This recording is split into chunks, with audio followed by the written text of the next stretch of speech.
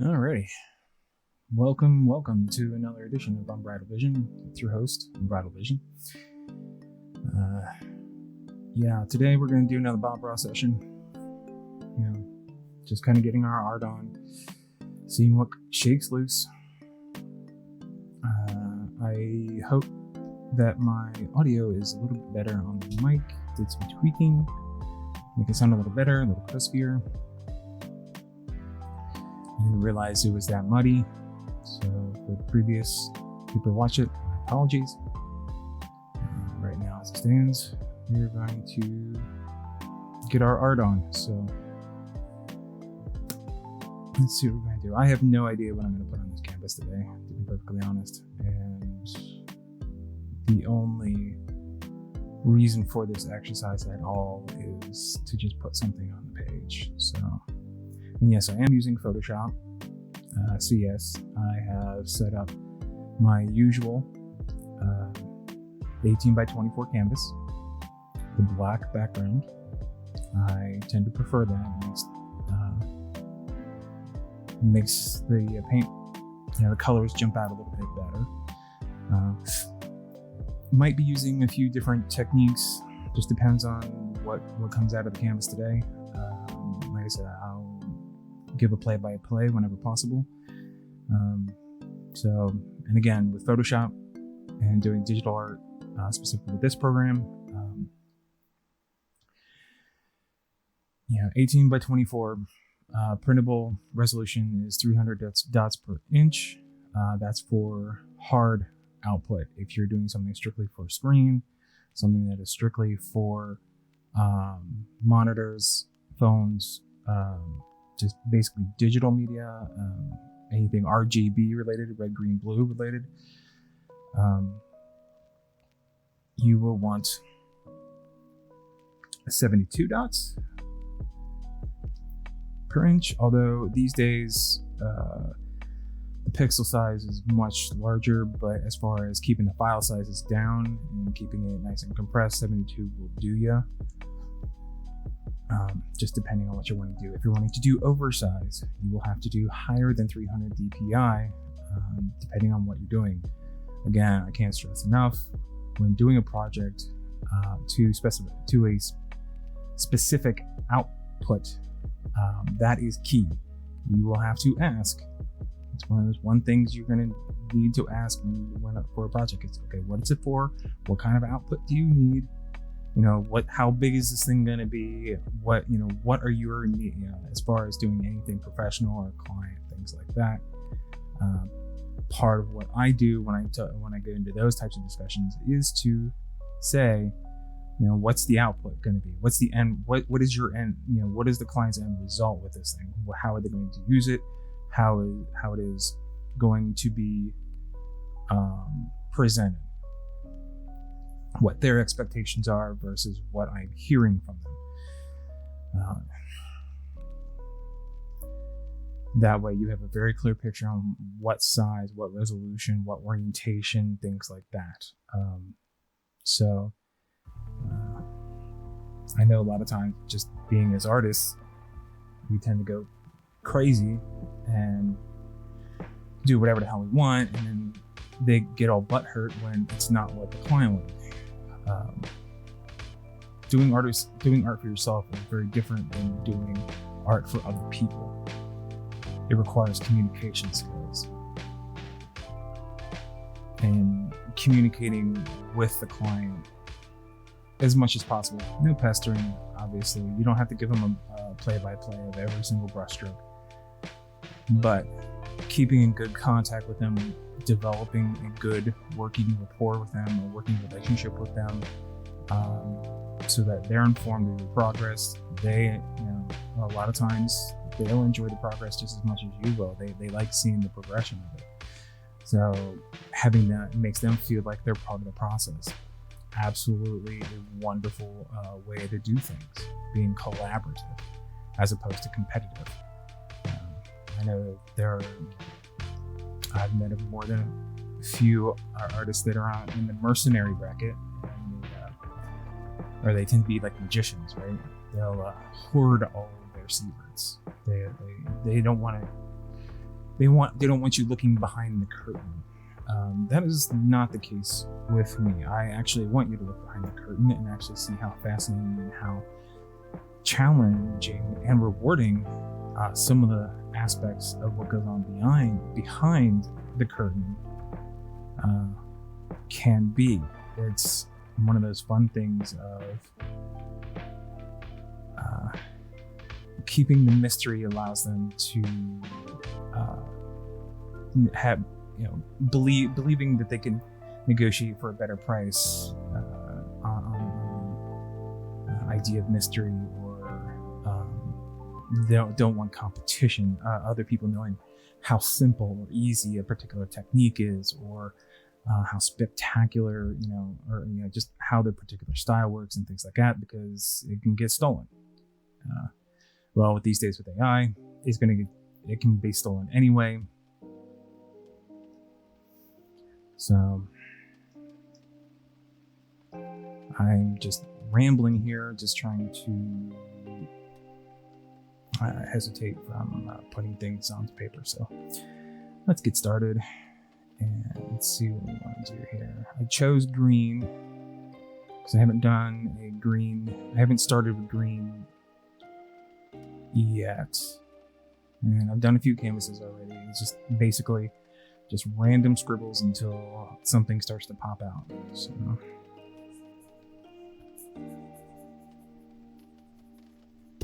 random scribbles.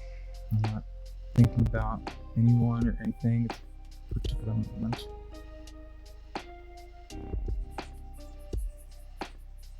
Just letting my creative juices flow. And be surprised with just that first couple pen strokes how something can jump out at you.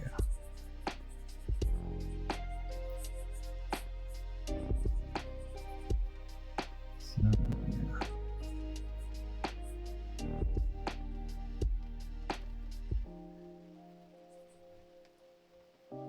Alright, what's the nice thing about working with layers is that you can do whatever the heck you need.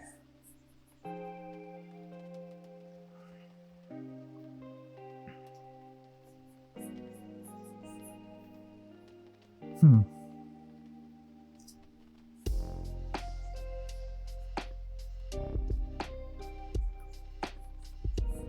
So there's gonna be a few things here.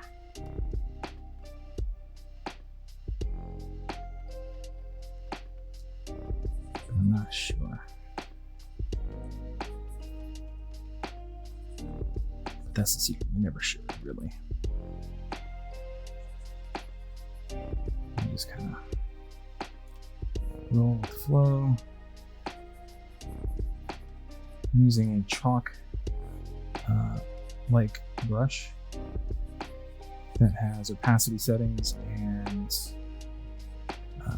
size settings based off of pen pressure, so it mimics brush strokes.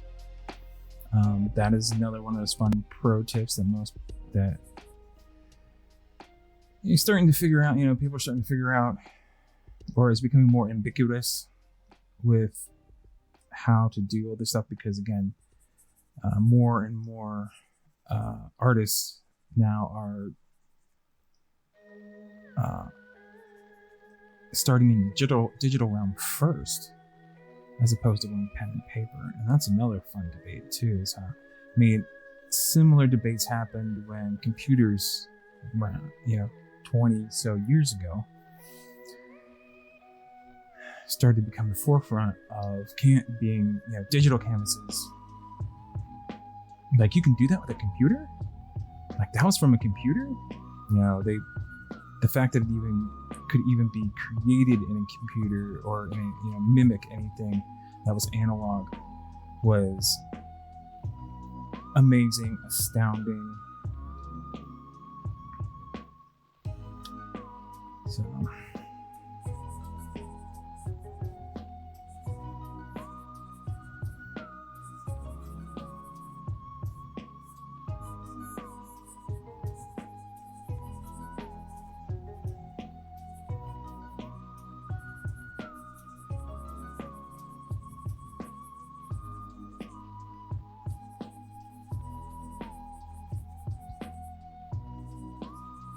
So yeah, the stuff with AI is like, now computers can do that now? Yes, they can do that now.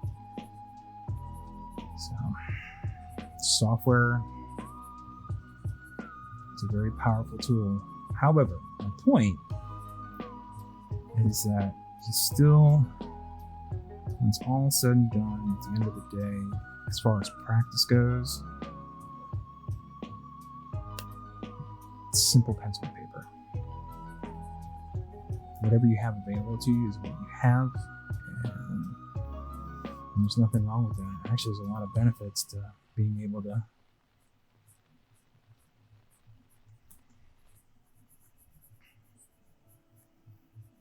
learning the analog method first. It allows you to understand, it challenges you. If you're ever looking for something that's a bit more of a let's see.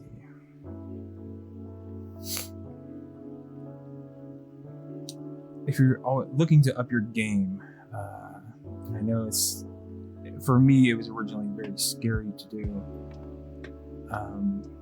was to, say, I practice with the pencil, things like I like to erase, right? Everyone likes to erase. We have to correct mistakes.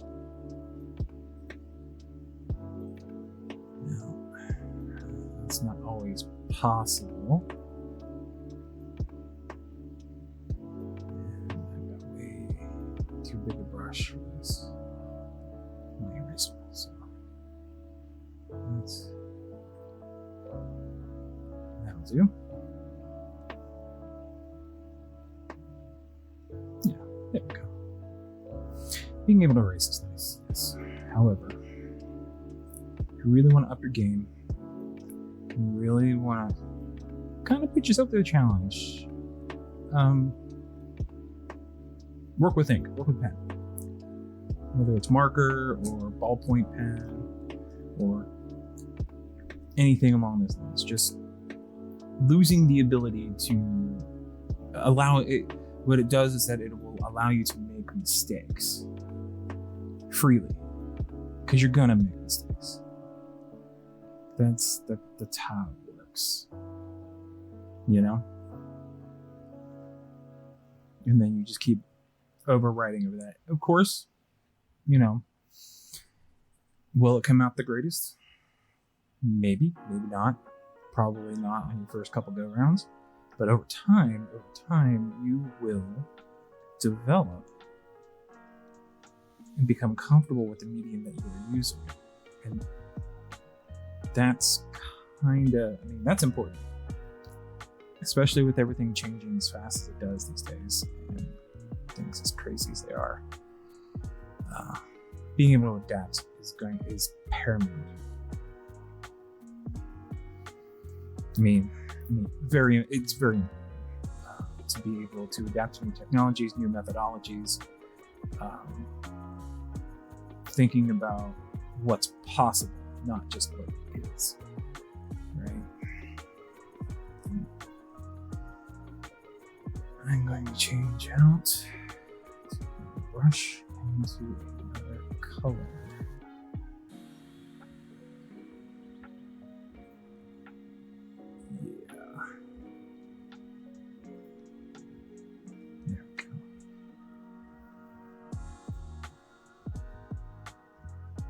Big. That's way too big.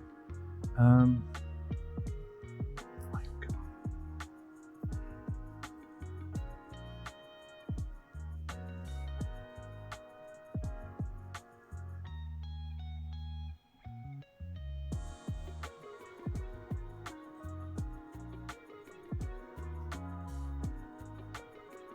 Yeah, it's just, the world's a weird place.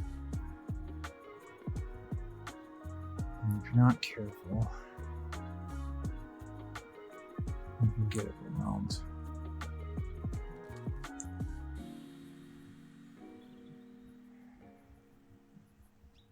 But you know how a funny thing happens over time? I tend to not give a shit.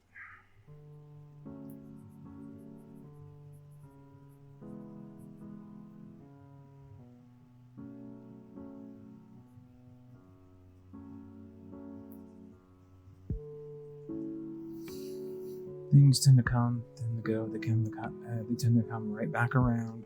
The more things change, the more they stay the same. So one of the things I firmly believe in is the idea of people haven't changed in over several 100,000 years, right?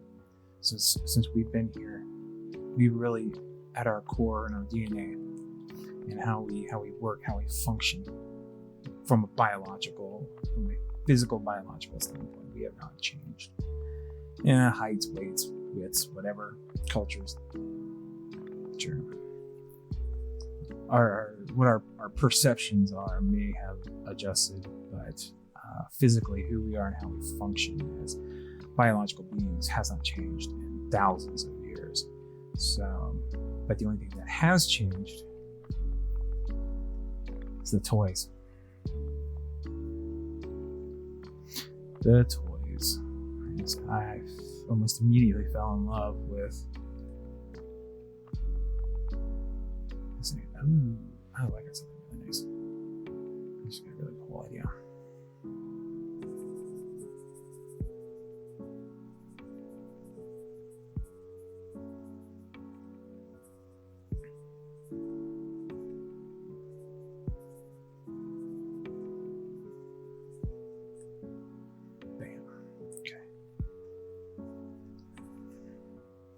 So that's the funny thing is we can start one way, start going a whole, and then find a whole different direction here later on down the road.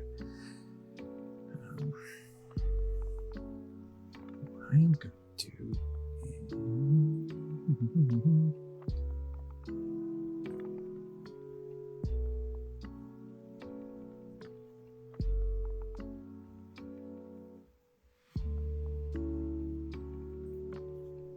So I'm still going to stick to the green spectrum of things.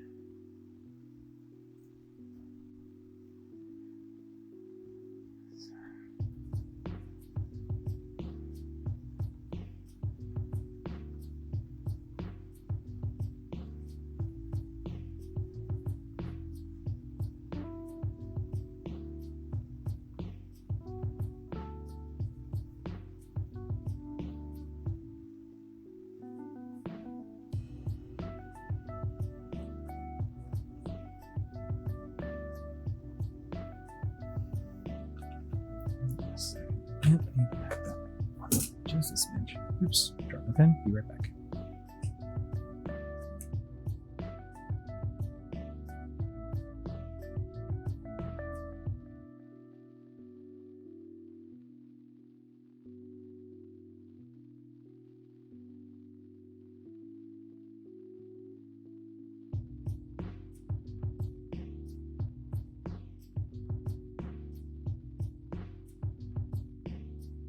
Okay, don't panic. We'll be right back.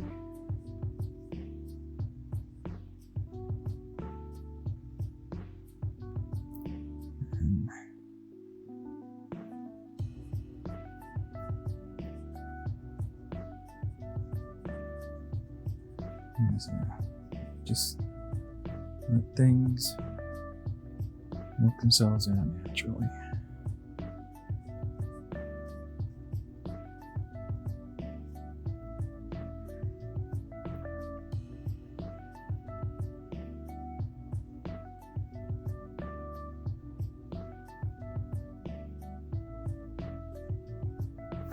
And one of the other things I learned is like, how do you, I mean, when you first started working digital versus analog, right? Analog's all about the happy mistakes. Very much so.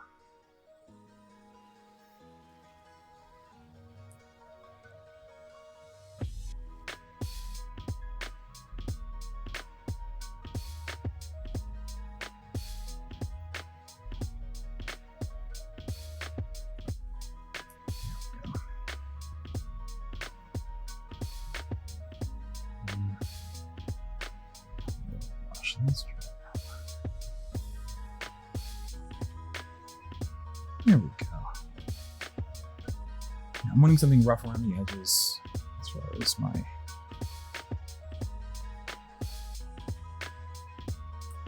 brushes here. Not looking for anything particularly crazy. And I'm looking for soft, just so that I can.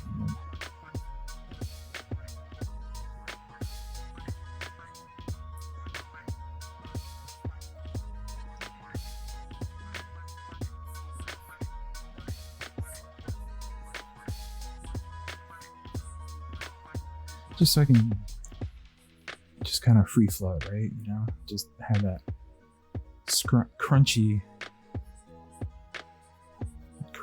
aspect.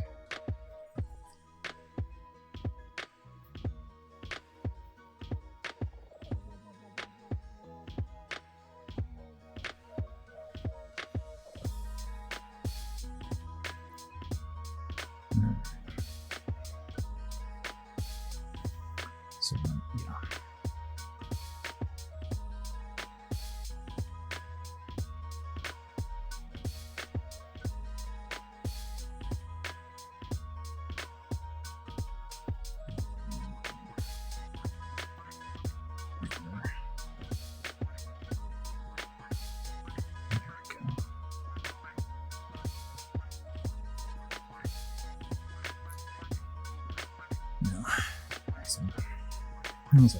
There's a method in my madness here. I'm going to show a few new tricks that are unique. Well, not necessarily unique with Photoshop.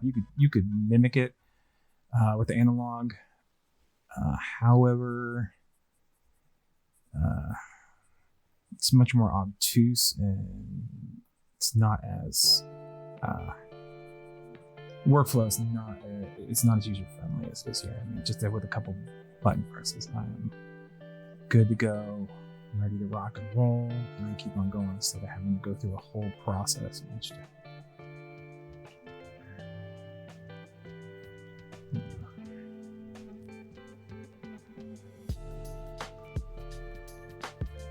And you'll notice it's like I'll change my brush.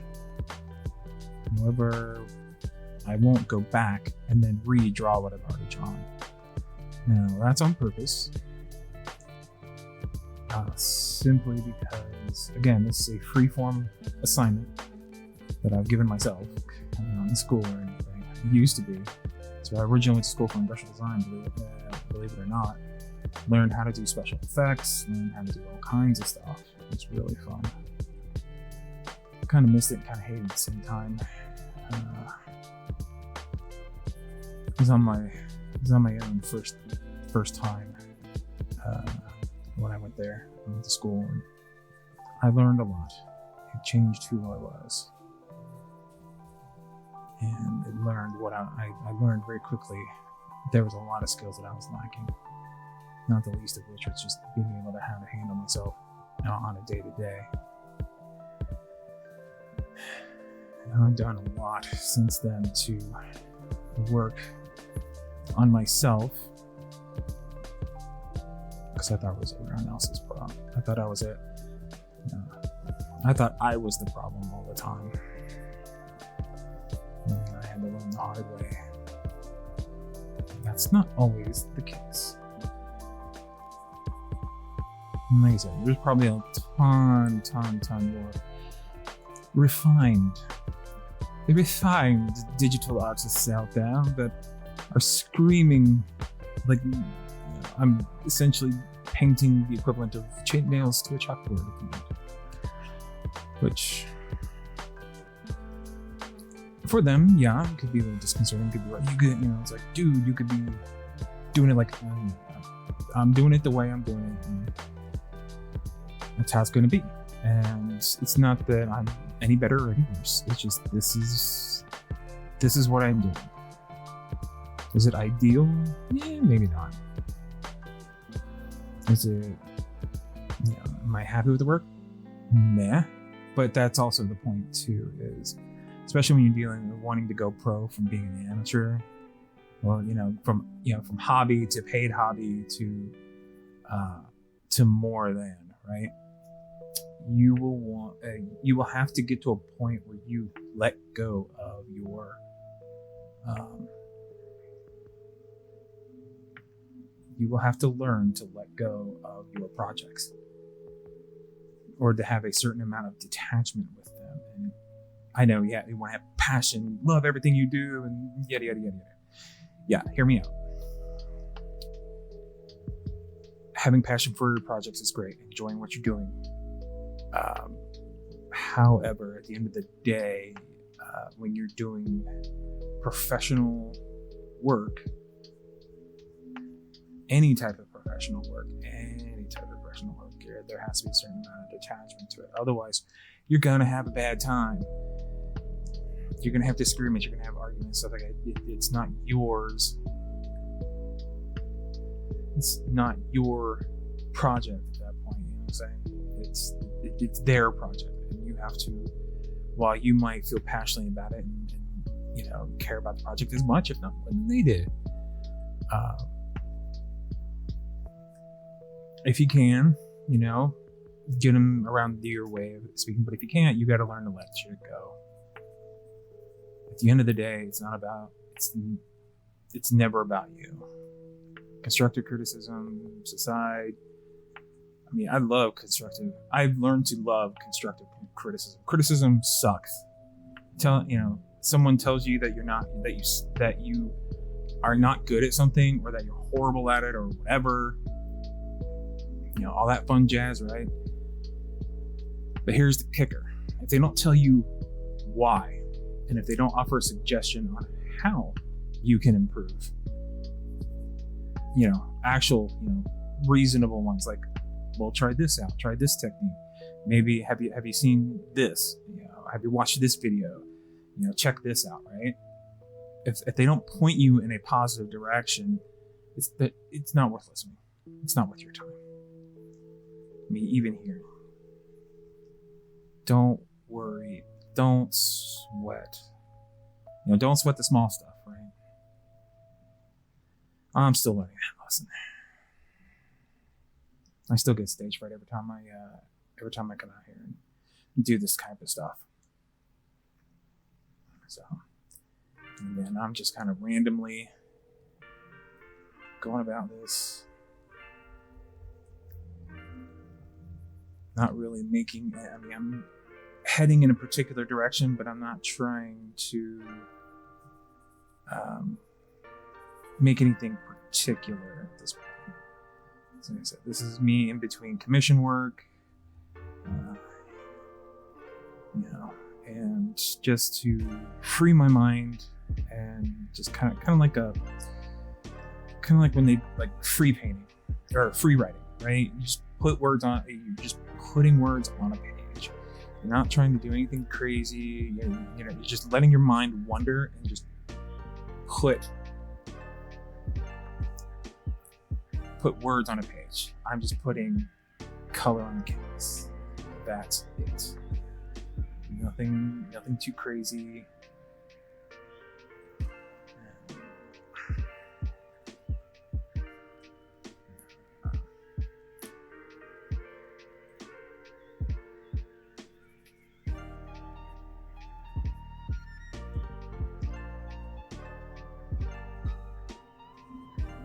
So I'm letting the brushes do the work.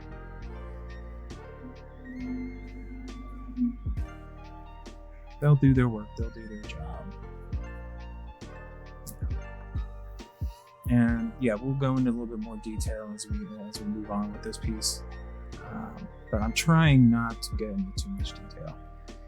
This is more, not necessarily random, but it's just a free form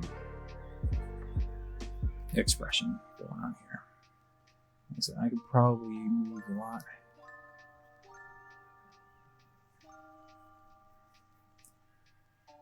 Faster. No, I'm not liking that. Okay.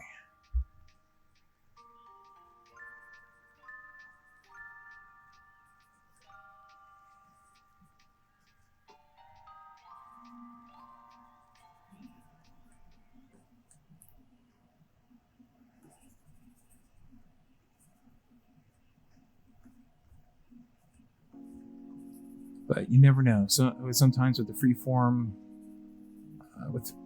freeform work, you'll see something you didn't expect, and you'll be like, "Oh wow, that's really cool," and then you just run with it,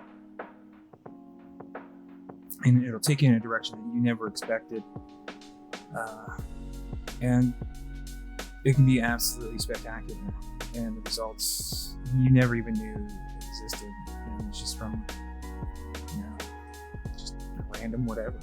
So just kind of let the brush be your guide, you know?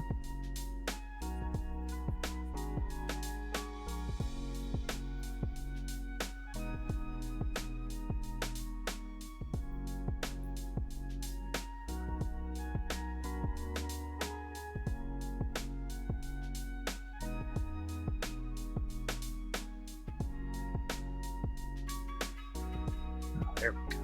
That's nice.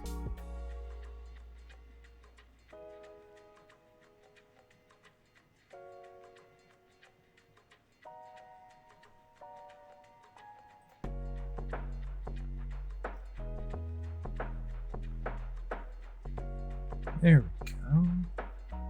Now we're looking like something.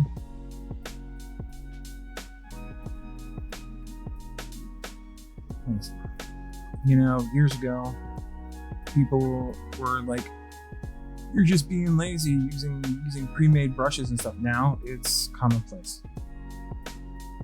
It's just as long as it helps with your workflow, use what you got available. Use your tools. Now, if your tools slow you down, then you might want to reevaluate and things like that. So you might see, that's another thing too. It's like you have to use the tools that are given to you or required of the project. So having some limits can challenge you, can push you in directions you never thought would be applicable, and find a new way to do something, and find a new way to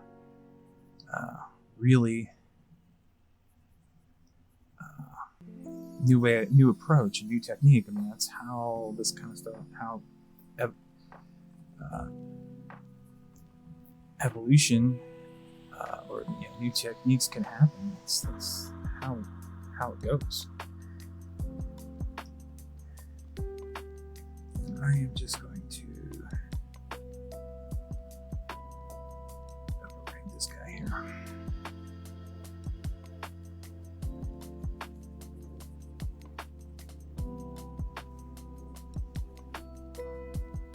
Say, executive decision. Bam.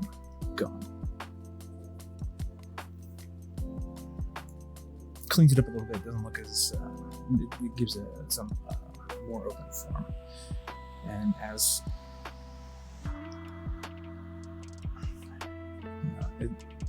it's another one of those fun things you notice.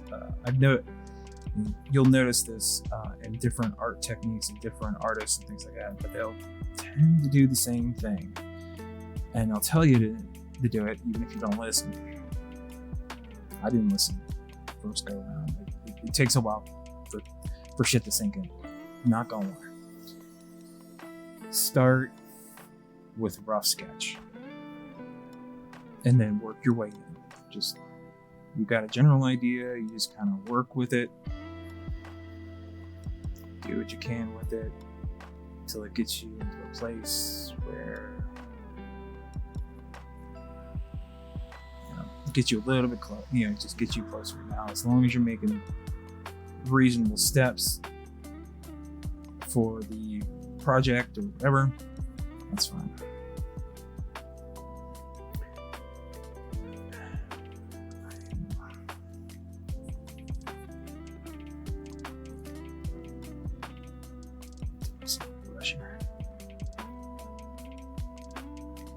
Let's try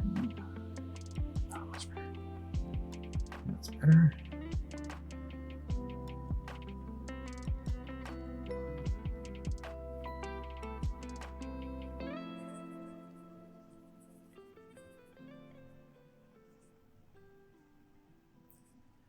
So, yeah.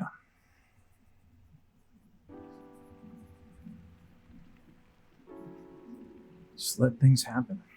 Don't limit yourself. Everyone else is trying to limit you. Don't limit yourself. I mean, seriously. It's a load of crap. That the world is the way it is, and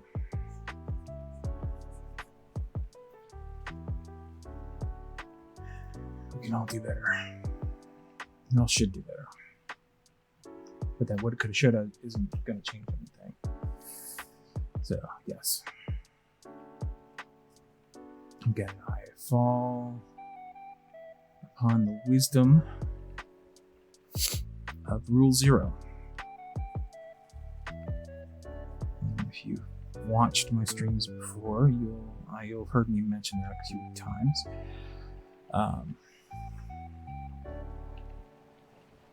Now, Rule 0, I find very, very, very important to remember, to understand, to keep in my back pocket at all times. Go on the yellow spectrum here. Just like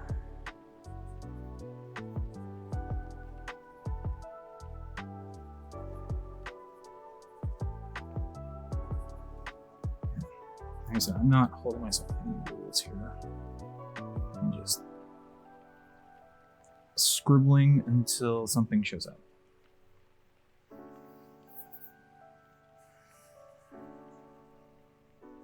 Yeah, again, nails on chalkboard for some people. Why you do that's crazy. It's not really that crazy. Because again, I'm not holding myself to a particular... Now, if I were doing a commission project, I would be holding to a client's parameters, like it's like some people cling to the Bible, but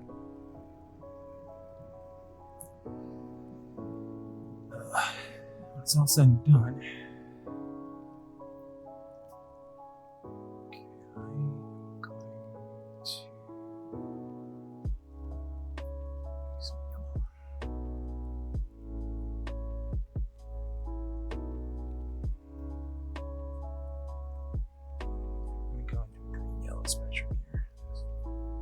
that's crazy talk. What are you doing? Oh, they're right next to each other on the color wheel. so they don't jar as much as you think. And I want to have some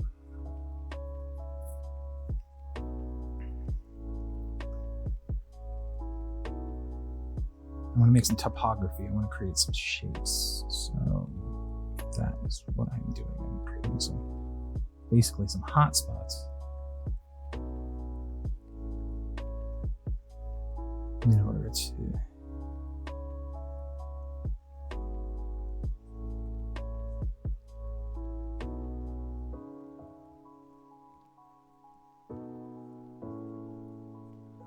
I'm not covering over that a little bit.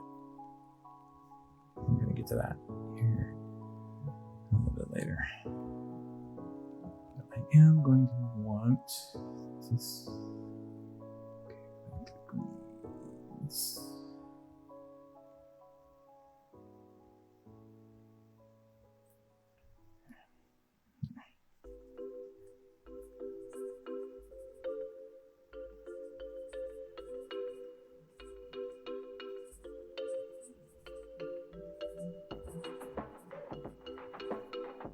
So I'm not afraid of using bright colors, things like that, because so there's a few tricks in Photoshop that you can use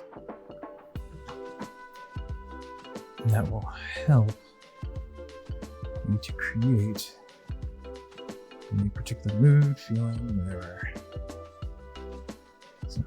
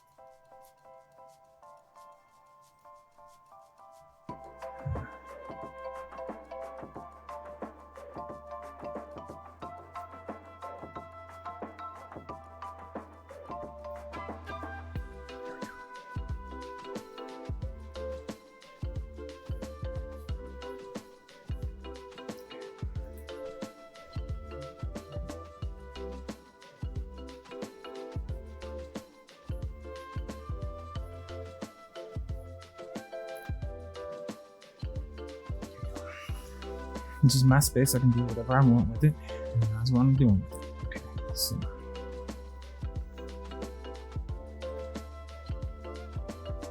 here's where things get fun.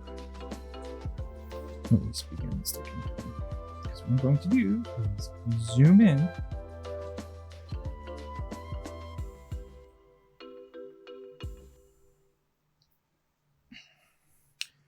So that I can work with some smaller brushes here.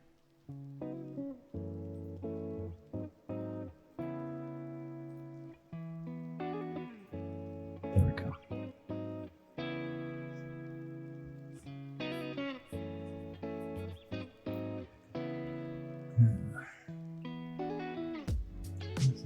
Softer.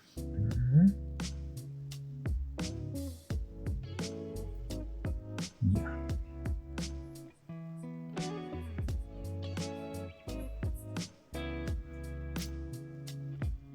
More texture. There we go. That's so solid.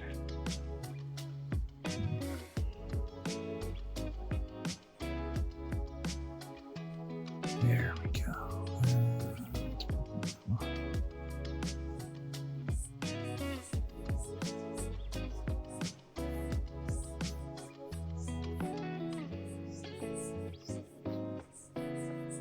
Okay, and the lawn care that's coming over the microphone or in the house today, so I don't know. Not an easy job, especially on warm days during the summer like we are right now. Middle of August, getting into that fun Indian summer weather. It's hotter than the The Devil's Taint. Makes me sweat. It's bleh.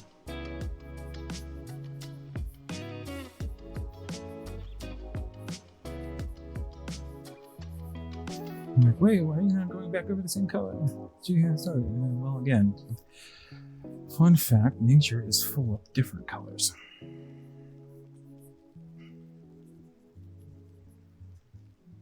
And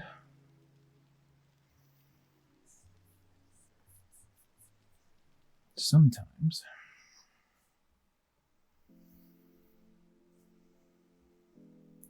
it can be really interesting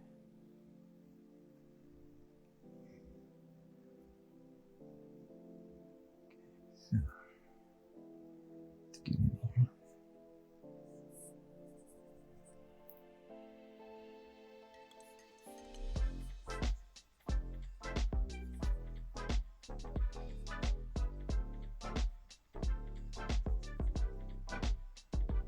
So that's where the pen pressure comes into play, right? Adjust the size, adjust the opacity. You can change direction if you want to. And since this is an 18-inch by 24-inch canvas, the previous works have been rather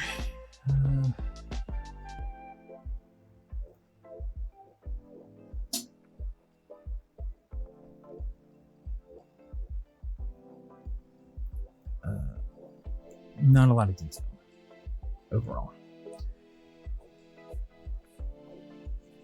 Yeah.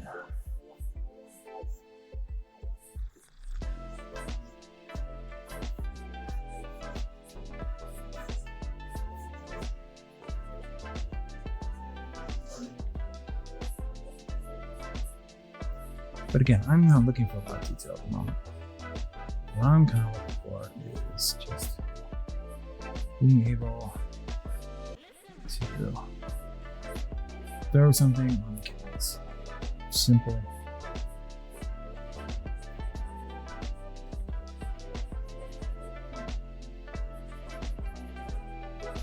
Good, bad, really doesn't, I'm not really factoring into this right now.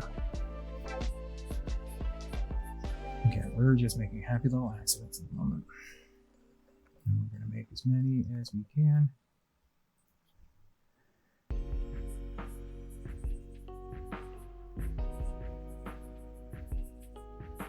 Until we achieve a result.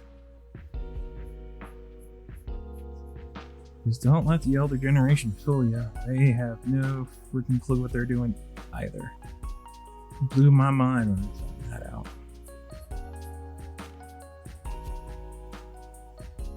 We're just trying to survive. Just trying to get through another day. That's it.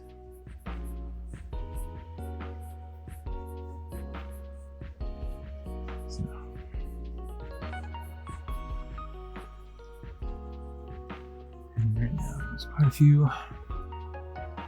Again, I'm probably making some digital artists go bald at the moment.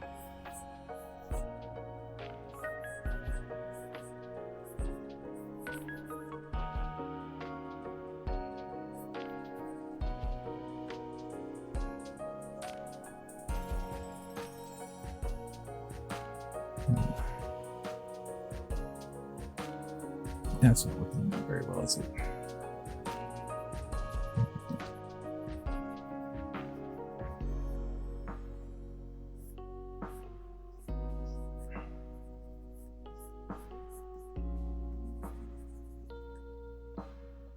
Okay, there we go.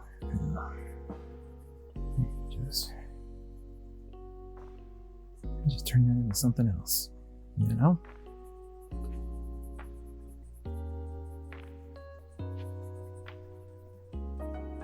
This is getting all kinds of foliage here anyway. So, at least that's how it's the direction that we're heading.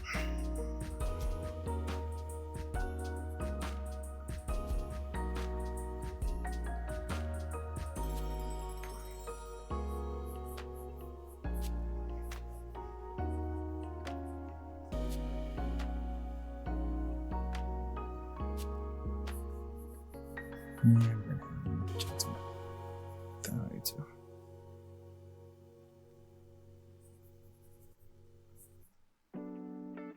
That way.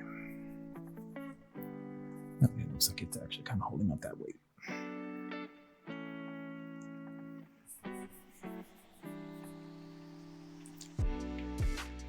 And again, I am not looking to do anything particularly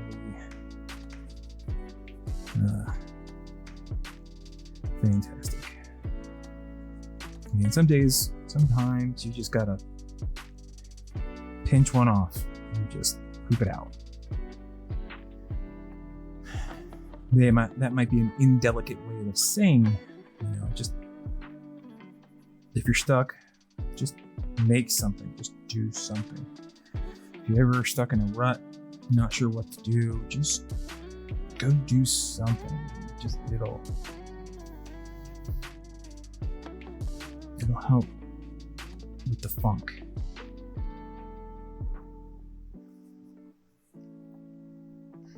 It really will. Now we're going to get back to this guy.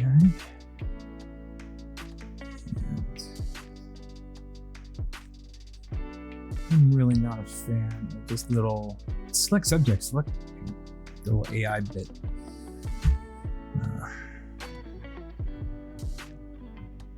Of course.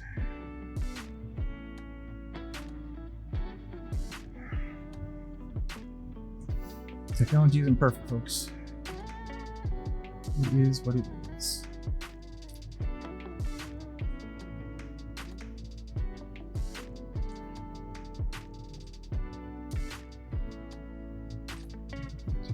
Oh, there we go. So we can do this number here.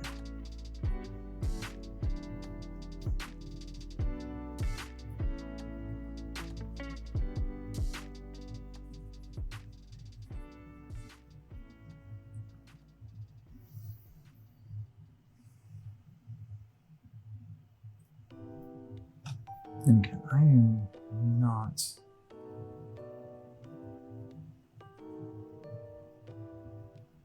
I'm kind of proving a point, but what I am doing is I'm making a demonstration on how you can use different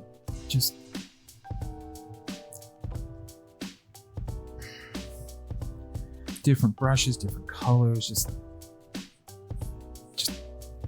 anything really. Just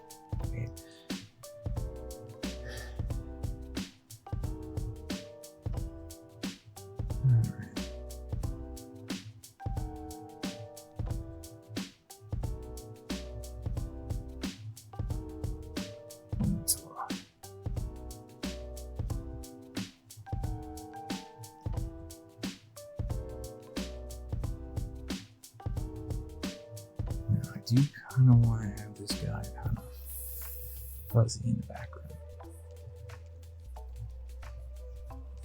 You're just covering up all your previous work, yeah. So, am I covering it up? Maybe.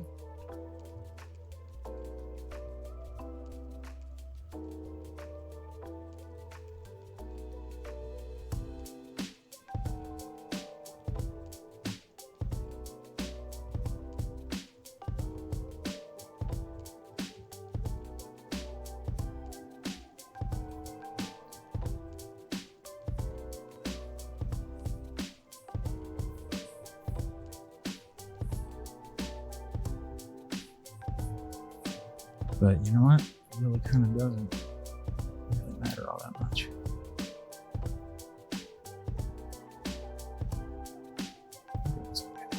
Let's try.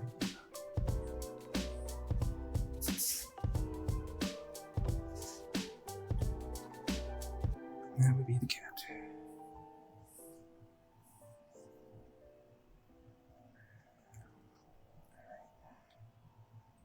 Let's try a different brush, shall we? You're not happy with the brush? So what? It's not doing what you want it to do. I know I got that sense.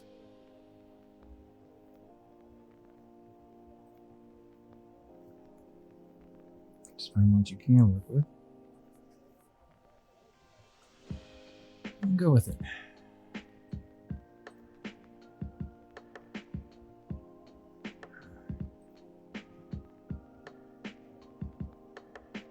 That should work. Oh, too uniform. I like using scatter brushes because it allows me to generate texture while I'm doing this, while I'm creating shape. It kind of does two jobs at the same time. I'll kind of go with that one.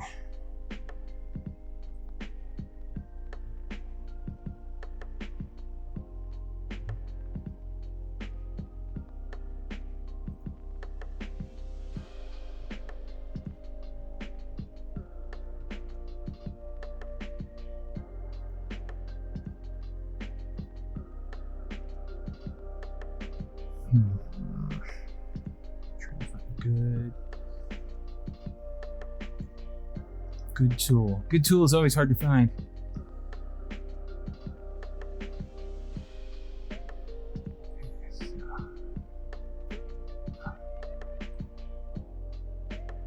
There we go. Let's try. Yes, that's what we're looking for.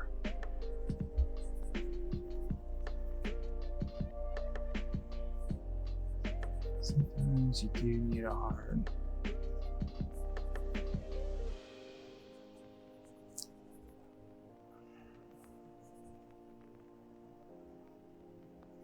And don't worry if you can't draw a straight line, because I'll tell you a little secret. Nobody can. Yeah, you got some people with precision that rivals surgeons when it comes to painting and things like that, but at the end of the day, the one last things we do is actually straight lines. So, small brush.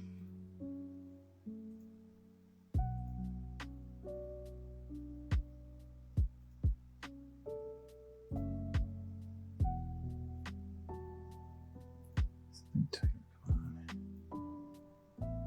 And I'm doing what I can to not. You might actually do real good here. I'm doing what I can to just roll with it.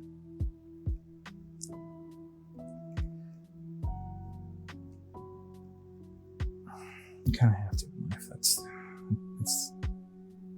so many things I learned that were never told.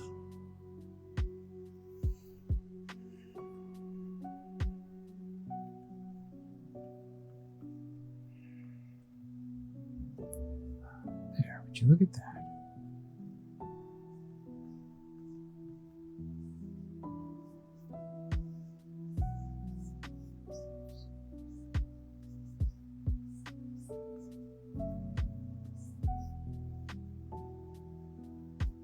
I guess that's starting to look a little like something, huh?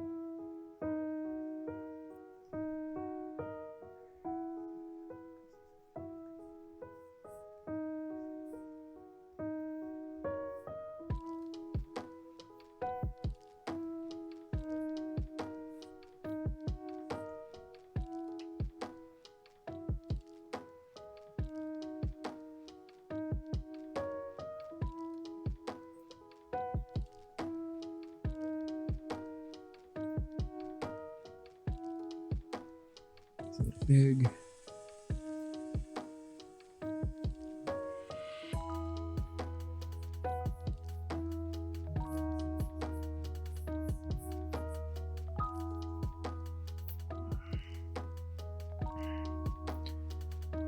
And really kind of need.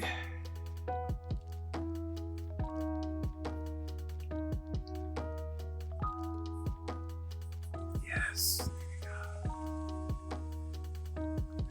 Just a little bit.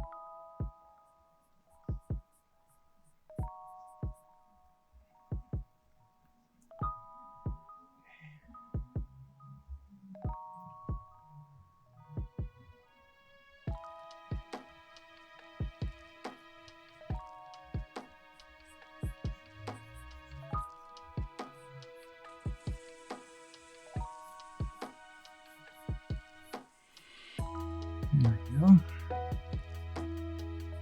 Something going on there. What we are going to do is maybe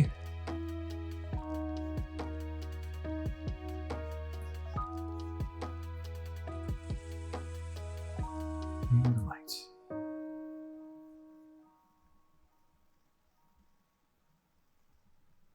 Am I giving it too much detail? Probably. Can I dial it back? Sure. Let me show you how.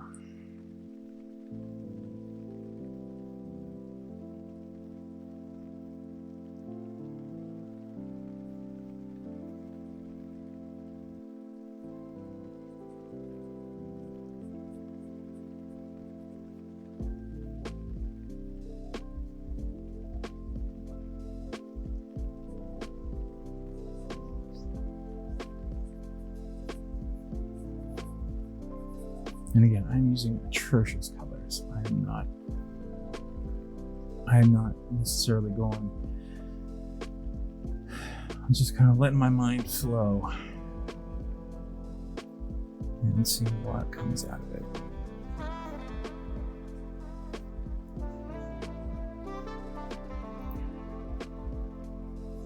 And again, I'm not wanting too much of that going on back here, because that is a distant.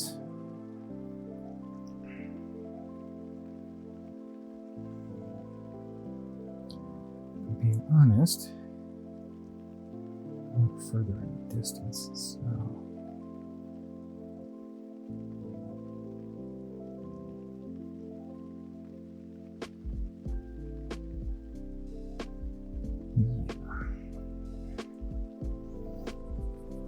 All that trouble, didn't I?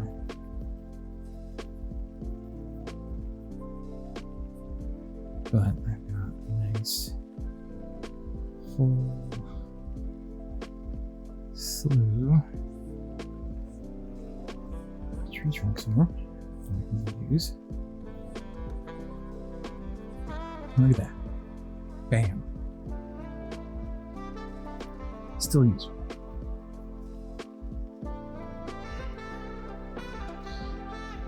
Now just get these guys symmetry over here.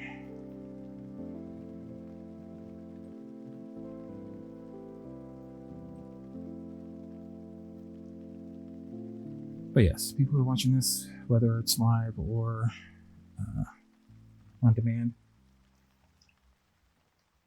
obligatory. Don't forget to like, sub, and subscribe, or whatever. Share. Share the love. Share the hugs. Share the creativity. Share life.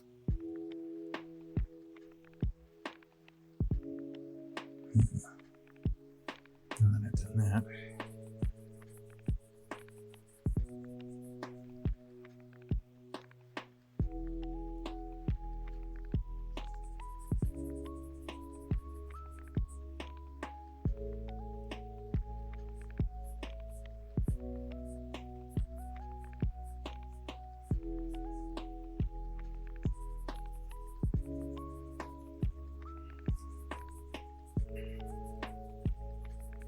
So you just kind of work around. Don't worry about different layers, different things. Just Do you?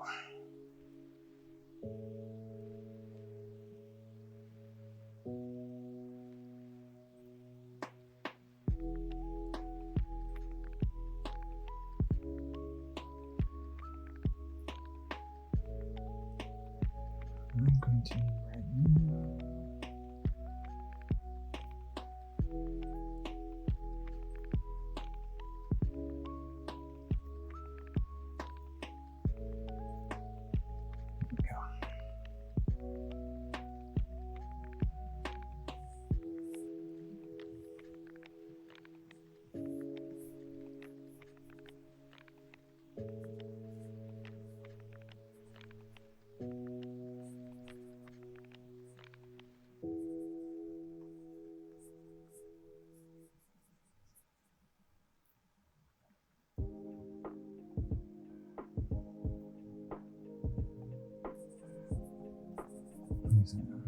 Well, things are coming along here.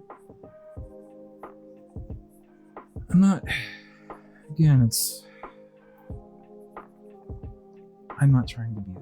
trying to do anything fantastic here. The point is just to do something, anything.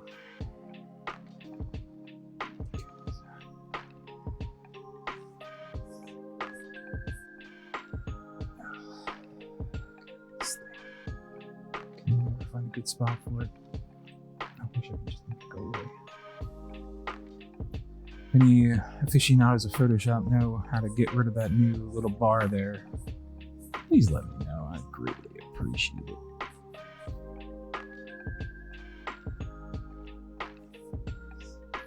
Sometimes my machine is a little slow on that take. And the screechy noise, let's say that's my screen. If I haven't mentioned it before. I've mentioned it in previous streams, but I did not mention it on this stream. In addition to the digital elements in terms of the size of the canvas and the resolution of the canvas, I am actually utilizing a pen monitor. It is not Wacom. You think I got a bankroll for that? Please. Yes, I am utilizing a WYSIWYG system. What you see is what you get pen monitor. So I'm essentially using this like I would on a piece of paper or a marker, for better or worse. But again, digital just opens up so much more versatility. It gives me millions of colors, despite its limitations.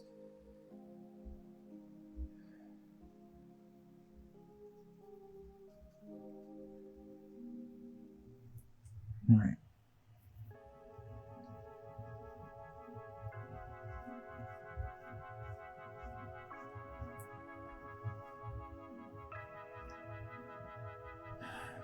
It's just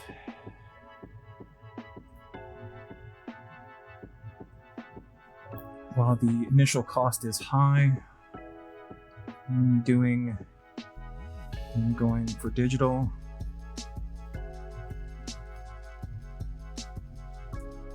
The end result allows for a greater flexibility, an unlimited supply of paint, markers, everything. And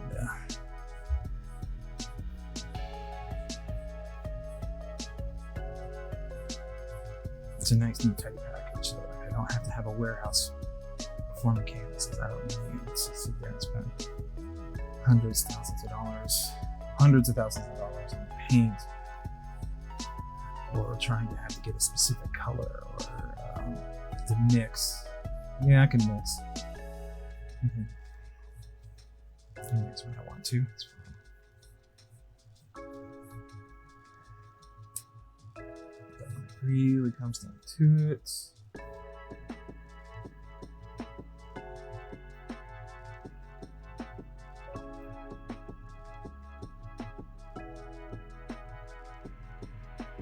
the ability to just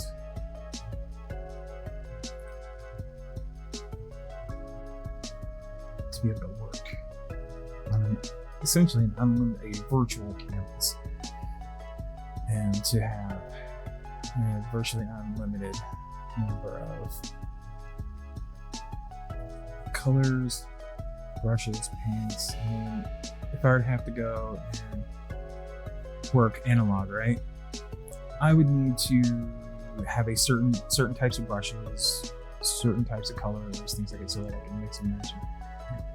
It's kind of worse. A lot of artists, at least back in the day, their style kind of came from it, really. It was a form of, it's a representation of their limitations, actually.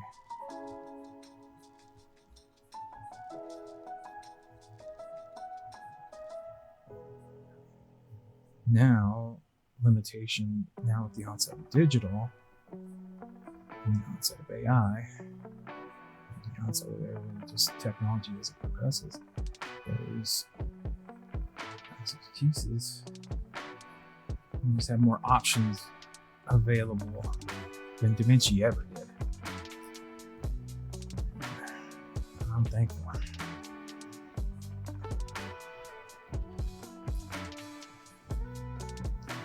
I might go the way of Van Gogh. Well, actually, that's not true. I have sold work before, so I'm not going to be that kind of miserable bastard. Claim some butthurt Van Gogh is going to start brawls, just be a general reason,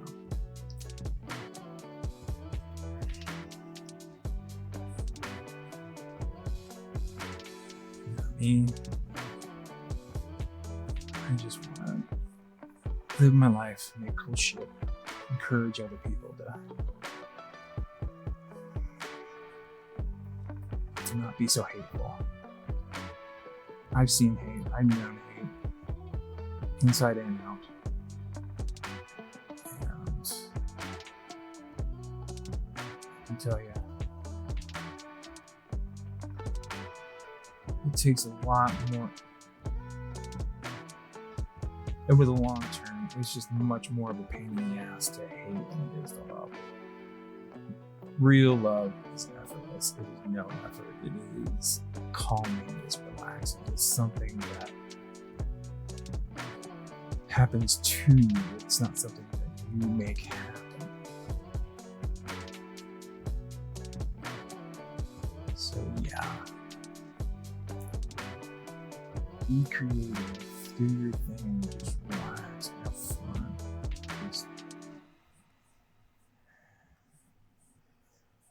The world's about ready to light its. In certain places of the world, it literally has lit itself on fire, but you can't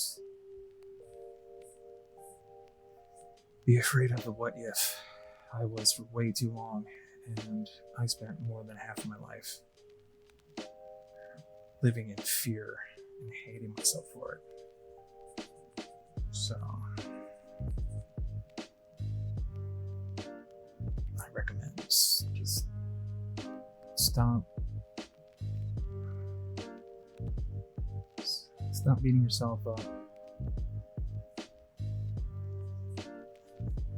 And most of the time, you'll realize that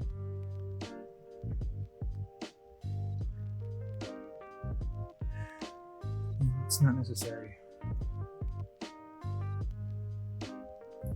Because the world's going to do it for you. No. The world is going to want to try and beat the shit out of you. That is true.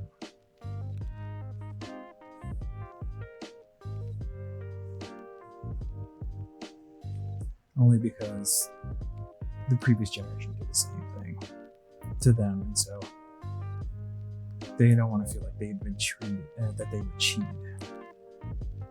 by the next generation having an easier go about it. And they're afraid of all the changes that happen because it's change.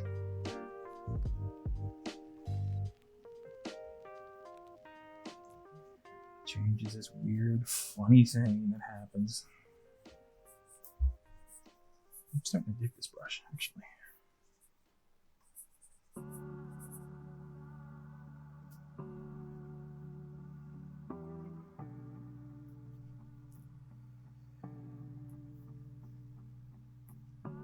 gives it a texture when I'm going light, but I can go heavy when I need to.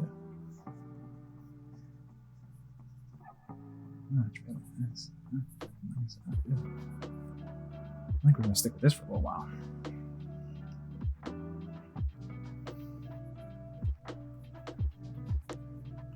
But yeah, don't let the world let you down. I did, and look what happened to me.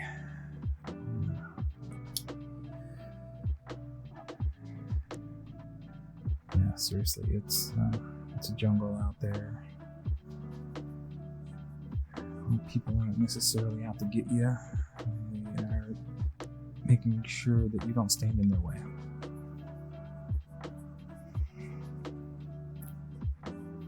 And it's one of those fun things of some people think leadership is control. Some people think that power gives you control, and it gives you the illusion of control. It gives you the illusion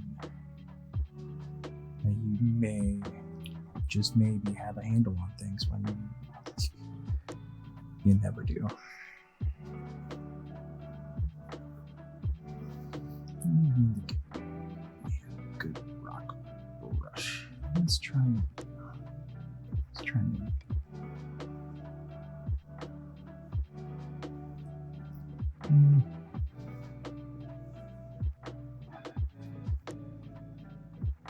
this is okay.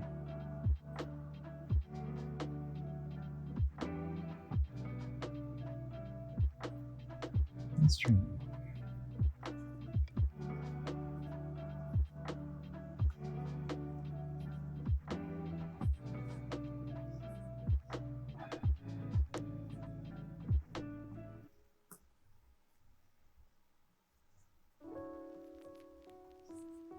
Yeah, it's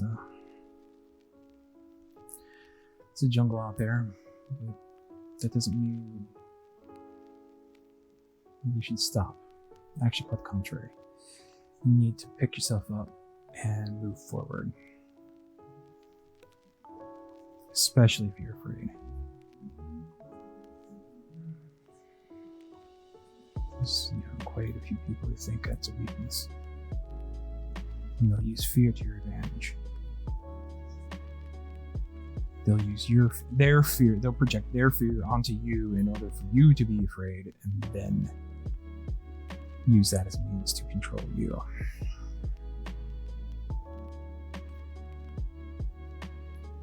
This should not be the case.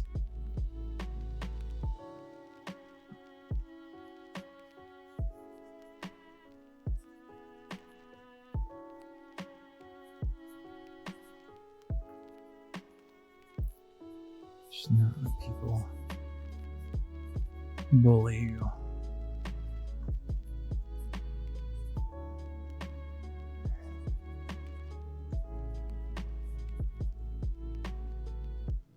I'm just trying to control what they don't understand.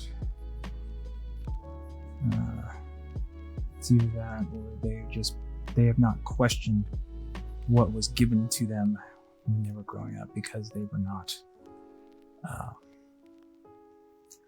faced with that kind of crisis.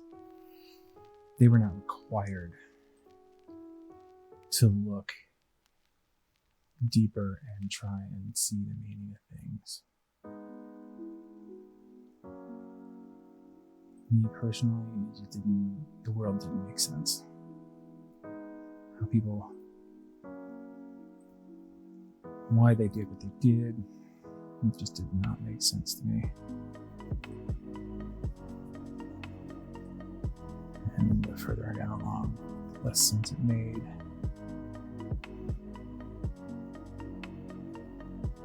Now, even now, I still don't have a handle on it, but what I do have is a certain set of skills. Yes, I do have a certain set of skills. I have a wide variety of skill sets and points of view that can do a lot of good as well as a lot of harm. So, I've been taught the actual processes and not just technical stuff, but social stuff too. Salesmanship. Whew. More things I could tell you about salesmanship that I'm now currently in an NDA for. That would put a cringe down your spine and actually make you severely pissed off. The way the world is, all of us have been conditioned to believe in a certain way, to think in a certain. It's not necessarily believe in a certain way, but it's definitely to think in a certain way, or to think in a particular logic. Now, for a lot, that's a scary thought. However, here's the thing.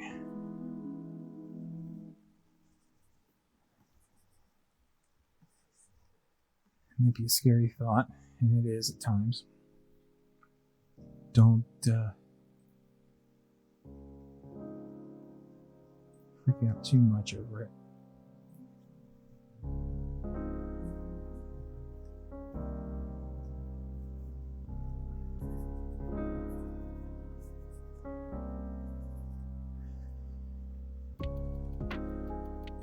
Don't think too hard on it. Because the more you go down that rabbit hole, the more it's gonna the scarier it gets. But yeah. No, we are conditioned from birth socially in order to function socially in our current environment. Literally, I mean, that's what teaching is. It's training and learning. I mean, when I use the term conditioning, that's in developing the habits. I mean, there are those in life that go through and they never have to think about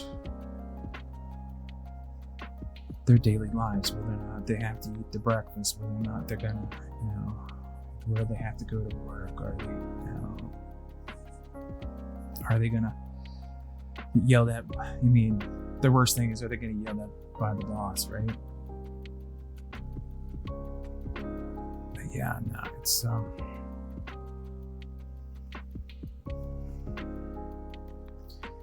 very interesting. Those people are very fortunate to be able to not have to worry about thinking about where and why things are.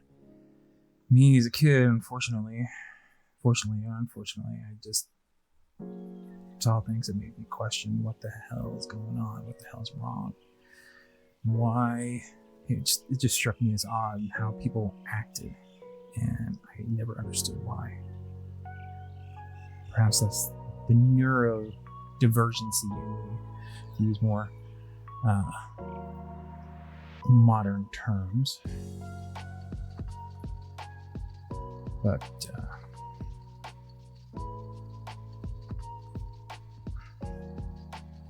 I never quite understood how they'll say one thing and do another,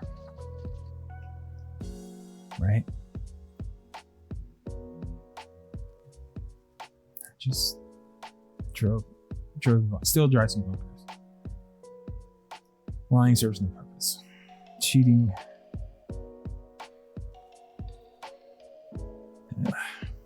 cheating is its own level of hell. I find very distasteful.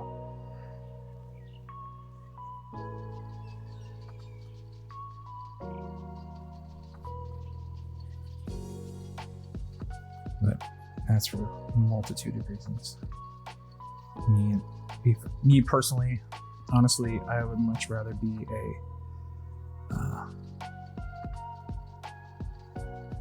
gracious loser than a sore winner, and I'd rather win by honorable practices and not by any means necessary. sure there's plenty of people who disagree with me, but there are many people who would laugh at me for such a idealistic point of view. And trust me, it's bit me in the ass more than I'd like to count. But I can look at myself in the mirror at night. I can see, and I can at least keep my head held up, knowing that when I had the opportunity to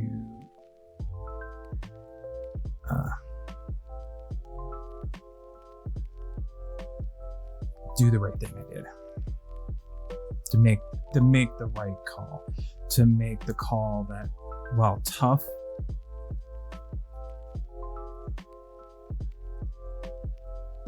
and it didn't necessarily, benefit, it certainly didn't benefit me at the time, except for the fact that over time it would have destroyed me. I would have been a worse person for it.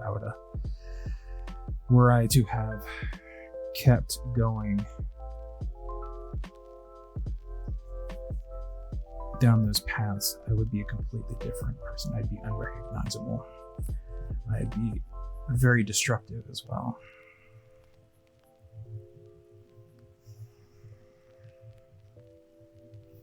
And again, we're not going into too much detail over here.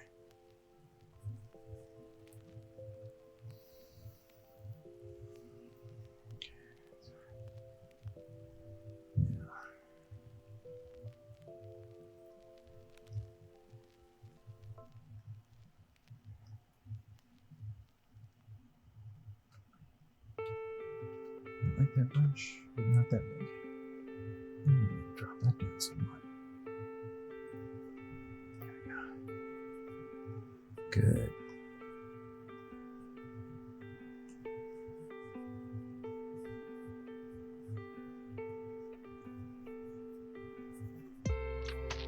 And again, I'm just doing whatever comes to mind.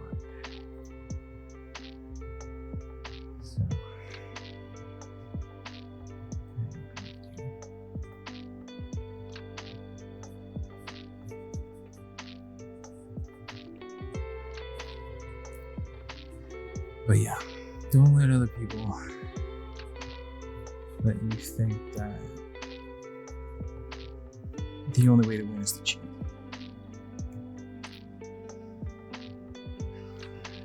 There are other ways to do it.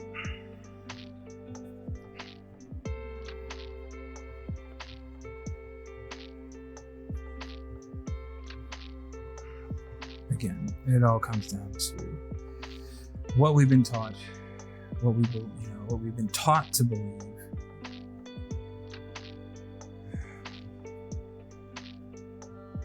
And again, most people never had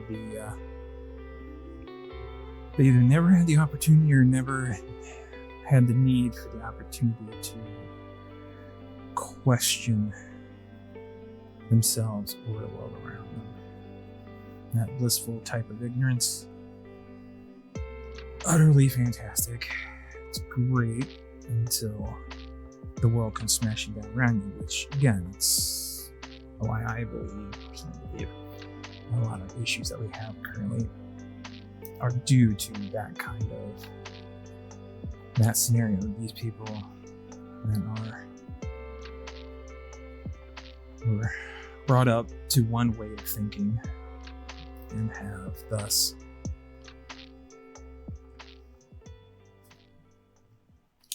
limited themselves, and they're now afraid what that will do.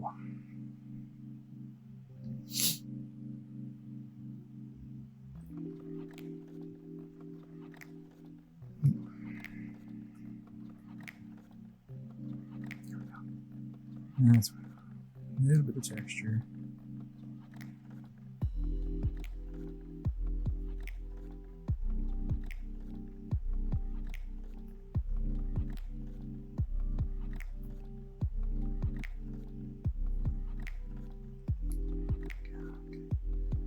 another ad break. Automated that. Don't forget to like and subscribe.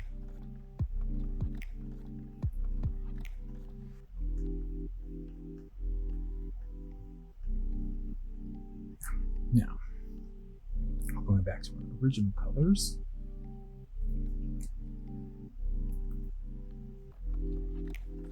That will help.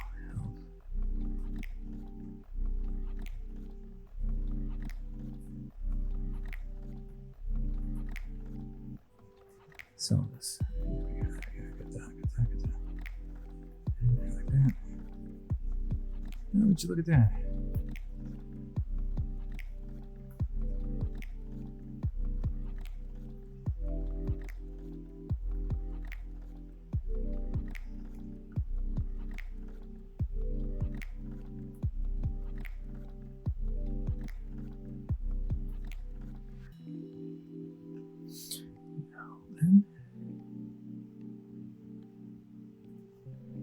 I'll leave the yellow in here. There we go. Just change it out. Just vary up the colors a little bit.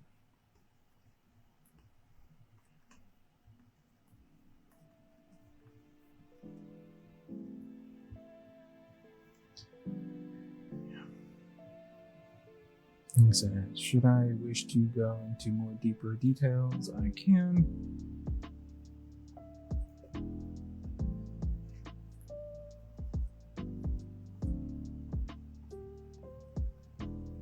But do I want to?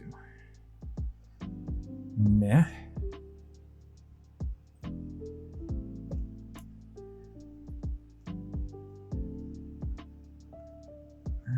Better.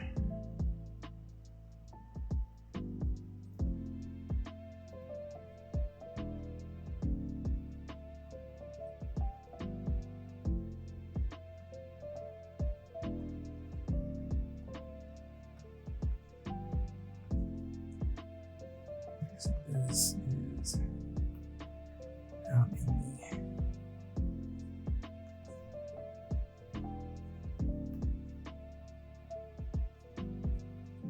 distance, so we don't need to put a lot of detail into it.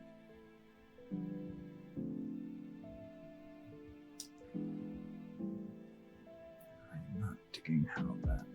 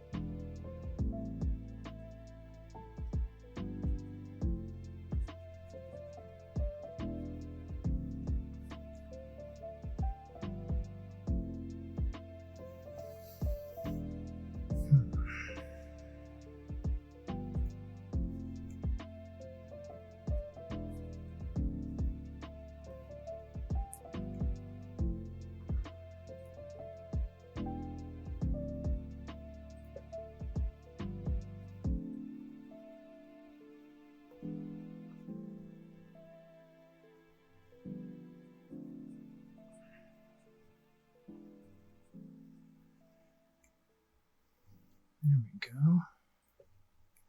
That's all.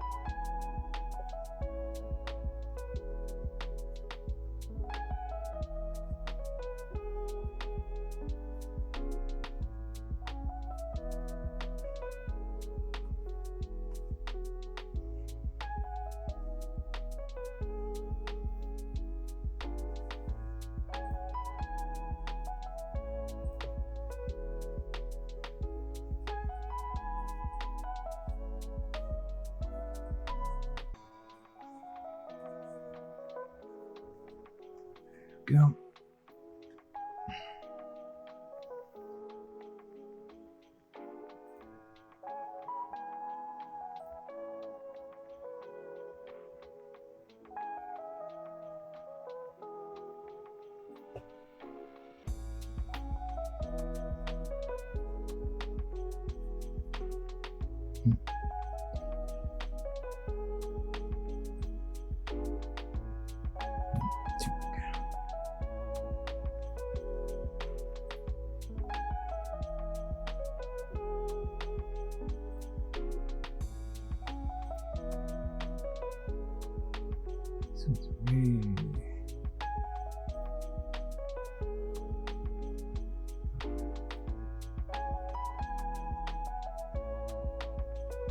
Come on.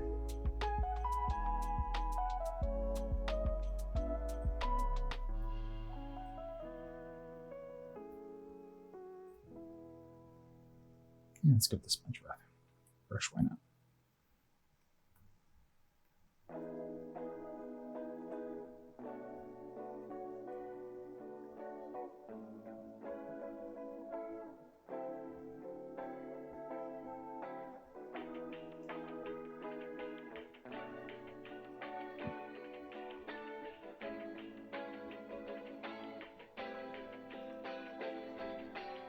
I think I found a mountain brush.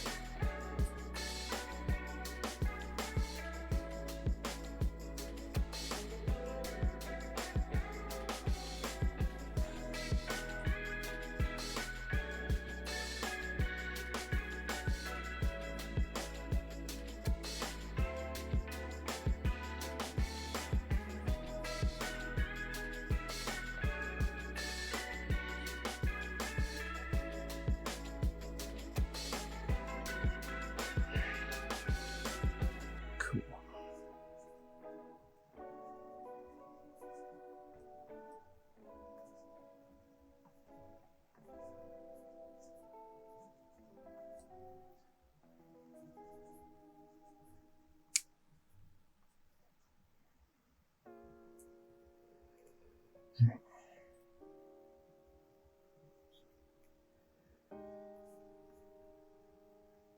Whoa.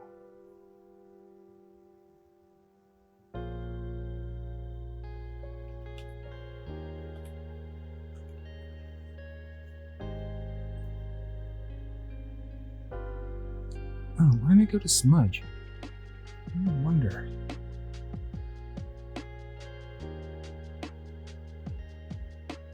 Well, I said I would be using new brushes, so that's what I did. Okay, cool.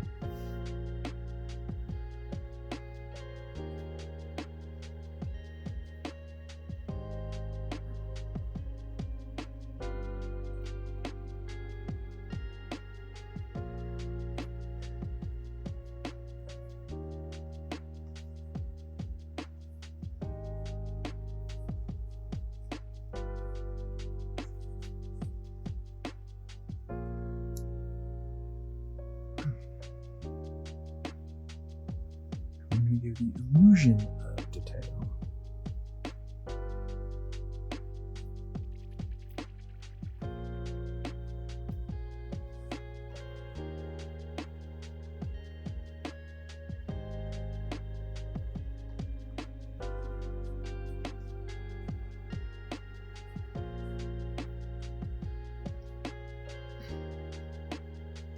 Because you gotta know when to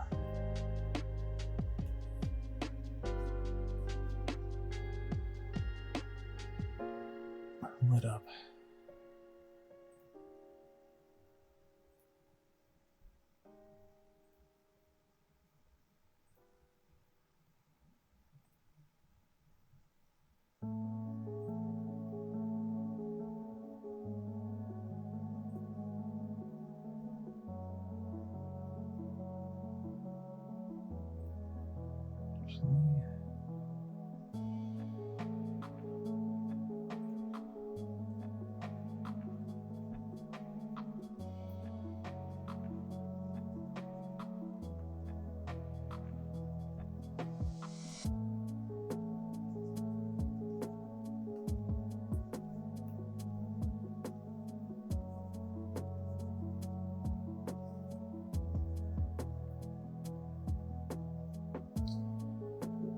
Fun little fact, mountains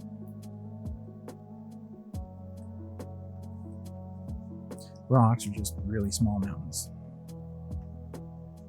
If you take it from that perspective, you just draw out the shape.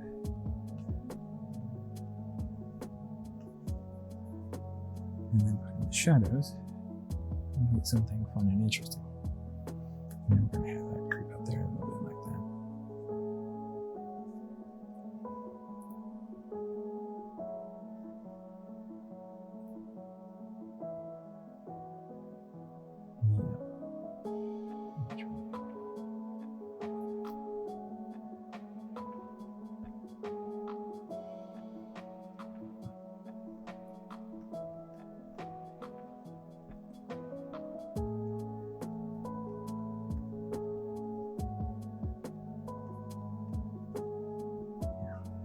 A lot of water, some a lot of moss.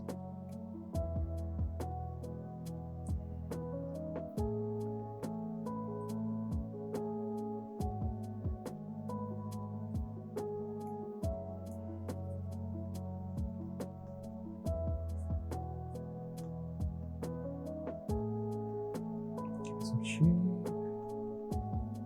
some form. I'll tell you what, I'm going to drop down.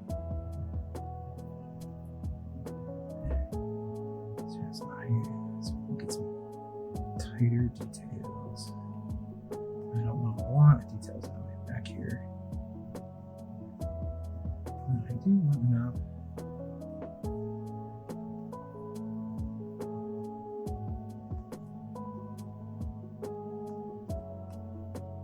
Why do I not want a lot of detail in my background? One, it's going to be covered up for the most part. That's the job of the background, is to be in the back. So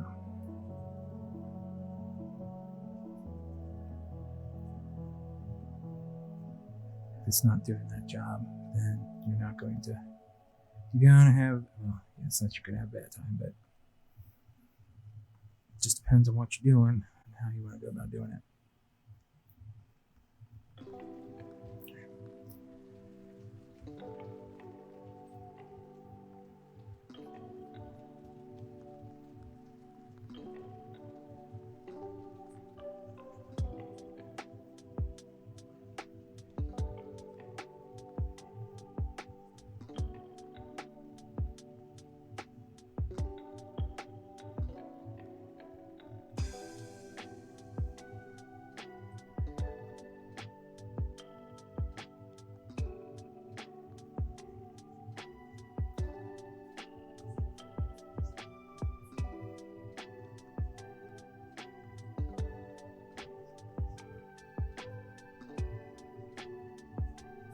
Like, I'm not doing a rhyme or reason.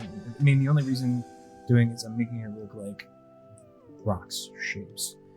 Very basic, very simple, nothing crazy.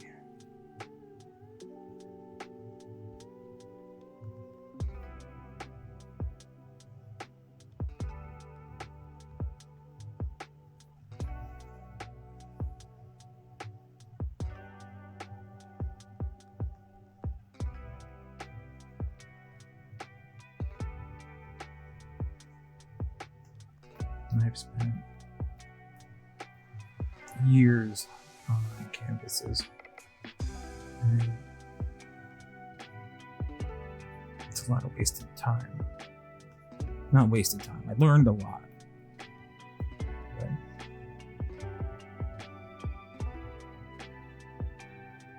things I learned is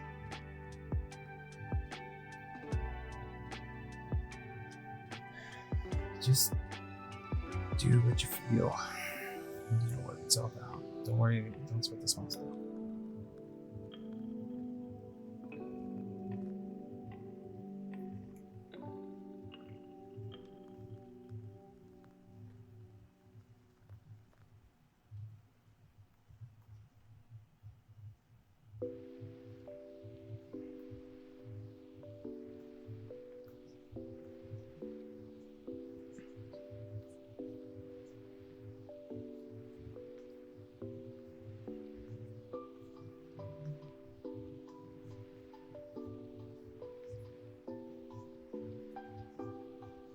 And yes, I promise it's not harm them. You'll get in with it. About the time I'm getting ready to get done with this, which we're not even close.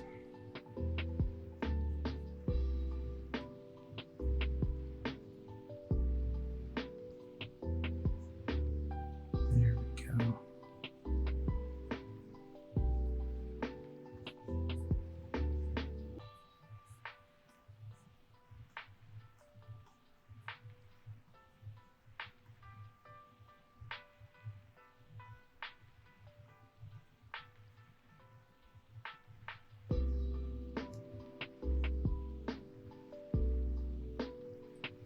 Like I said, I'm probably making some art teacher pull their hair out. I'm doing it so wrong. But rocks don't look like that. Whatever. But you know what? To hell with it. These are what my rocks look like. Just slightly out of focus. Neither good, no bad, just kind of doing their thing.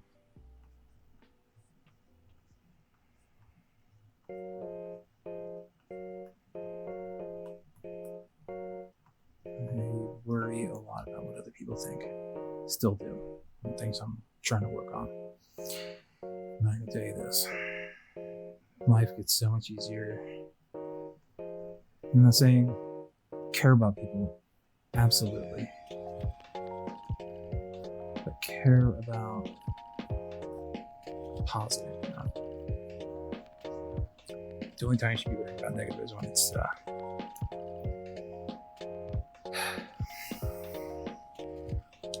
clear and present danger.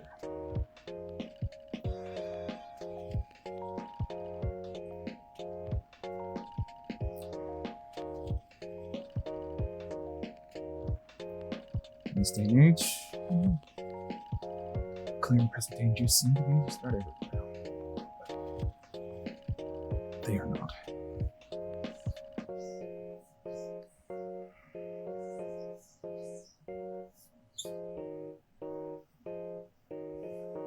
I promise you they are not.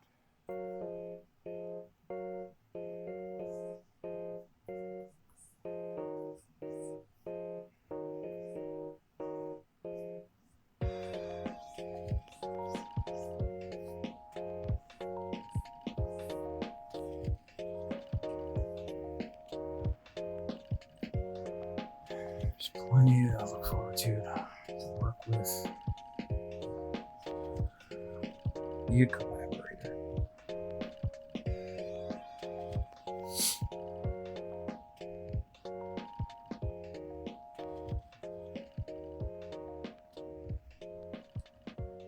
So much nicer than the alternative.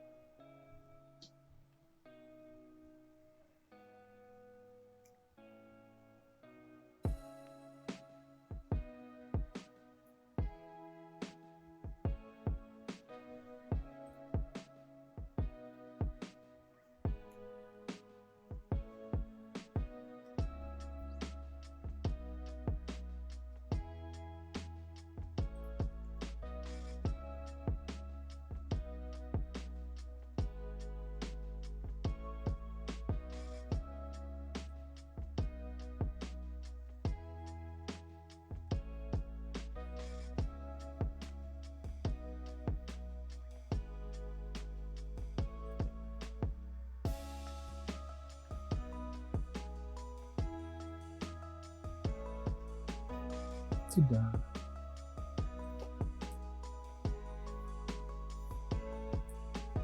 Just put a dark color with a light color. No, why? Why? Because I said so. Again, put in layers within layers. So it gives that little extra dimension to it.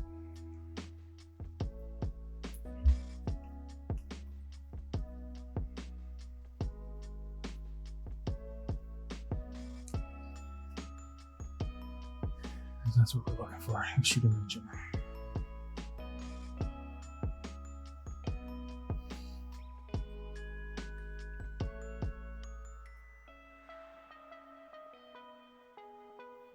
Now, what are we going to do about this?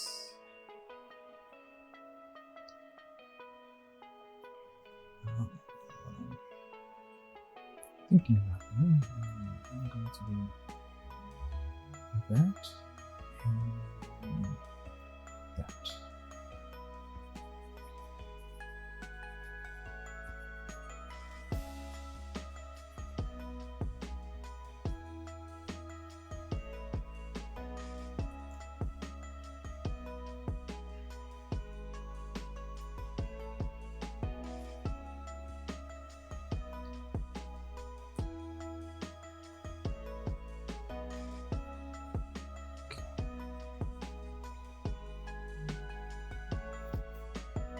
Now we need string U.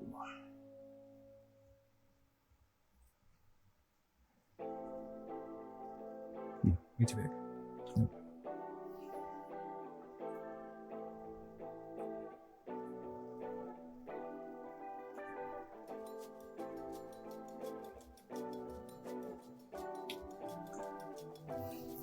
Good idea. It's way too large in size.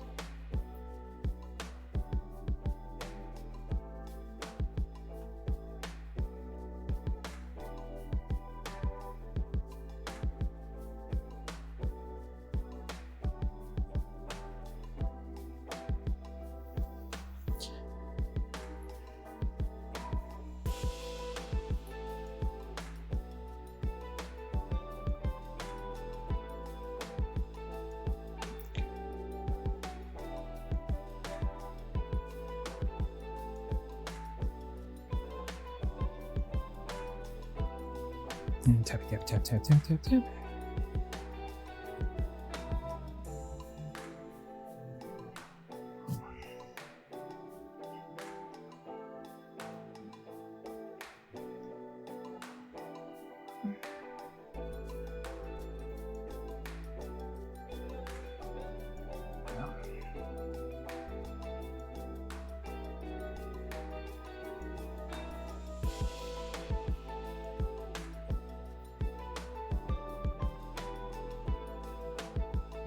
There it is.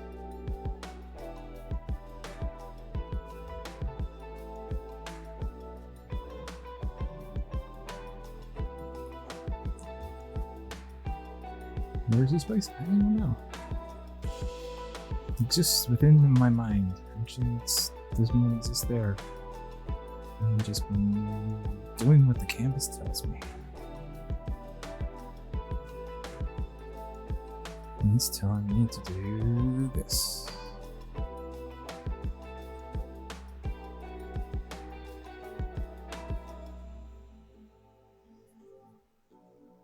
I don't know, man. I just do what the canvas tells me. So that's going to be a t-shirt.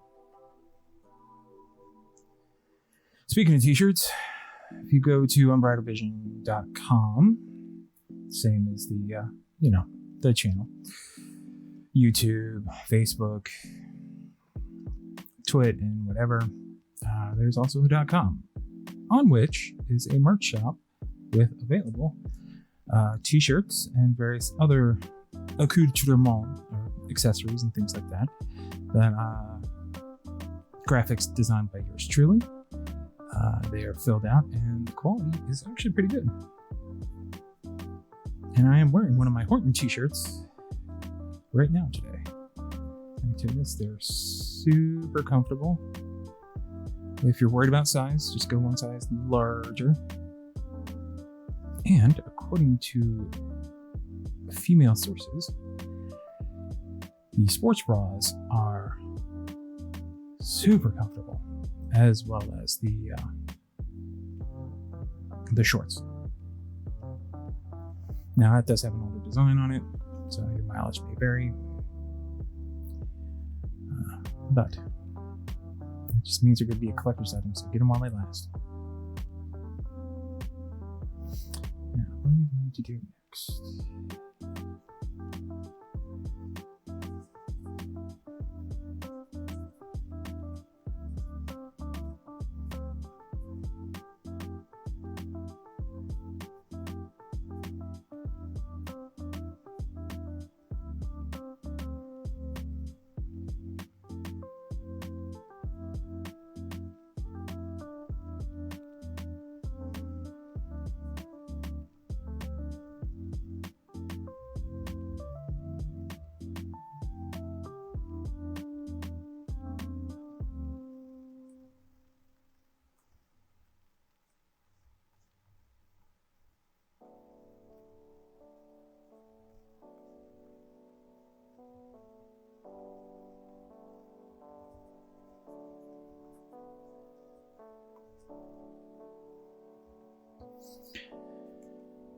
Alrighty.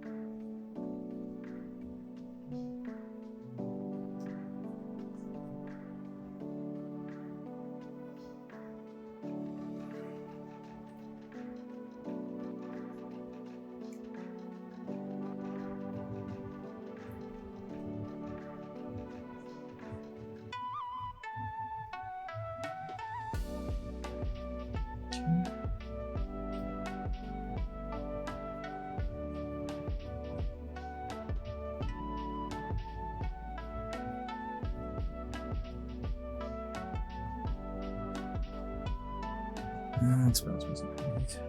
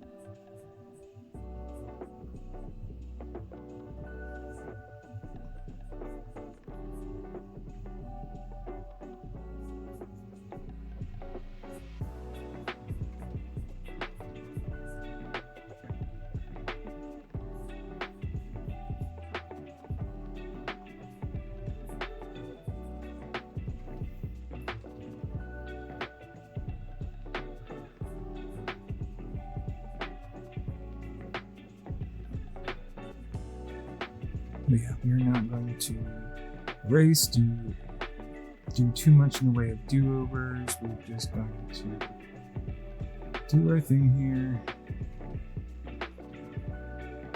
and move on.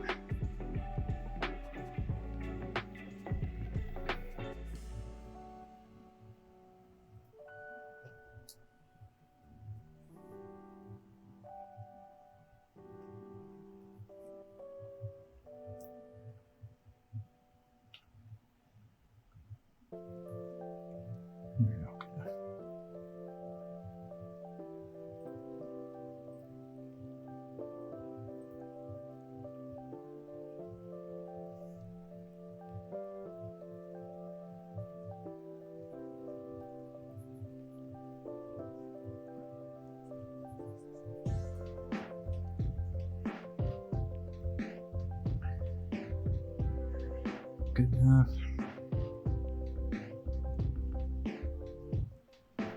Now, next.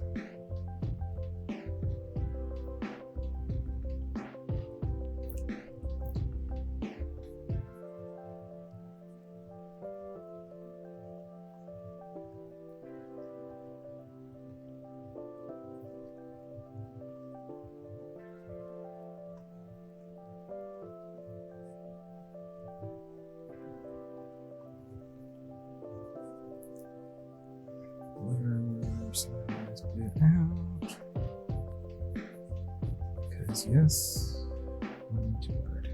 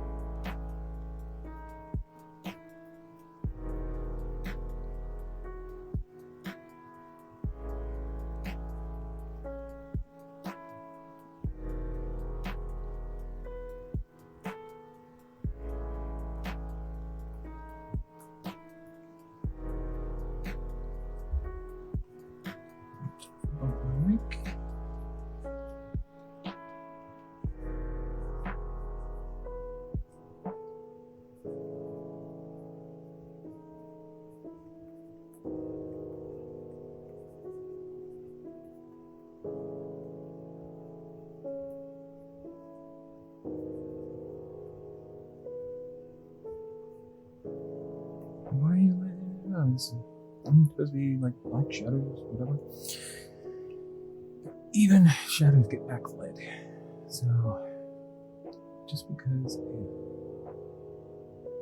looks a certain way doesn't mean it has to stay that way. And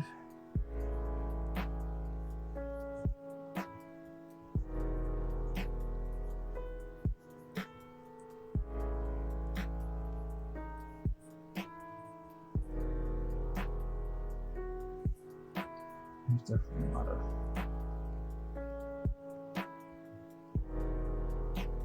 rocks and things that I have to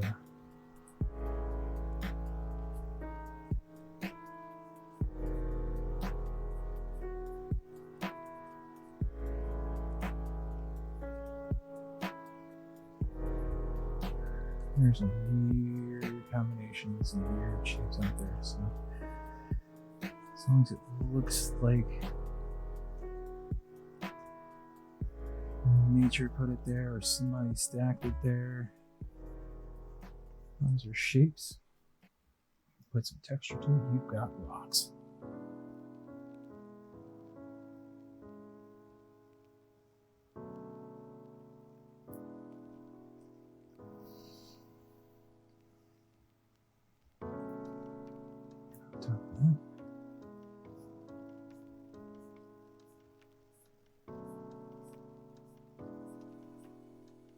We've also got shit. Okay, enough of that.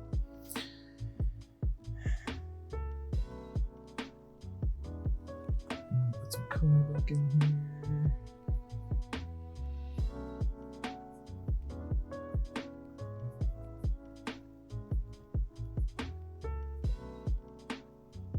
Is it a rhyme preset? Meh.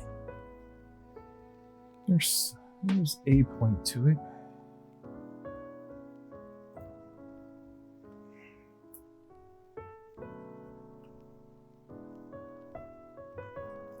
Again, it's, you got moss growing on there.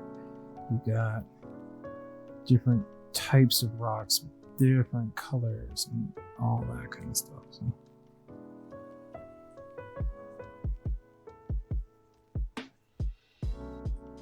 just kind of roll with it.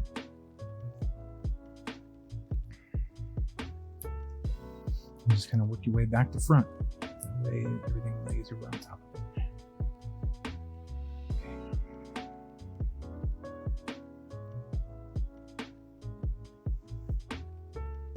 Is this perfect? No.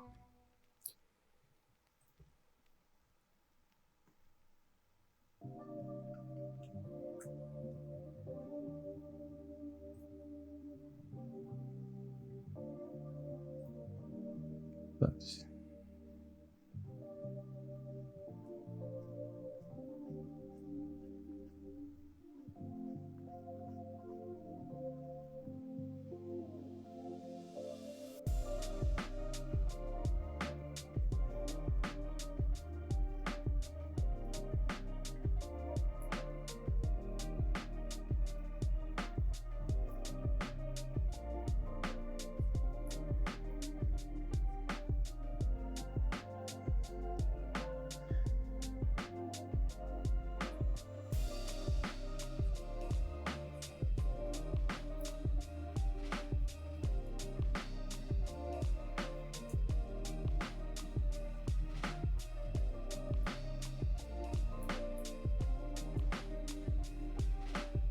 go.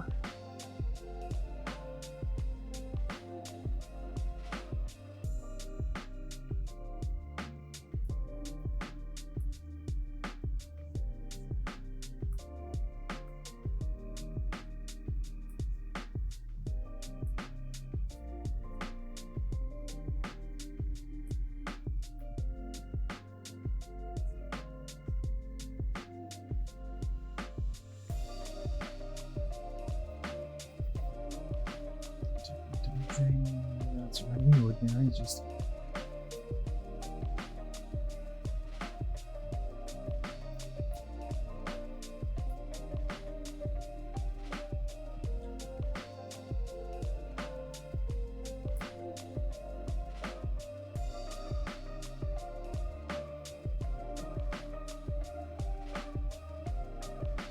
gonna get the hint of where we're going, what we're doing here.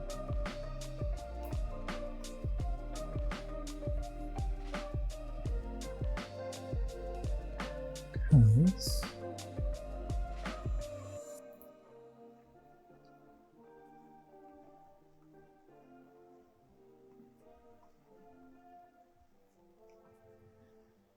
well, that's gonna get covered up anyway.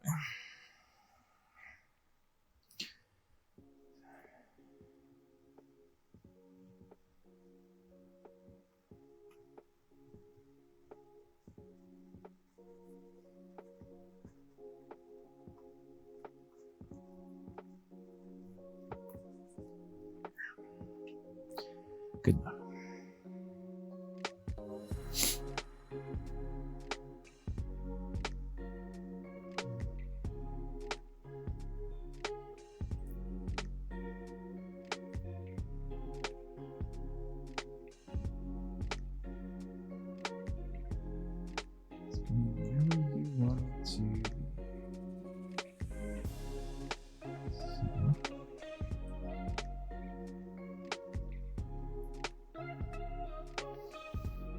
something bigger.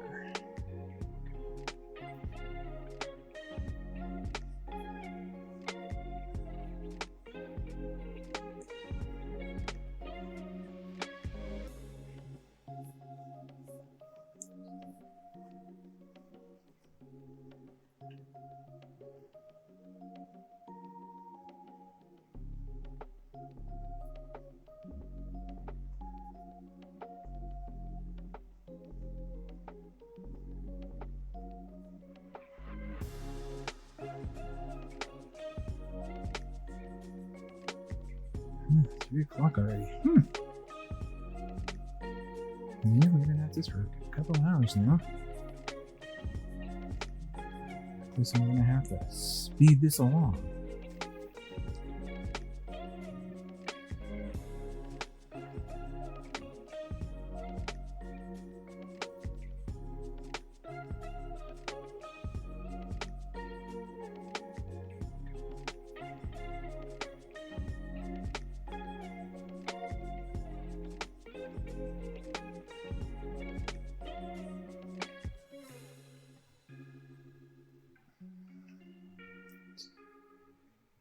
Use that.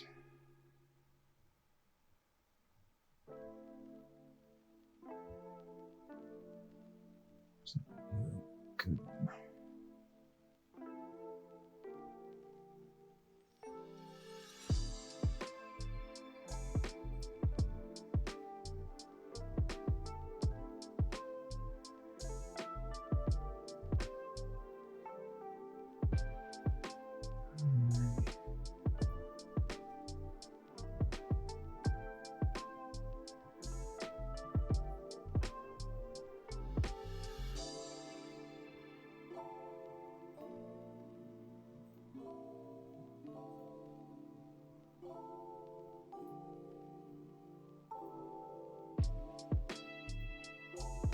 There we go.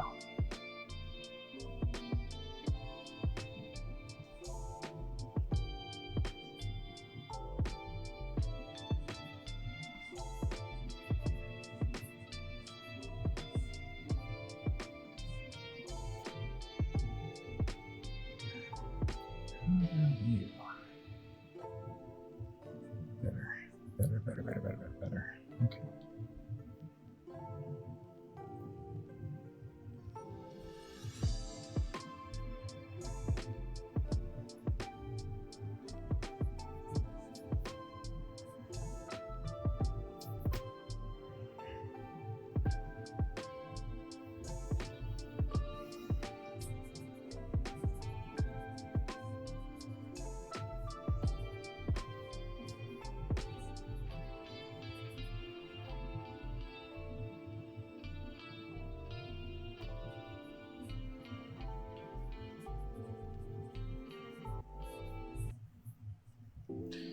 We're gonna get to that.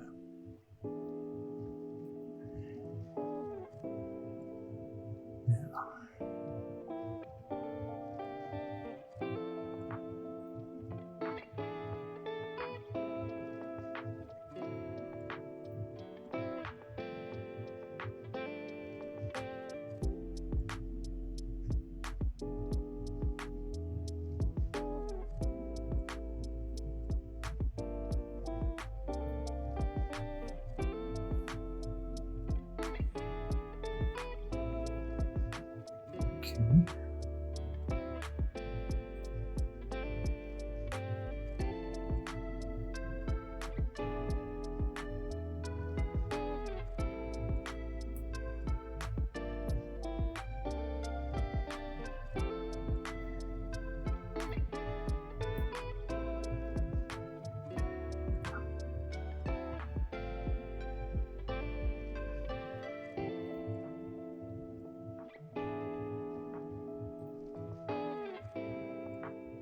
Much better. Okay.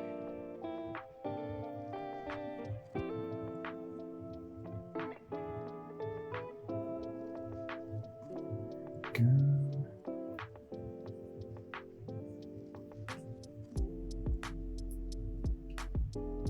Let's see, this is going to be green.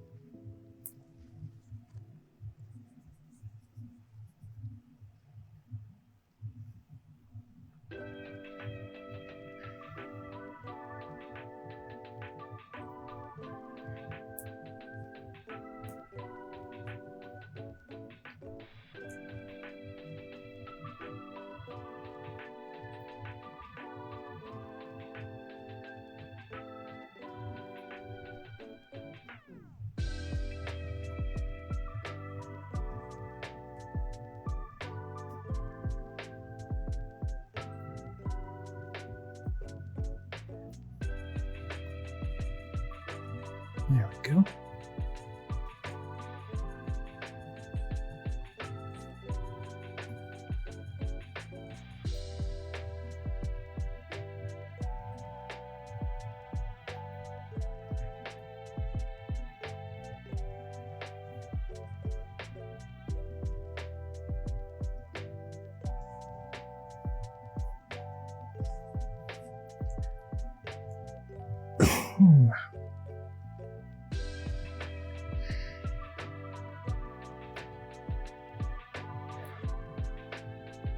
This kind of picks up the guideline.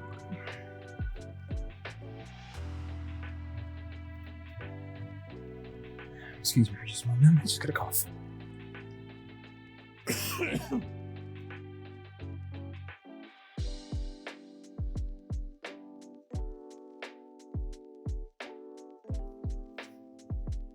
Okay, sorry about that.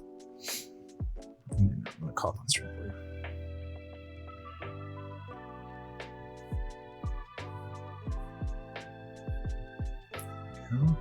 Just take that.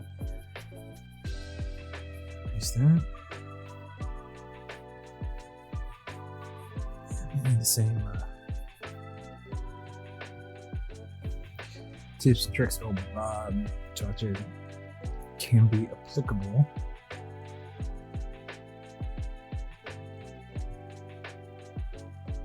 if you do it right.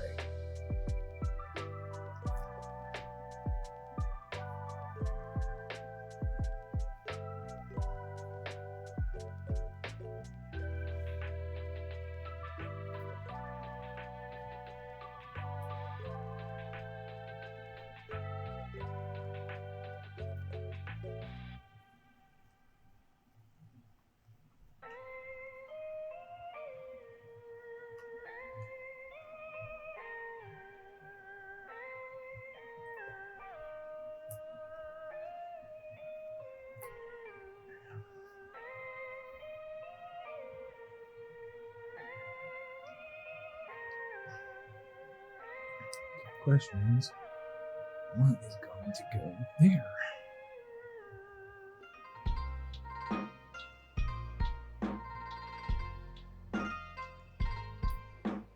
Actually, I think I already have an answer.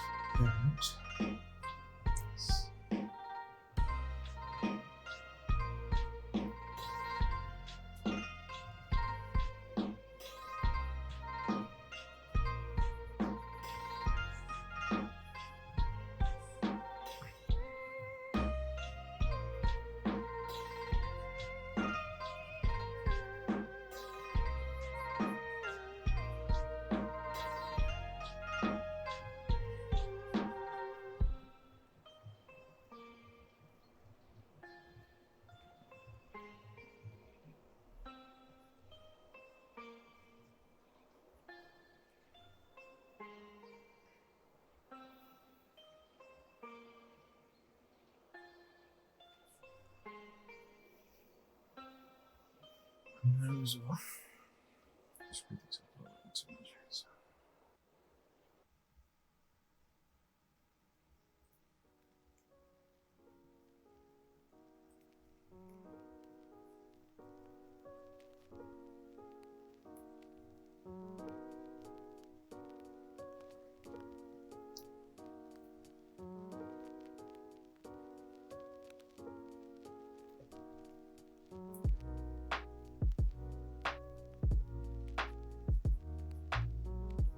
Go. There. Yeah.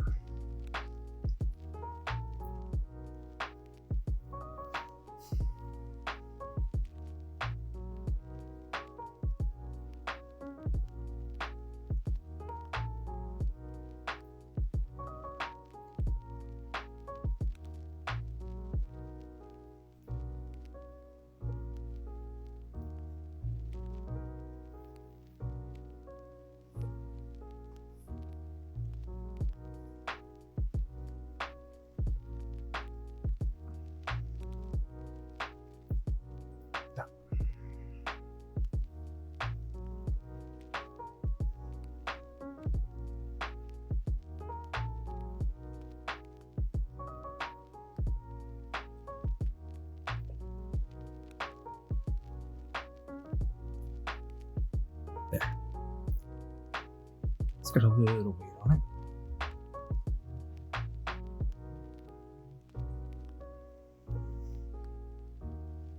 Just because it's trying to grow at the bank.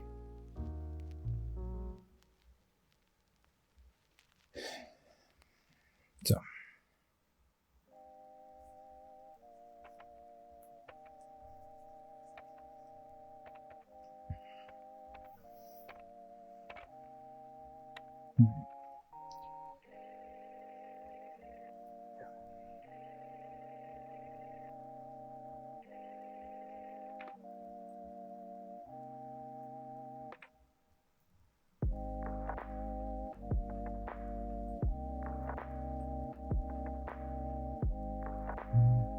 Almost didn't follow my rules.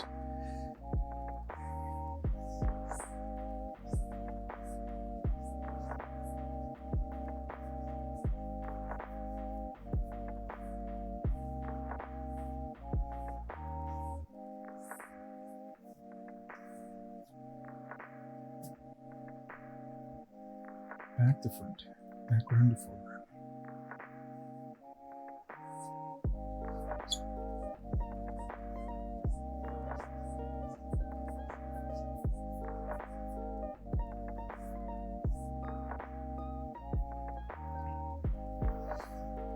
Just take this little smaller one that we had before.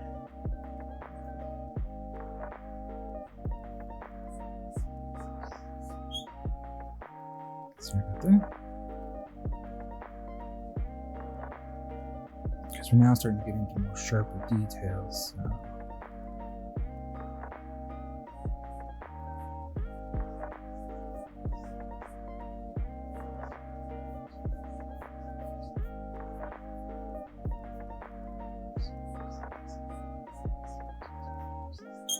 But still, we can just do pretty much as we please.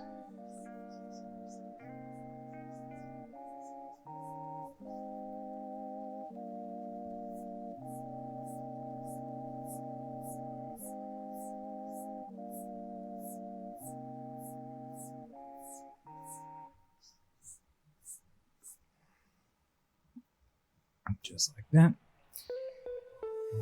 Let's get right back in there.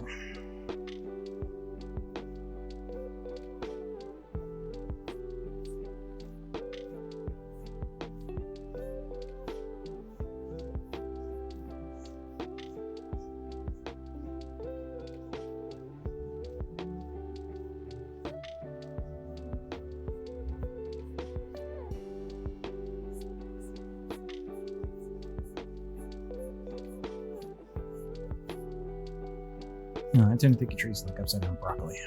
Or broccoli is just upside down. You know, tree roots are similar to the branches. We just see them from different perspectives. So.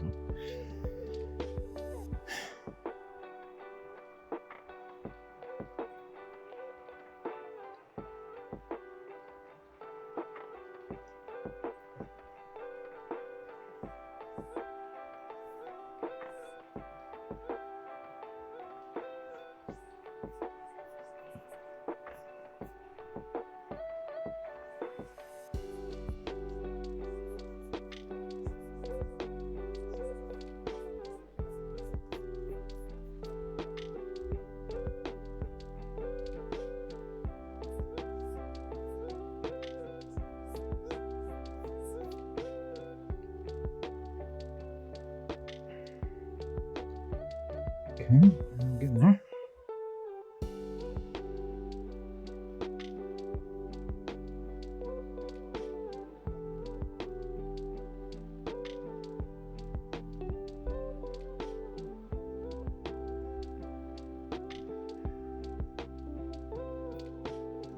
Honest.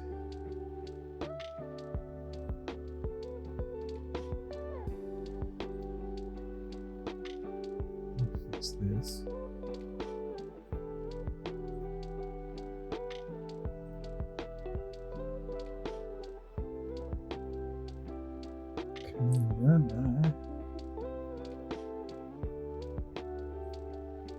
This is over here.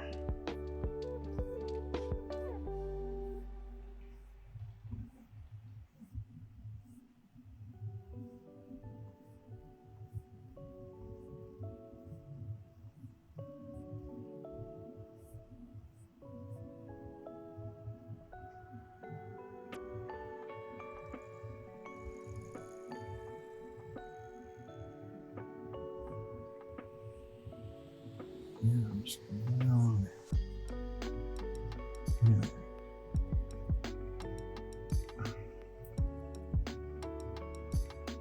Oh no, why did I do that? Why did I just do that? Because I don't need to worry about the listing background anymore. So,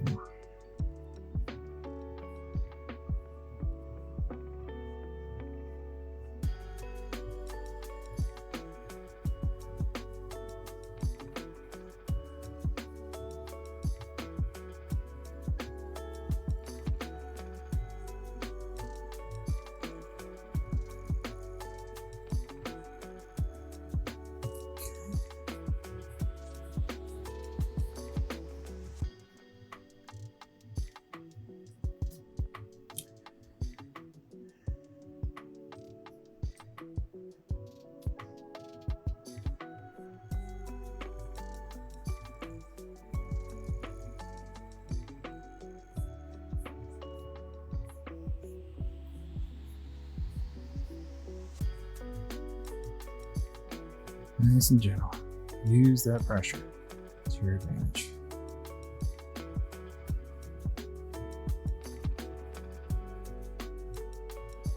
Things like that. There we go.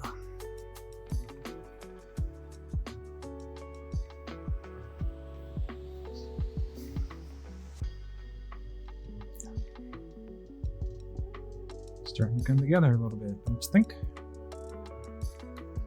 Well, can't know what you think unless you post. So catch me live when you can, and we can talk art while arting. And I'm gonna get back into me just talking along, just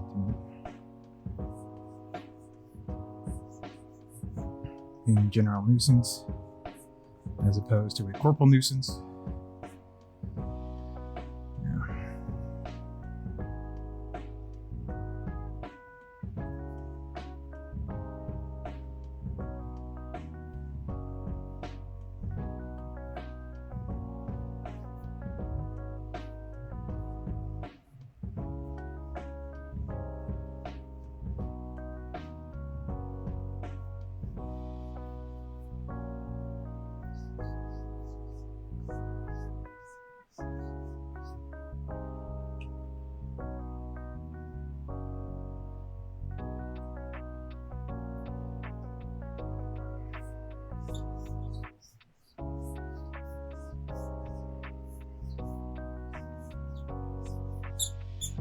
Oops, sorry for the squeaky. There we go.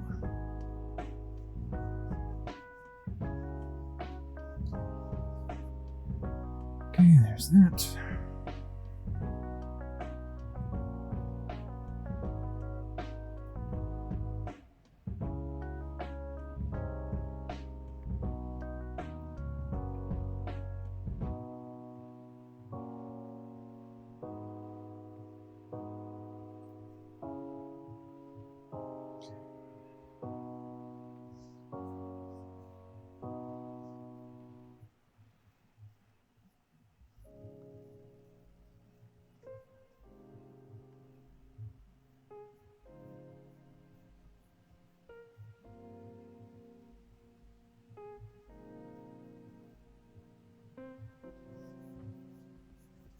Okay, there we go.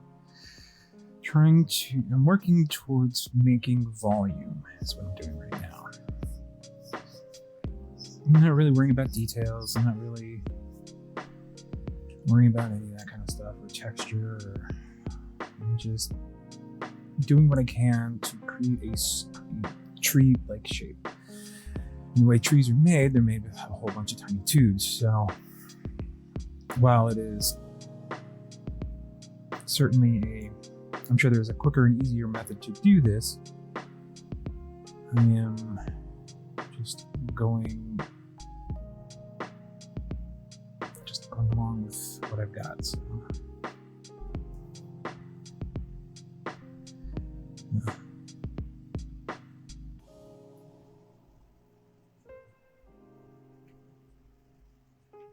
Yeah, we can do that. Nice.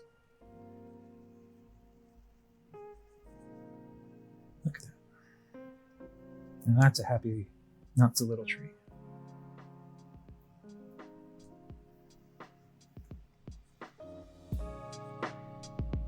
Just like that.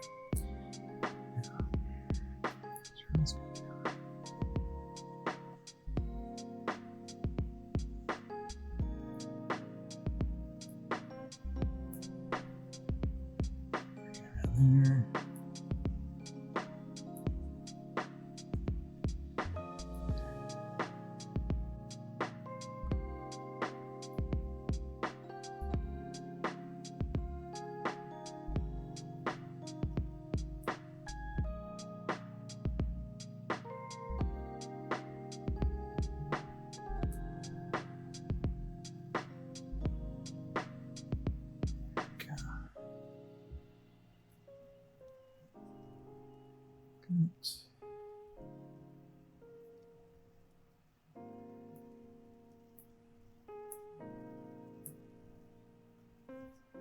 And we want to vary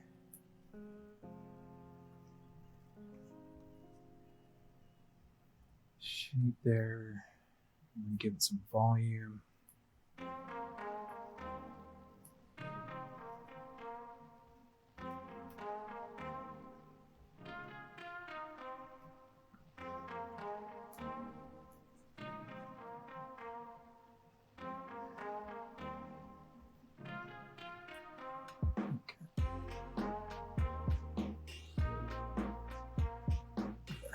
Volume. Nope. Kind of work your area like that. It's generally coming from above.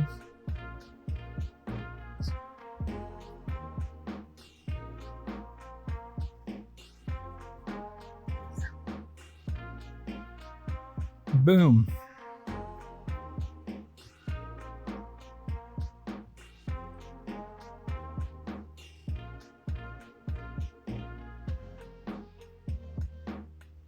I think I deserve some rocks right there. So I'm gonna take this chalk brush here. I'm gonna use that one.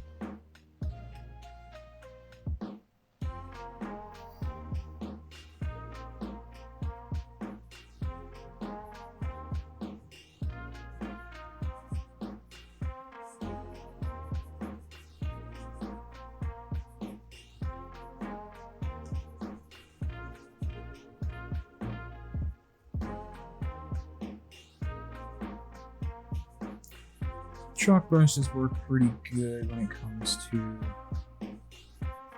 different rocks, rough textures, things like that. The airbrush ones are nice for smooth. You need something.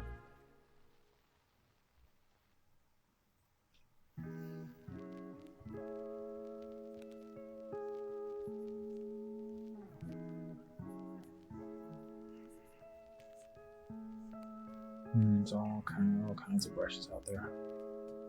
I mean, all kinds of brushes. You would not believe brushes available. Foliage, for structure, you name it.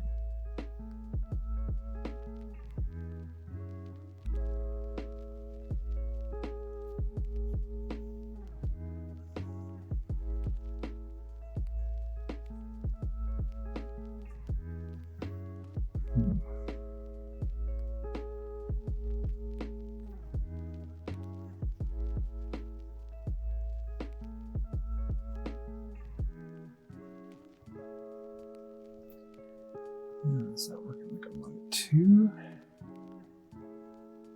That's okay.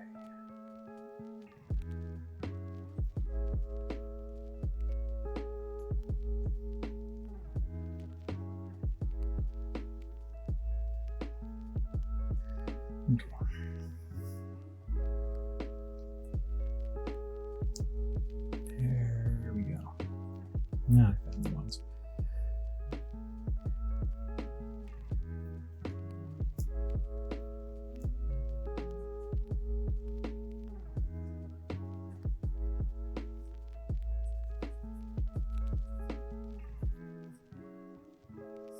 Yeah, and I'm not too worried about covering up this because, again, we're going to be painting over the top of the rocks. So.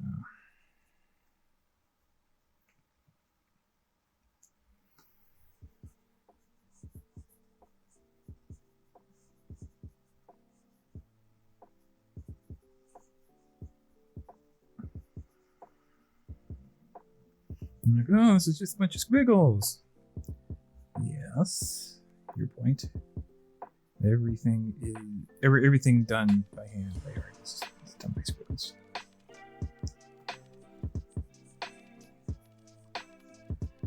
Some squiggles just require a ruler. Okay, so now then, do kind of a main thing here. Cover this. Get a distance up.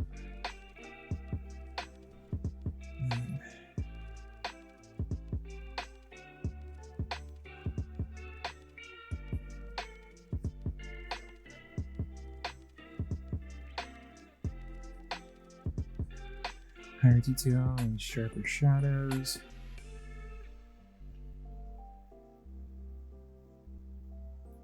Might be a little too sharp.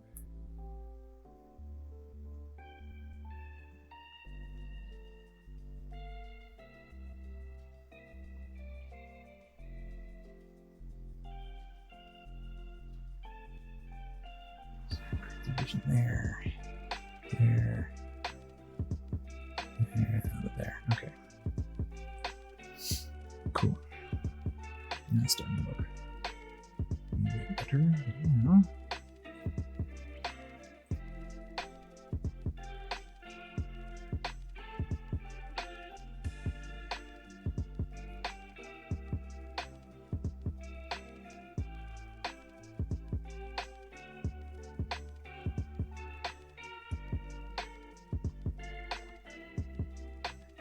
And texture.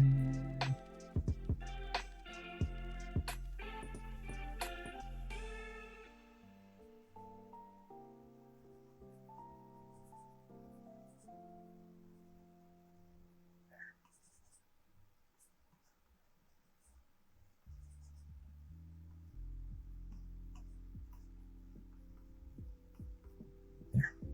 Yeah, man.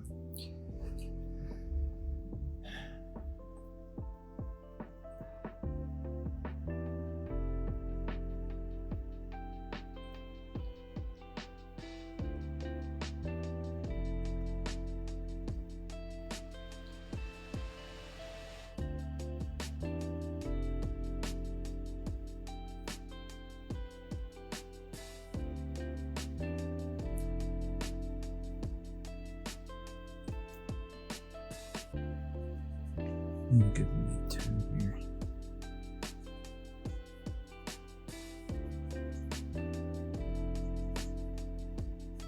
And again, we're not getting into too much detail here, so this is not looking for anything too crazy.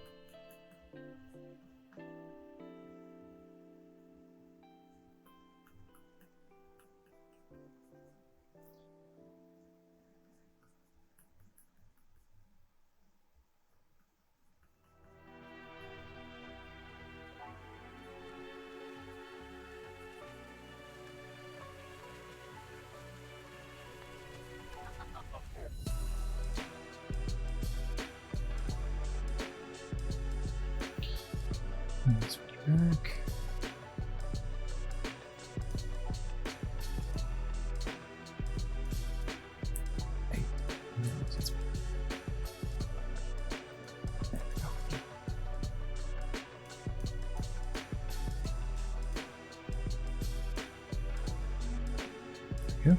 Boom. And it's about to start. So we're just going to keep on working here.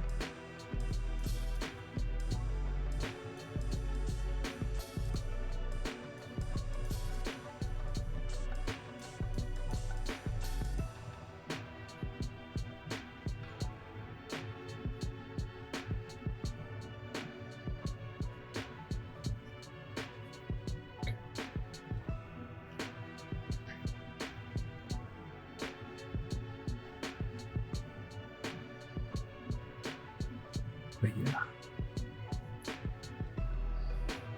life, they're kicking me out in the snout.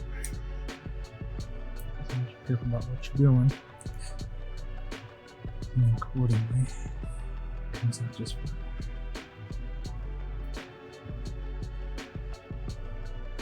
Make sure I'm not prepared for it.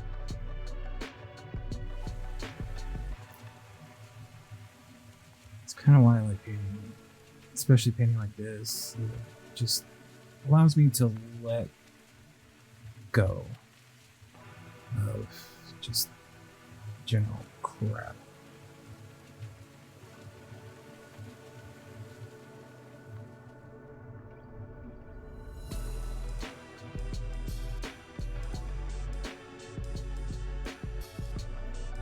Because I have to let go of all the imperfections. Are there? Well, sure.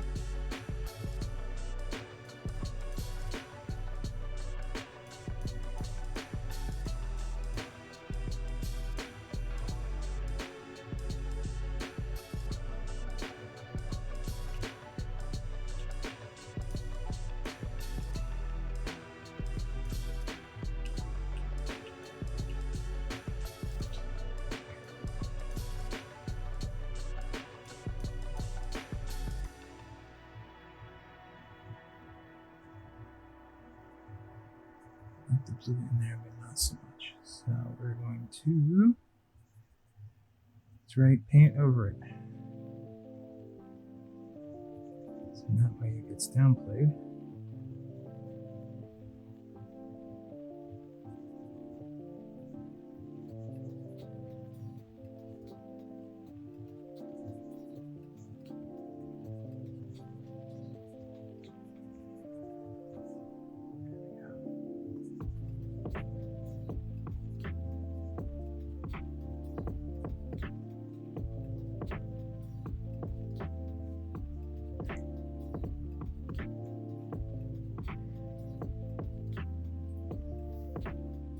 I'm just going to go a darker color.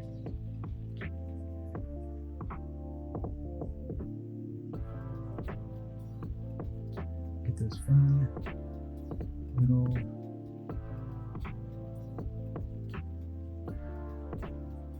details out of the way.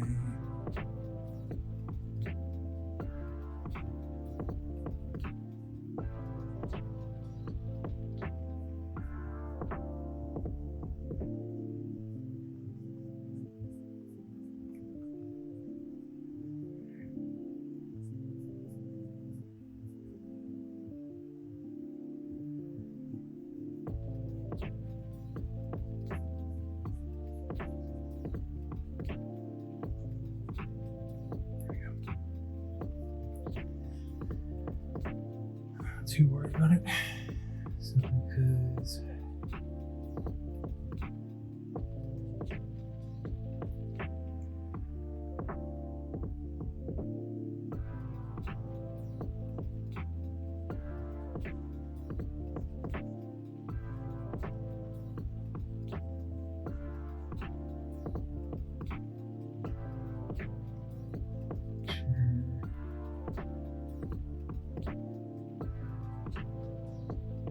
lost the crap.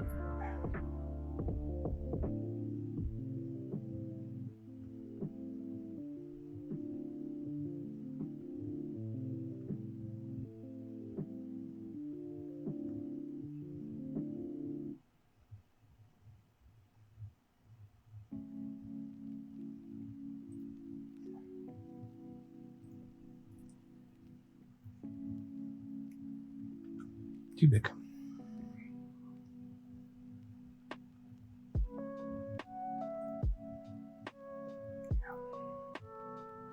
Too big.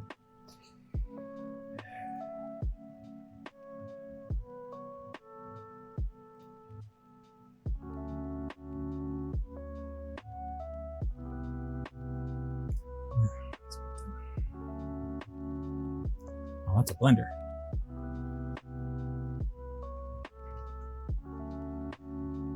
That's one blender.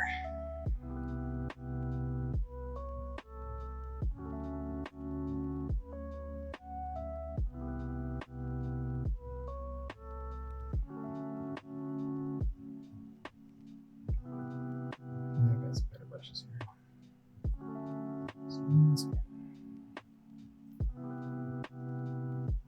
You'll do.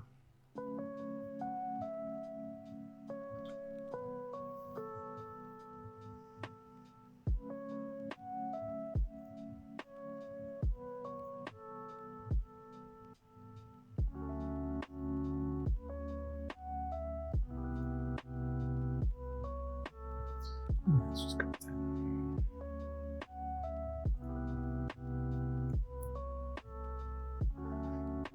Oh no, that's blender.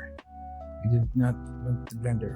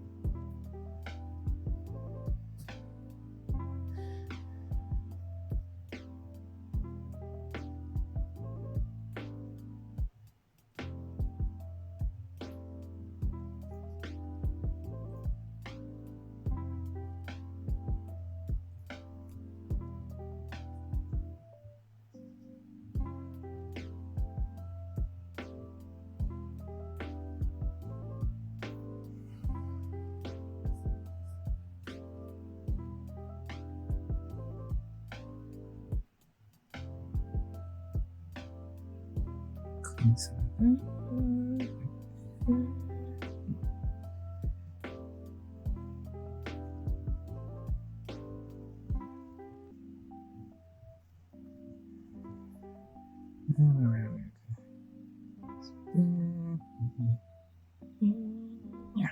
There.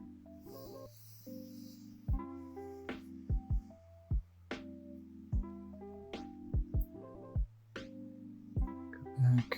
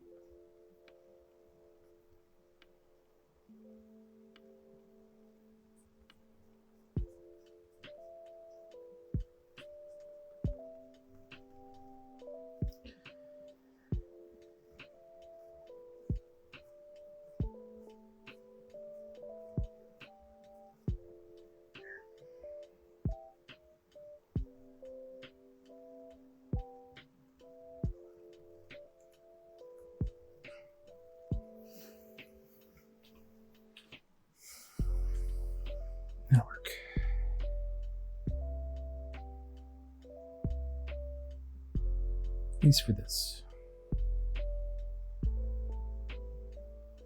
Yeah. We're just kind of chugging right along here.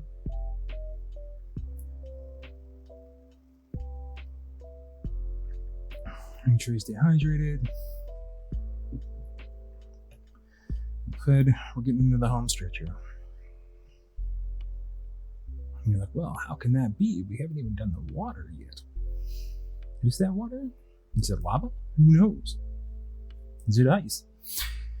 We'll find out in today's episode of Onward Vision. Okay.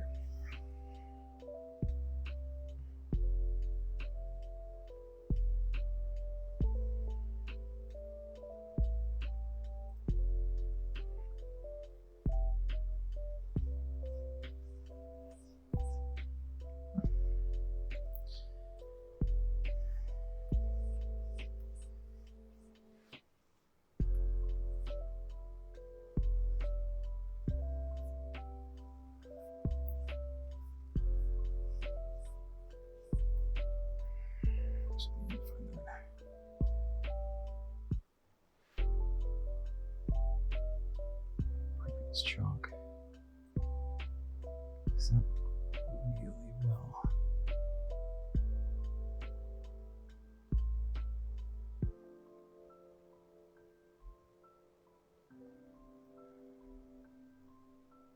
Getting there. We're getting there. Okay, there we go. I think I.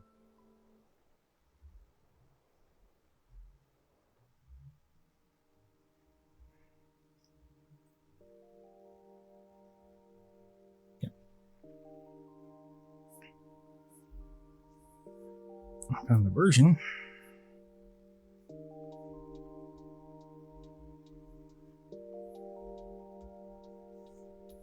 Run out there however you feel like it. There we go. And we won't have to break the shoreline. Now there's a reason for that. From an aesthetic point of view. So you have to be able to see everything.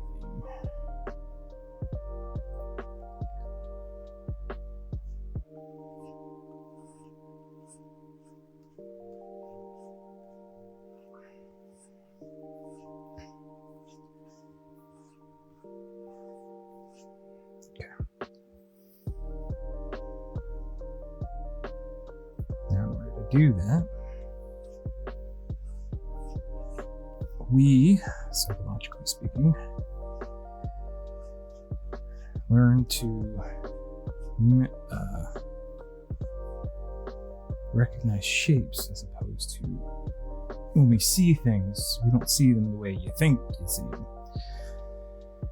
What ends up happening is you see the silhouette first, you see the shape. So if anything is high contrast, that is what you see first.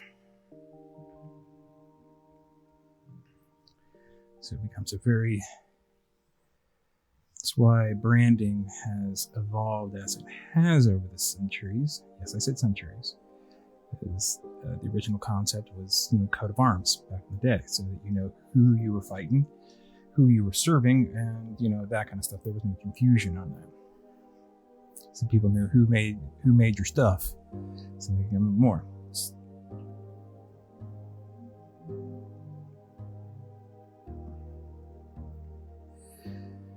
So, rather than being all fancy, there's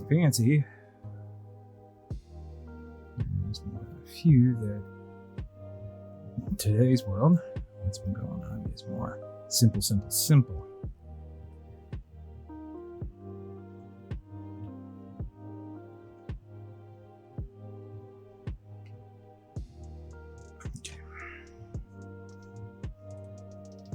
Simple shapes, simple outlines, because from a psychological standpoint, that is what we see when we look for any potential threat or prey. Because sometimes the smaller game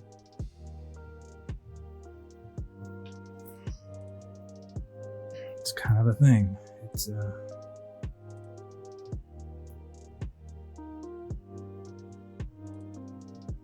you got a split second to see it, recognize it for what it is, and then do something with it, right? So,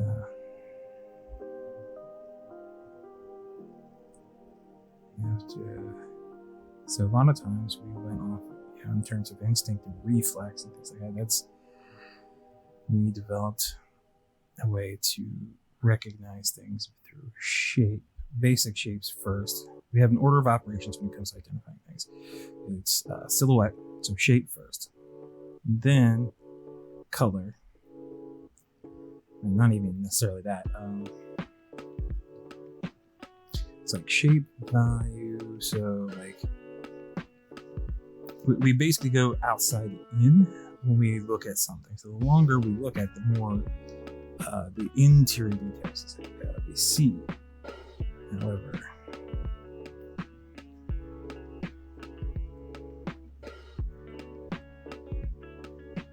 we don't give ourselves.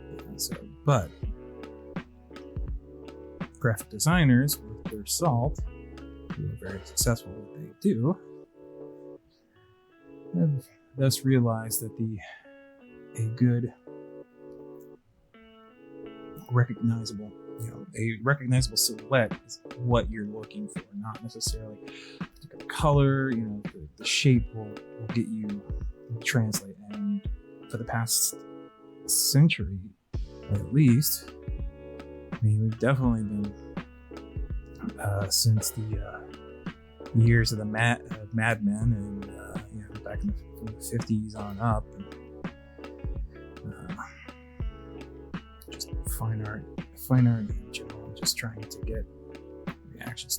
Definitely in my generation, that have capitalized on the idea of shapes and essentially creating a visual language that compels us or convinces us that something is good, something is bad, that we should believe this person, we should distrust this person, that kind of stuff. How something is explained and how something is told, how someone explains something or how it's presented is more important actually than what's being said in a lot of cases, because what they're trying to do is to sway you. Now, in terms of business and commercial, it's just the age-old problem of, hey, buy my shit, right? Politics, they're trying to convince you that you are right, or that their point of view is the only point of view and it's going to save everybody or whatever, which is utter bullshit.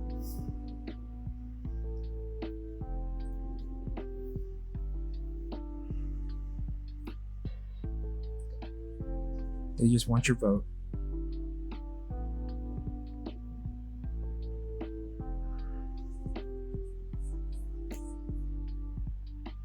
And they don't care how they get it.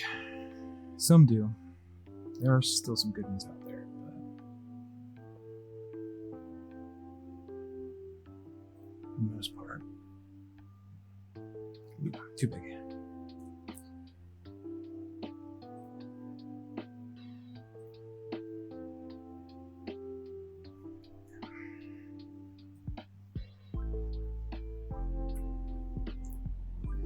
I'm not going to name any names or anything, as you do you vote how you see fit, but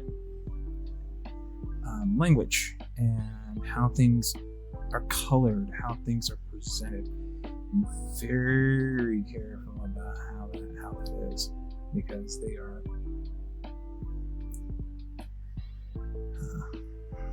they're trying to sway you. You're being swayed. First and foremost, you realize they're attempting to manipulate you.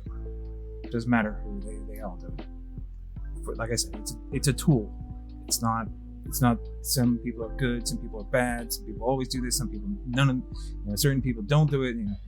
Everybody does it. It's part of civilization. Just kind of get over it. And just be nice and look for the cues.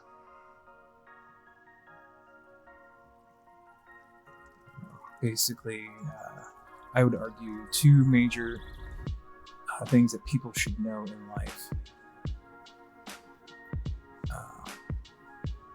Financial education, first and foremost. Not. There's a particular book out there that's the rich man, the wealthy person's Bible, version of My Two Dads, and you know what I'm talking about. And I'm not going to. They're already rich enough. I don't need to promote them. But one thing I do, it talks a good game about trying to be nice, but I would wager good money that book is what's colored the modern wage gap and what their perceptions of what poor people are and what they do and how they work and how they operate. And for a lot of it doesn't take into account. It's someone from the 50s, their opinion of post-war veteran, their impression of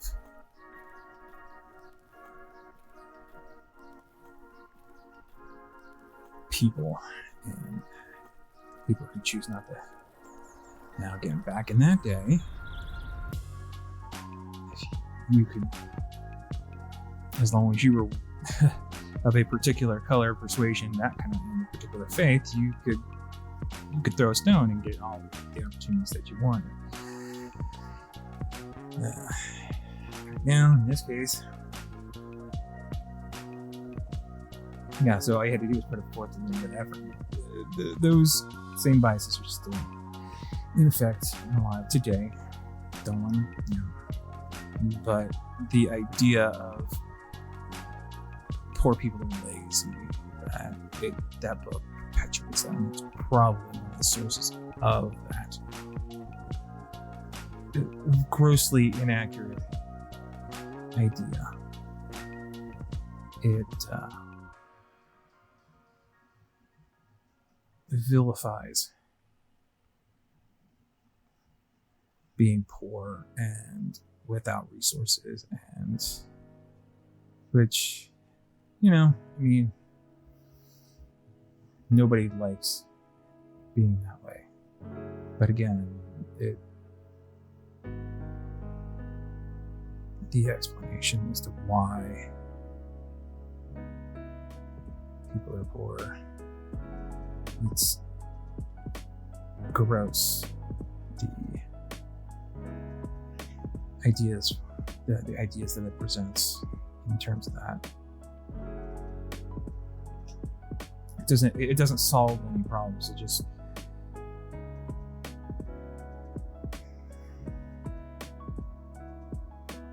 just tells you how they a lot of the, again, sales jobs, things like that, these get rich quick books and all these self-help books and things like that, they help to motivate you to think, right? Well, yeah, they motivate, but they also color your perspective on things in a way that can be harmful.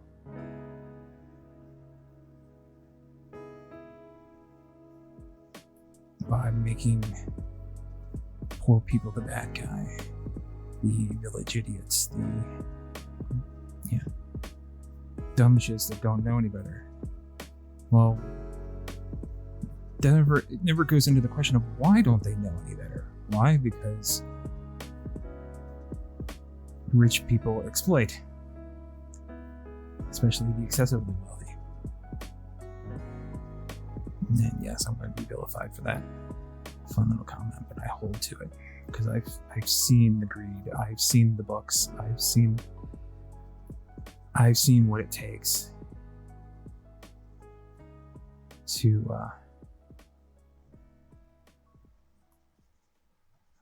I've seen the how-tos and it makes me sick. Not to put too fine of a point on it, but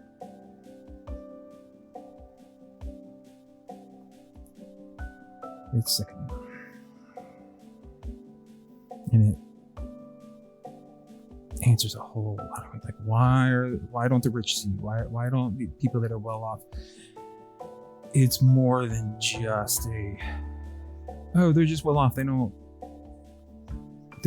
see what's going on. They've got eyes. They're more afraid of us than we are of them. They're more afraid of losing what they've already gained, or what they believe they've gained. That we're gonna rise up and take it from them. And here's the problem with that. That is a self-fulfilling prophecy. If things keep going the way they're going, that is precisely what's going to end up happening. And they're going to use that to gaslight.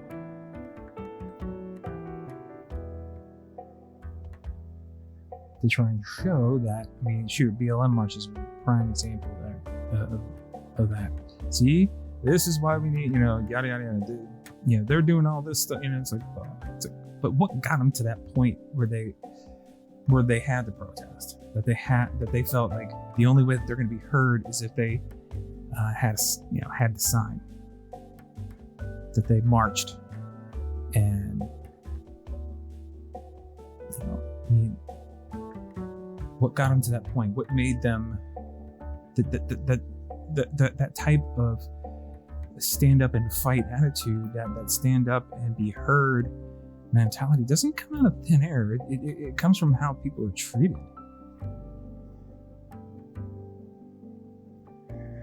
And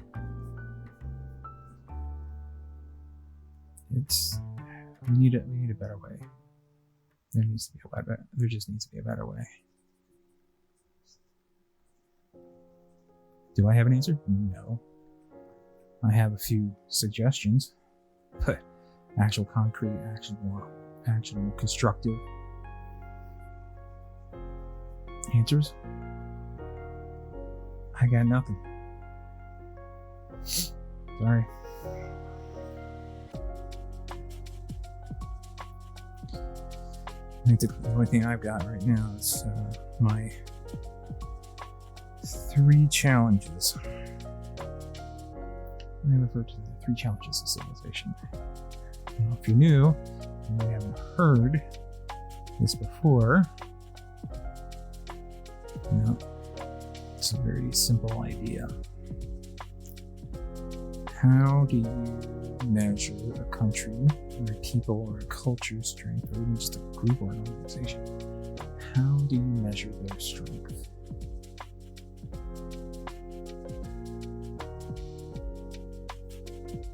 Do you base it off of technology? Do you base it off of economy? Do you base it off of the amount of real estate that they hold? The amount of people?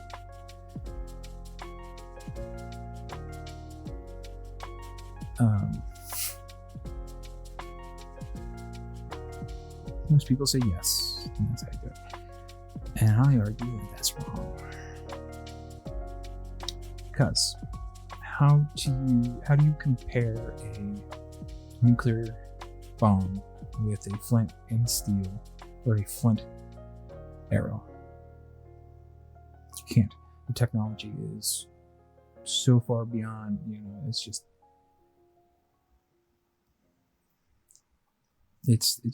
no good.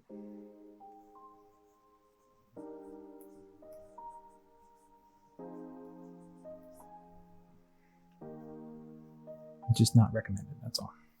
It doesn't create an accurate apples to apples comparison. You get apples to oranges, but you don't get it's an apple to oranges comparison, which means you're not getting a true comparison. Now, in order to get an apples to apples comparison, you have to find a commonality amongst all of them, of any culture, any group of people, things like that. And personally, how I do that is there are 3 metrics that you can use, and they're all based around one aspect. You can't have a civilization without people. I know, duh. But yeah, think about it for a hot second. You cannot have a civilization without people. It doesn't matter if we're human, non-human, whatever. You just can't. So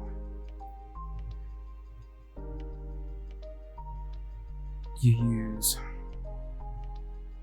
your understanding. I use understanding of people, and then it's like, okay, so how do you compare people?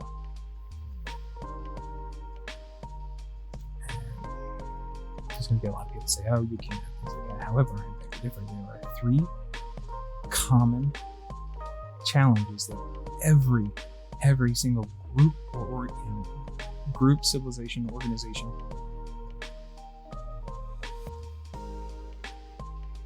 that they have, right? And what is this miraculous, or these miraculous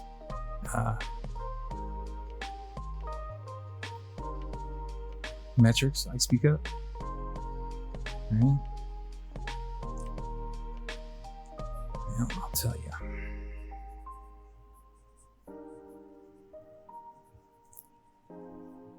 The first challenge, is the unable. There's always going to be people who are unable.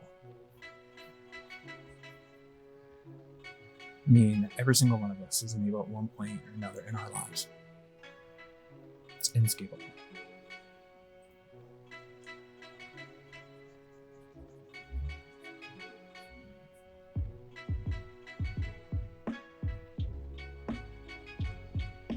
Think about it. When we're born, we're unable to take care of ourselves. When we're on our deathbeds, we're unable to continue to live. We no longer have the strength, the will, or we cannot fight what's trying to kill us.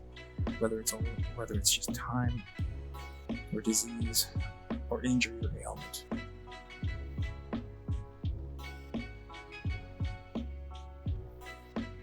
You're unable. So you have right there. Everybody, you can compare that. Everybody's unable. People that are unable to do something. It's not, well, you can. Yes, you can. This is high concept comparisons. And I'm going to tell you why here in a bit. High concept challenge number 2. Will always in any group of people, any significant group of people, you will find people who are unscrupulous, that will take advantage of a situation if given the opportunity. And you're like, oh, Bill, yeah, it's like human nature, right? Yes, to an extent. But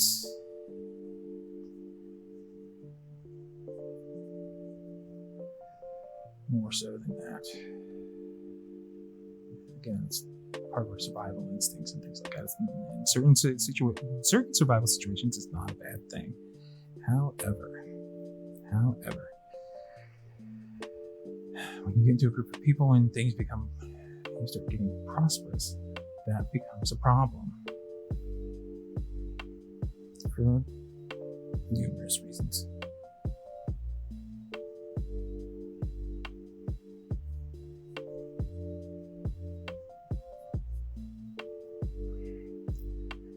So, the unscrupulous. We have the unable, the unscrupulous, and then the last challenge is there's always going to be someone, when you say black, they'll say white. You say red, they say blue. And you say I'm done with this shit. And they're gonna be like, hey, let's keep on going. They'll tell you, you say day, and then they'll argue that it's night. They're just people that are contrary because we all have different experiences and things like that. And again, from a primitive survival standpoint, that is a valuable. There are times when that is a valuable thing, which is why we'll never ever get rid of those types of this. I mean, logistically, you can't get rid of the animal. Psychologically, you can't get rid of the unscrupulous, nor can you ignore the unwilling, right? So,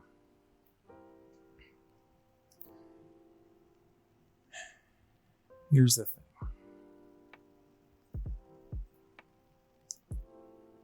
How you can measure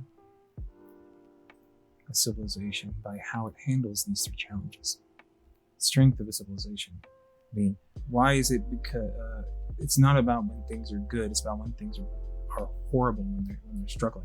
That's when their strength comes into play. How easily they handle those burdens, right? Those challenges. And as long as if they're able to handle those challenges, then that proves that they're pretty darn strong, in my opinion. So, that being said,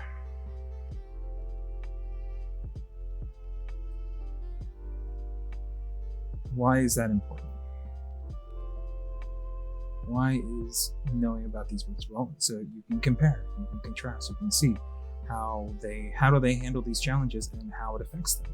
If it affects them adversely, if the way they're handling it creates more of these challenging individuals within a population, I don't think that's necessarily a good thing. If you got more people that are unable to do things, that puts burden on the others in order to pick up their slack, right? So, unscrupulous, same problem. They'll take advantage of the situation at the expense of other people and thus cause problems. And the unwilling is just going to be completely against what you're doing and will actively fight against you for it. Again, non-productive aspects of society, of civilization that cannot be removed because of who we are as human beings. Nor should we pursue to ignore or to remove them or to fully remove them, because again, these are survival aspects that do have a place and a purpose, but can become an issue when involved in other people. So, how do you deal with these? Again, so Harry Potter universe, right? Oh my God, they're horrible at this. That is a nightmarish dystopia if I ever saw one. A Mageocracy? Count me out. Galactic Empire? Same problem. No thank you. But that's expected. Because, that's kind of the thing. Star Trek does better on this. Despite it being a flight of fancy. It definitely does a better job at handling that burden than most. So you can learn a lot from them. Yeah.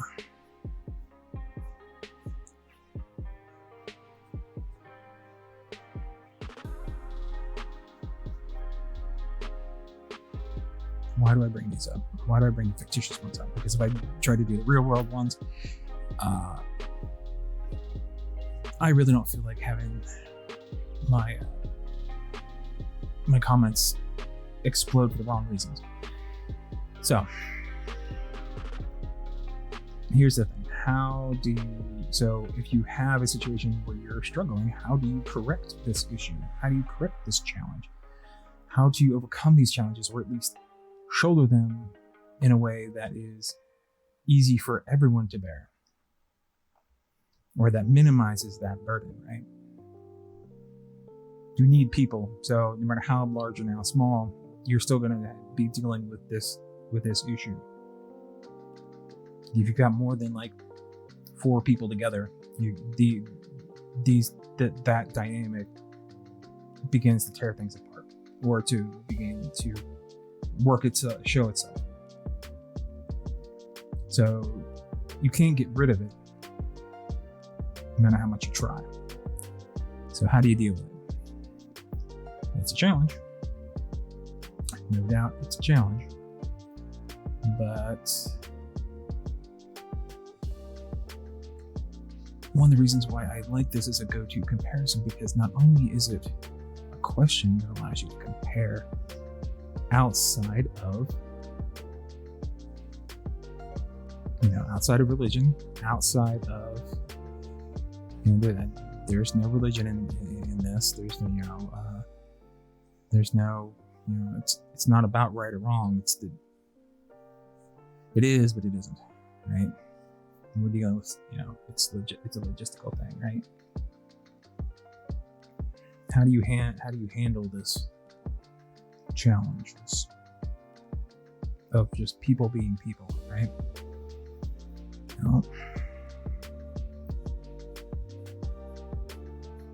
Most of the time, I find that pretty much the majority of your problems tend to go away if you just work on the unable.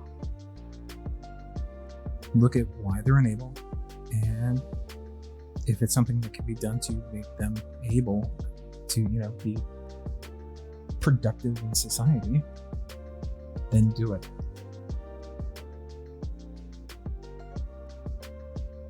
Simple. Yeah.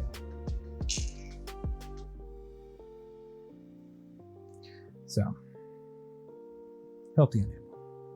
Doesn't matter whether they're old, young.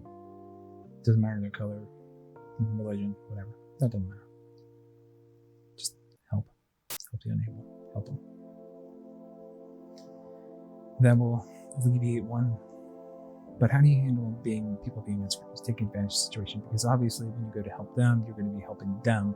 You're going to be helping the unable, how enables the unscrupulous to take advantage, right? Yes. But do you punish the unscrupulous? Normal logic says yes. To penalize or to punish those types of individuals tends to stop them. You physically, you stop them from doing it. It doesn't really stop them. You can't get rid of it. Violence doesn't really do it, right? It doesn't really solve the issue, because there's always going to be people who be there. So how do you handle it? How do you minimize it? How do you deal with it? Well, it's been my experience. If everybody is prospering, what's the point of taking advantage when you're already in a good spot, in a good situation? So if you're already helping them, continue to help the unable. And again, if they're unable to stop being greedy, you're going to have to help them to stop being greedy. So again, it goes back into that unable circle. If they're unable to stop themselves, then you're going to have to help stop them. Sucks, but that's kind of the way it goes. So yes, definitely that. Now, if you make it pointless to be unscrupulous, make it so that there's no real gain to being that kind of behavior, they'll tend to, what's the point in taking advantage if you can't take advantage, if you're already there, Again, compulsive behavior denotes an inability to stop. So if you're unable to do something, then you must be, a responsibility to assist and to help those who are unable to stop themselves from their greed. You're going to have to stop them. So yeah, it keeps coming back. The logic keeps reinforcing itself. I know there's it's called circular logic, I think. But circular logic in an applicable sense, challenging, yeah. Simple, definitely, but definitely not easy. And then, but yeah, no. You make it pointless to be unscrupulous. You help the unable, make it pointless to be unscrupulous. And then, at that point,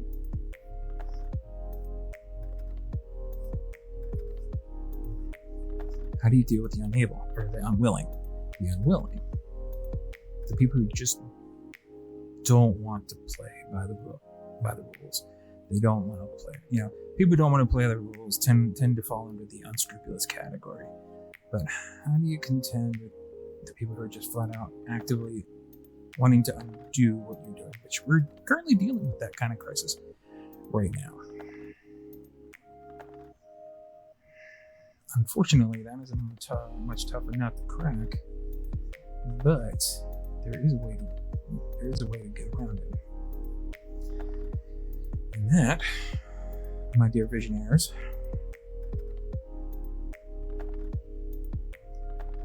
it's rough because you have to convince the unwilling that it's their idea to cooperate. You have to make it their idea. So if they're unwilling to help other people, if they're unwilling to do these things, well,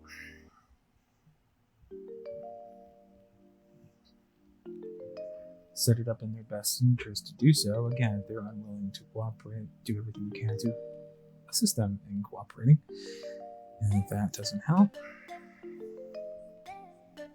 if everything all else fails, well, that's unfortunate, but you just let them go. An intervention is required. You give them a choice. So again, exile. But if you can't, but you really can't exile them, because there's always going to be people who are unwilling. They say life's not fair or whatever. And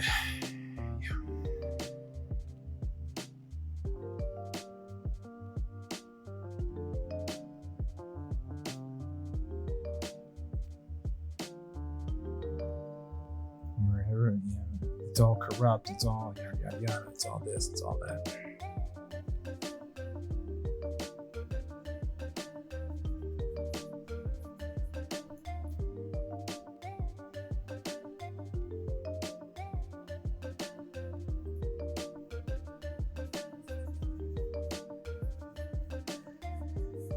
So, again, you can't get rid of it, but you can manage it. How civilizations manage that can tell you a lot.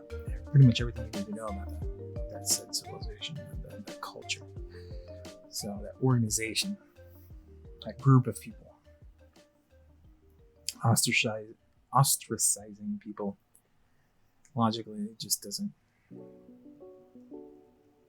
It produces a temporary solution to a much tougher problem.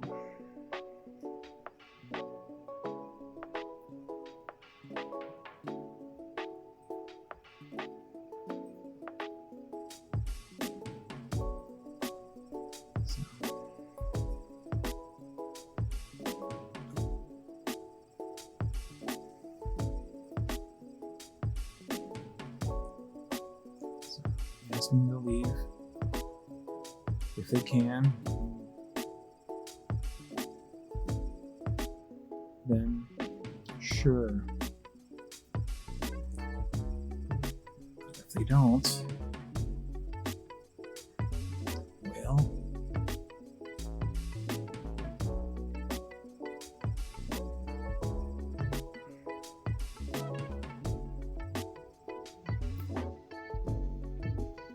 That's a problem.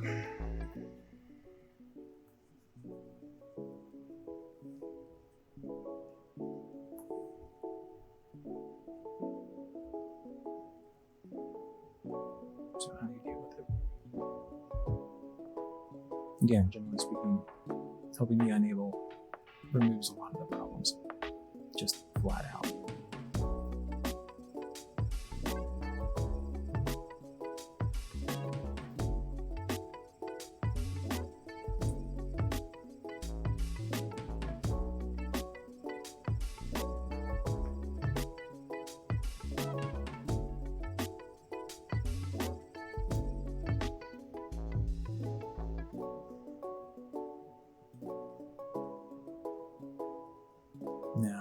Now how do you tell if someone's being unscrupulous? Well, do you enable people to kill somebody? No, that's because you would be facilitating unscrupulous behavior, which again negates that. So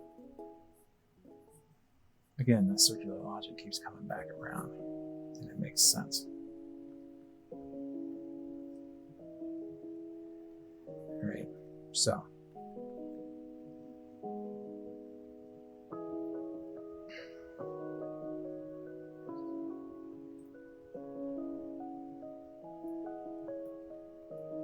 Those who want to tear down or to inhibit people who are, rules and situations that would actually help people who are unable to become enabled and to become productive members of society.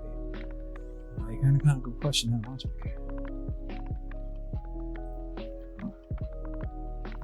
If they want to sit there and restrict, control. You can't control life. Trust me, I've tried.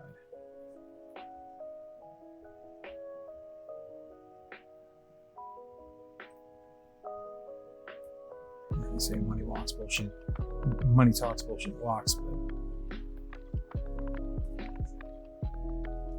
right now in this day and age, it's the other way around. So we need a new way of thinking. We need a new way of addressing the challenges that lay ahead for the next generation. And that's what I've come up with. Help you enable, make it pointless to be unscrupulous, and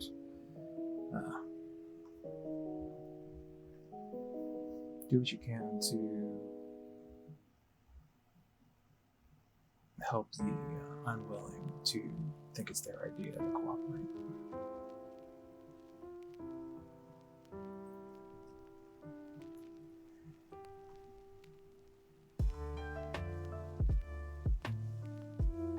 Because generally the reason why they're unwilling is because they didn't think of it. I mean, if you think about it for a hot second, that's kind of how that works.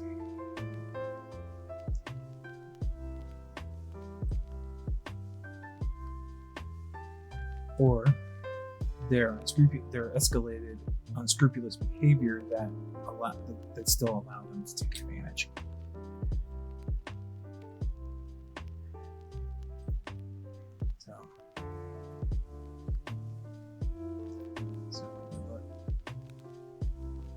Look at those ballot boxes. I'm glad certain situations they gave the right choice.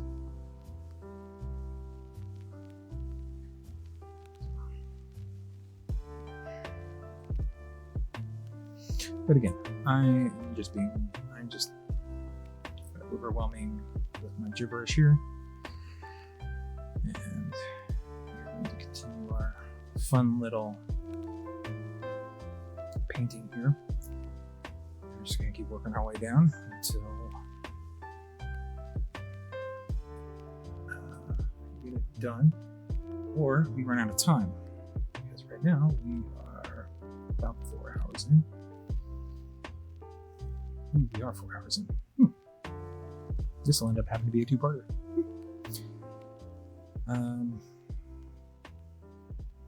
No, let's keep going. Let's get this done. I can get this done.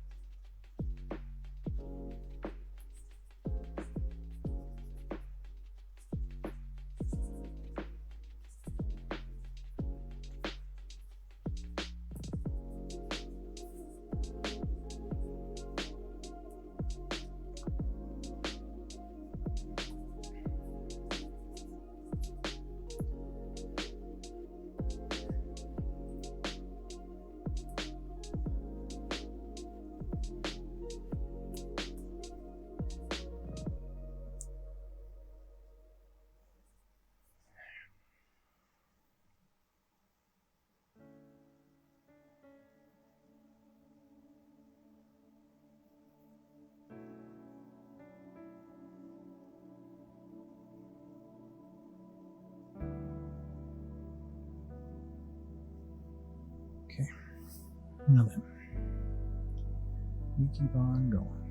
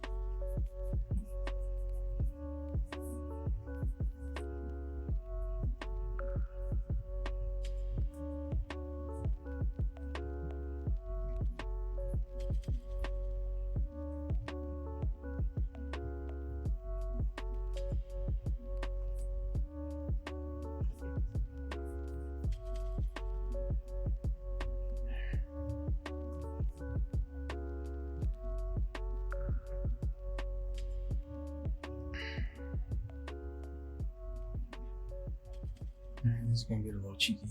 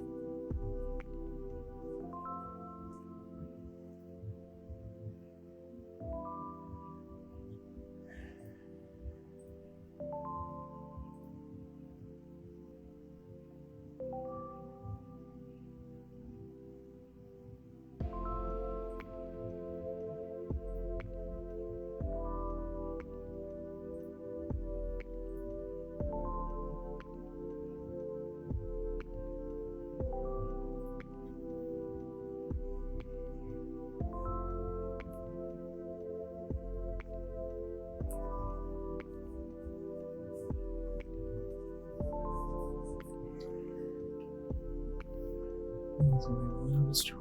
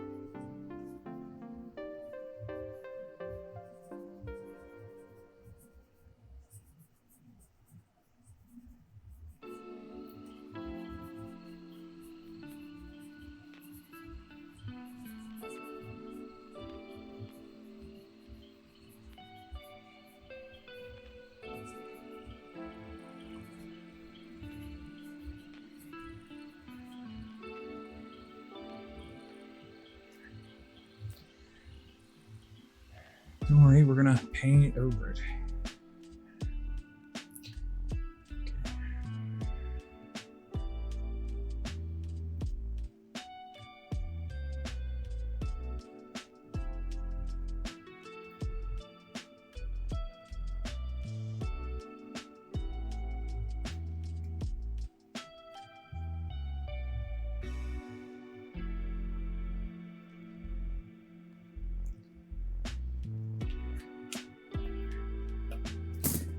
I'm gonna drop my pen again. I'll be right back.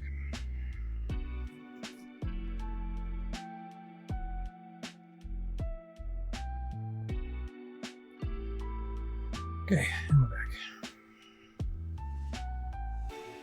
Changes how do we do box? No, you've already done box. You should think how to do this.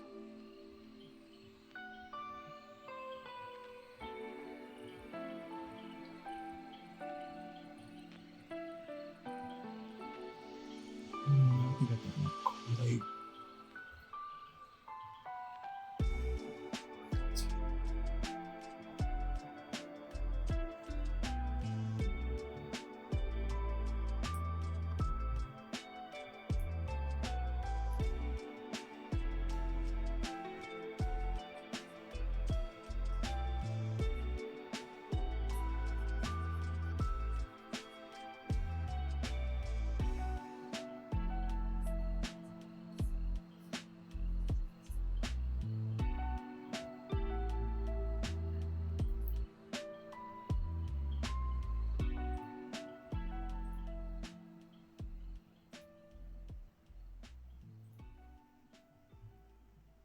Okay.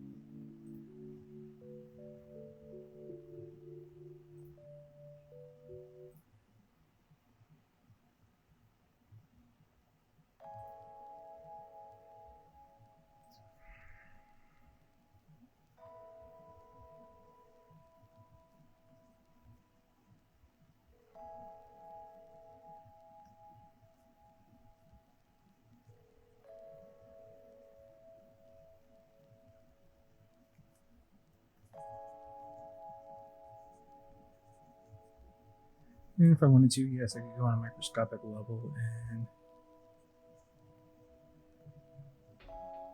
go in and get all these minute details done.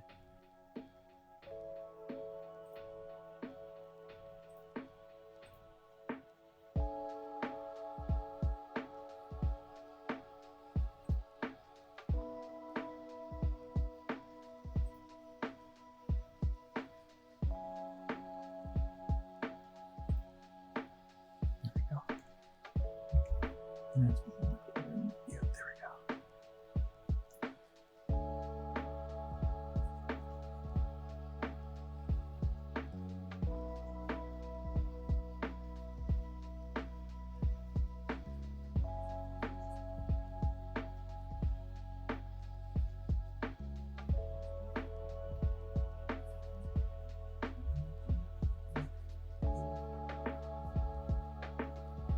Yeah, just have fun with it.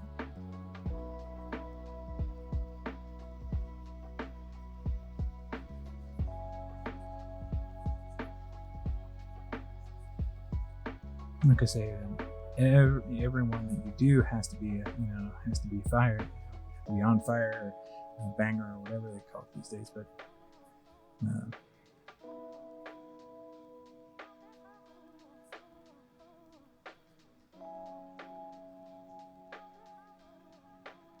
just do what you can to enjoy it.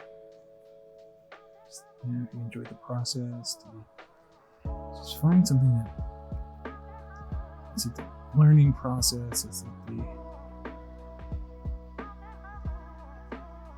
You say it's the accolades of other people. You gotta find something for yourself that brings you happiness and joy out of the experience. I mean, yeah, you can. Relying upon other people for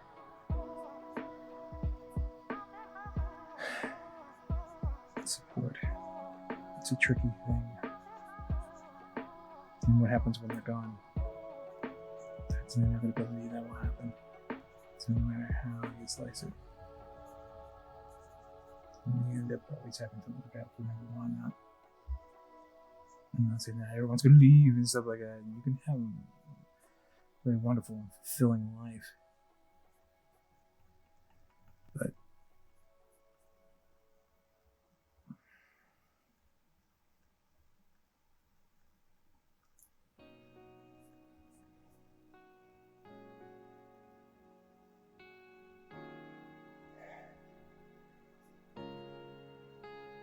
running around for just accolades, or I'm sorry, for likes and shares and things like that. I'm not doing this for that. I'm doing this for me, to at least a small amount of therapy for myself, as well as a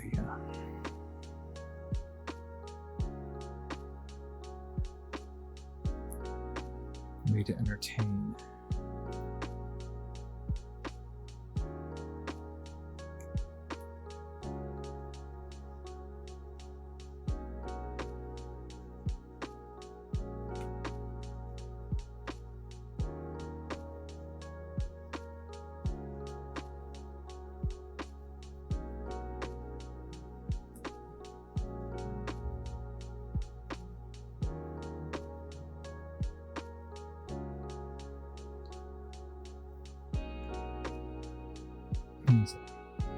I am not professing to be the best.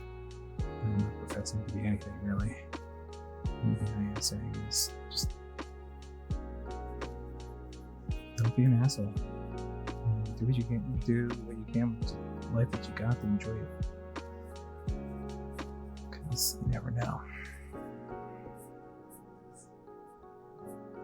You never know when life's just gonna kick you right in the ass and just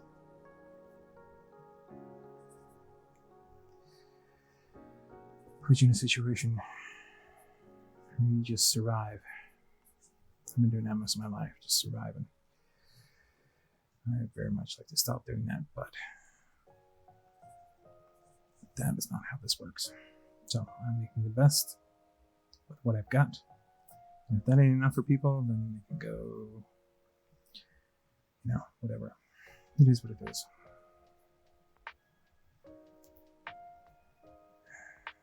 I just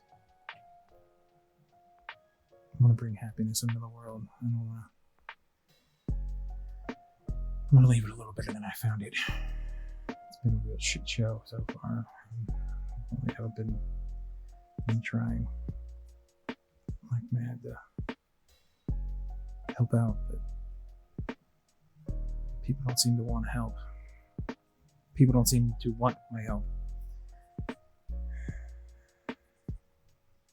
But again, learning that I'm not doing this for them, but I'm doing it for me.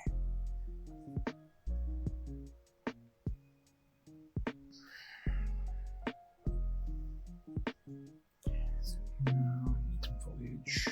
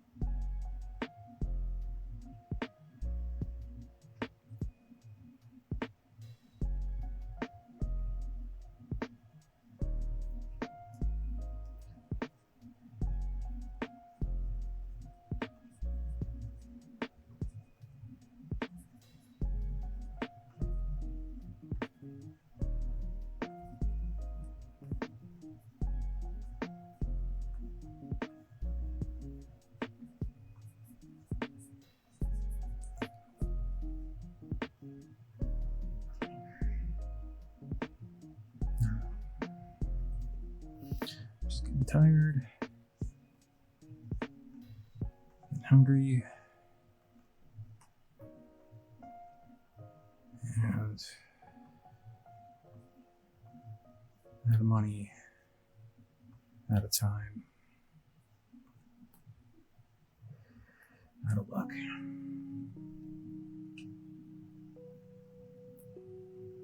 That's okay.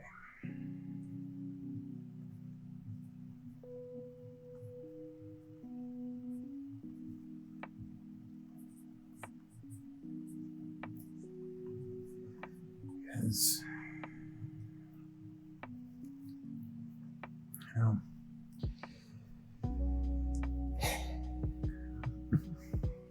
it is what it is. So now let me go back.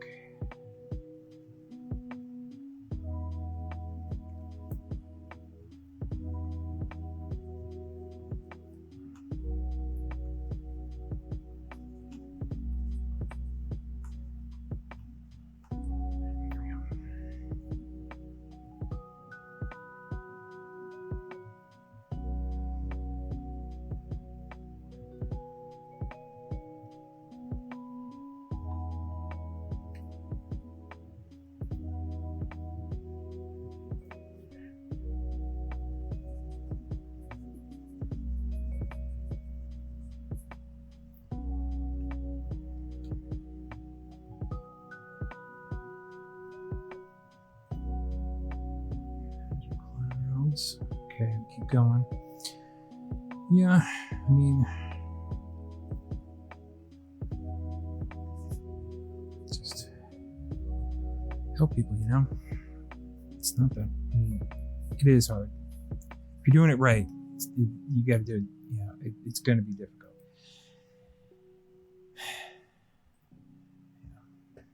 That's no joke. If you're actually genuinely helping people, then it's not going to be fun. It's not going to be all. Why is that? Well,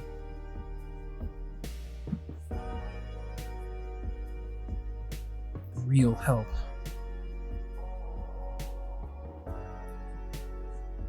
is inconvenient by its nature.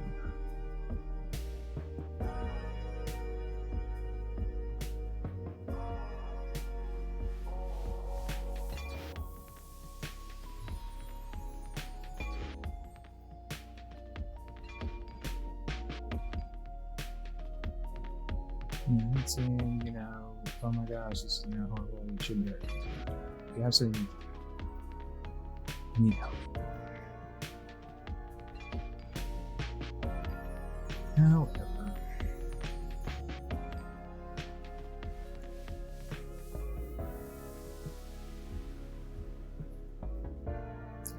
caveats include, I guess the point I'm trying to make is those who show off, hey, look, I'm helping people, influencers and the like, that show off their charitable side. Again, that's unscrupulous behavior. Unscrupulous behavior ultimately is pointless. Why? Long term, you're doing it at the expense of other people. You're eventually going to run out of your resource that you are exploiting. Case in point, what's going on right now with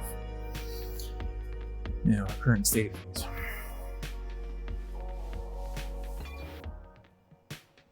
Unscrupulous behavior. This is the final result of unscrupulous behavior.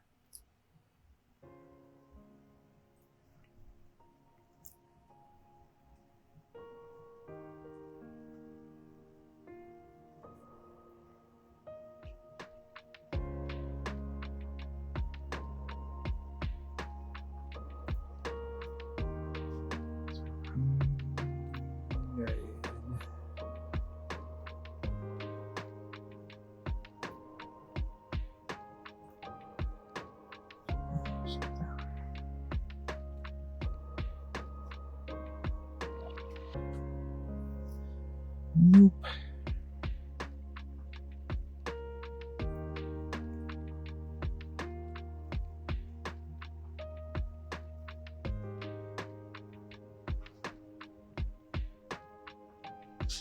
This will do.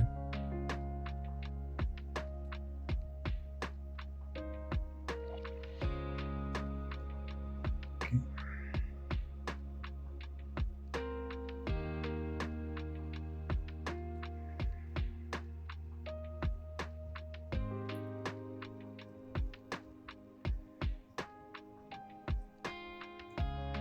Okay. Now we got that squared away.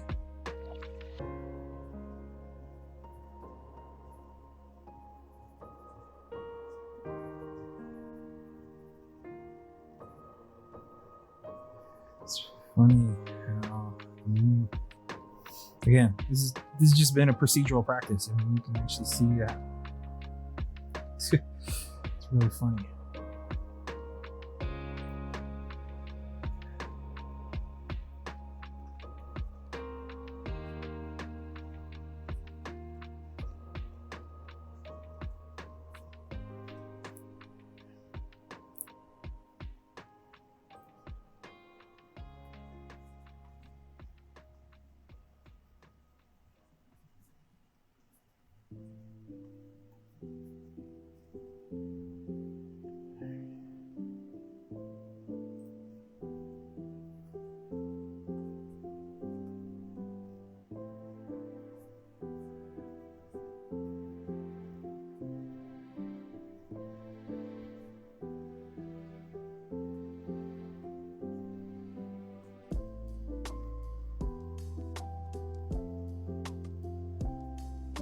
Let the sheep tell the story.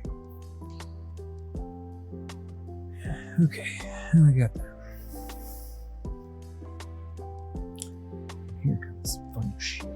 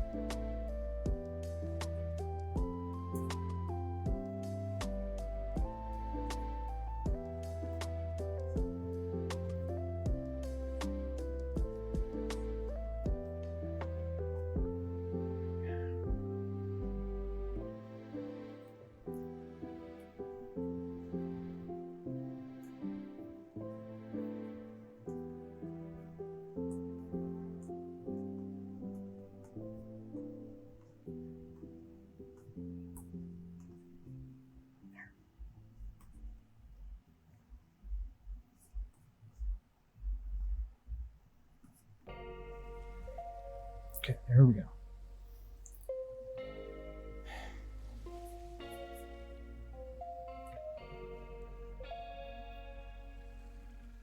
Now, are we gonna fill out? Here's what we're gonna do. Here's where Photoshop gets fun. We are going to add a new layer. Now, be careful when you're doing layers, what stacks up on top of one another. So, for the moment, we're going to keep things on top. And keep our layer on top. We will move it later on. Right now,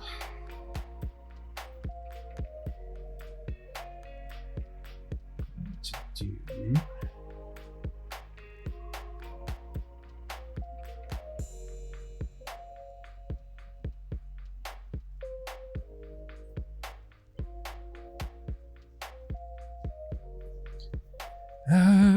no, what the hell are you doing? You're just painting over everything. No.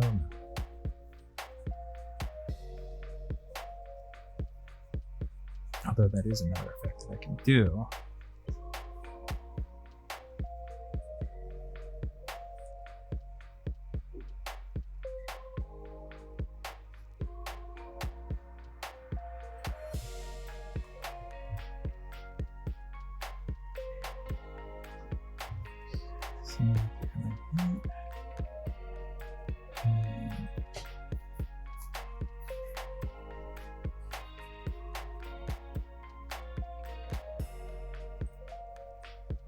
Come back around here.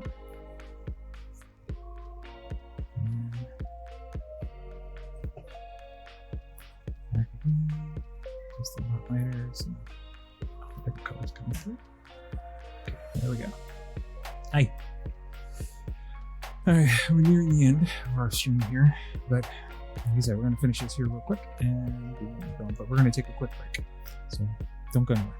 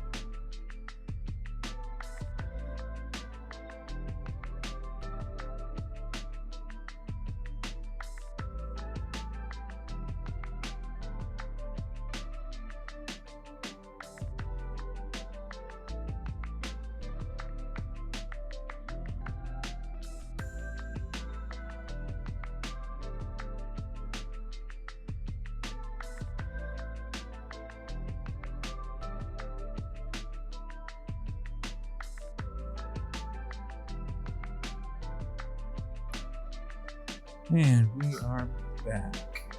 Yes, we're running ads, it's fine. We also need to do more stuffy stuff. Yeah.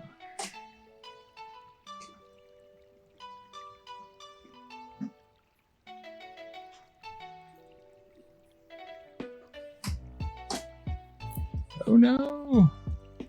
I'm painting all over my stuff. Why am I doing this?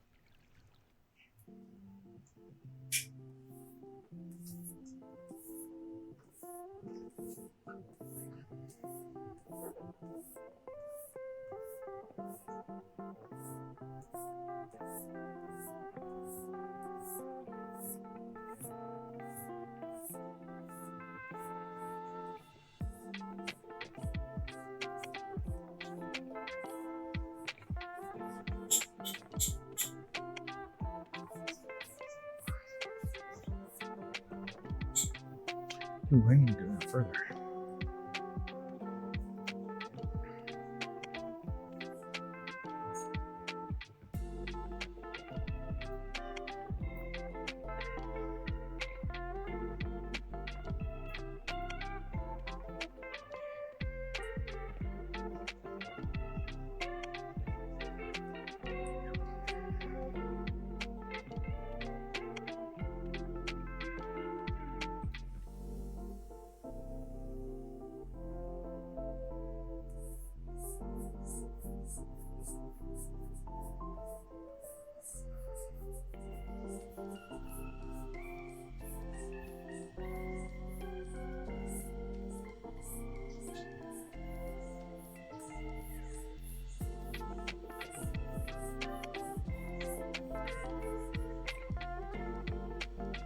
Actually,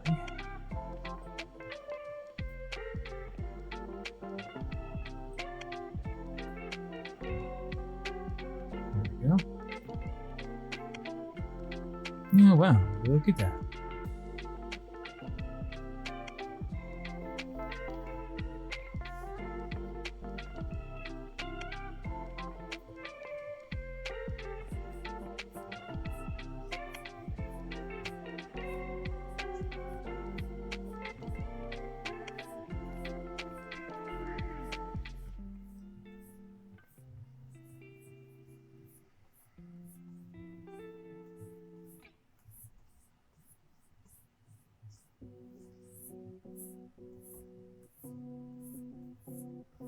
Oh, what is this sorcery that I'm doing? I am actually working from the lower level.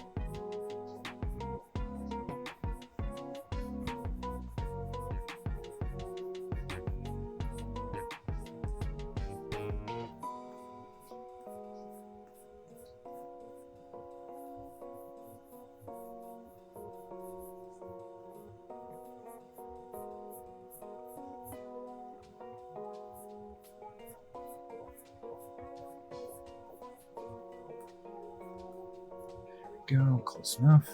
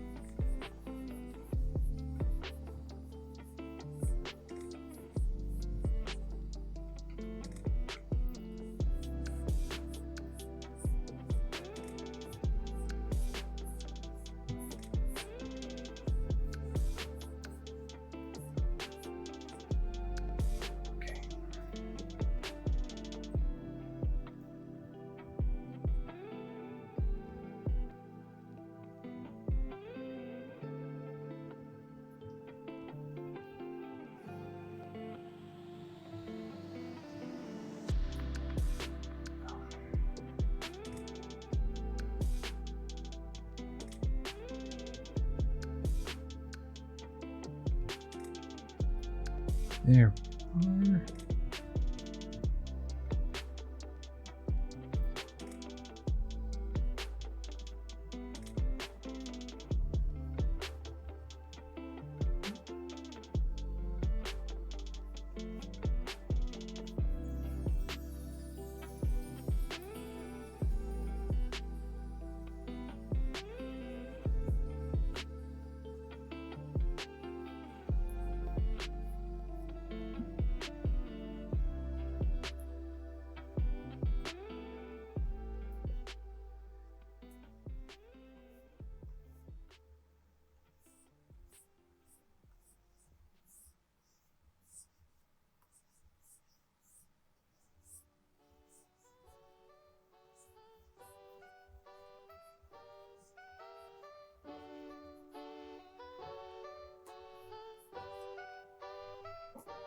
There.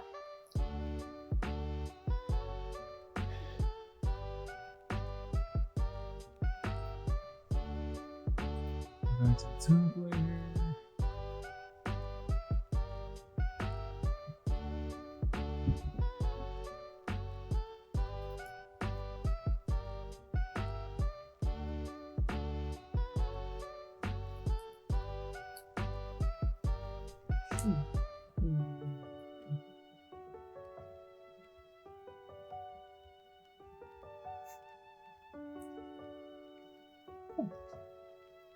Yes. Nice.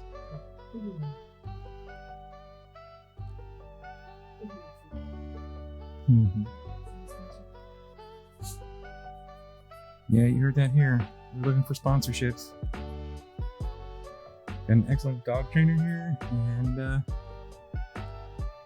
yeah, I'm not too bad of an artist and designer. So, if you're in the market, you're available.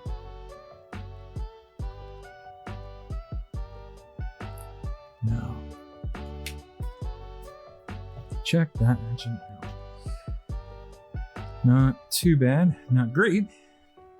Obviously, they're much better, but they usually take more time and usually have their again, like I said, I didn't realize what I was going to make today, and this is what I ended up making. So I got one more thing that I'm going to do.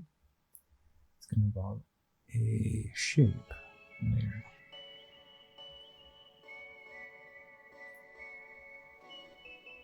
Trust me, it's going to be fun.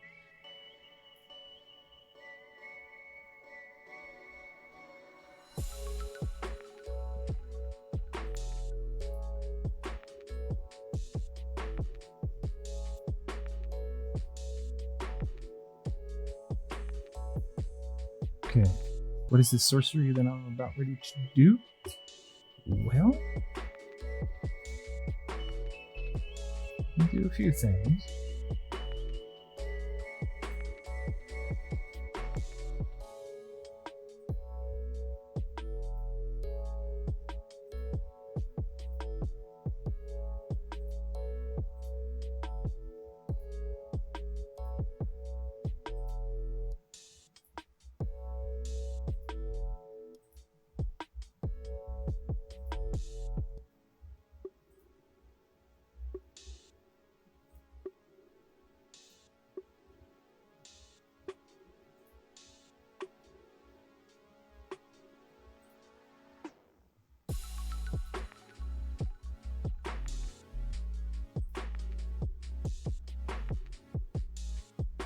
Ooh, that is interesting.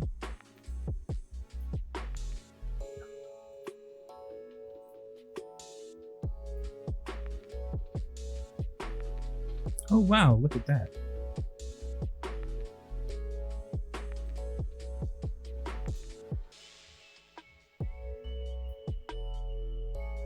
Like I said, you do crazy things with Photoshop, and this isn't even half of it.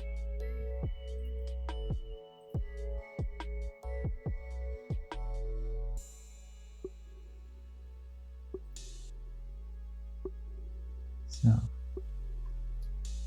yeah. Here we go. Hang on a second. Select.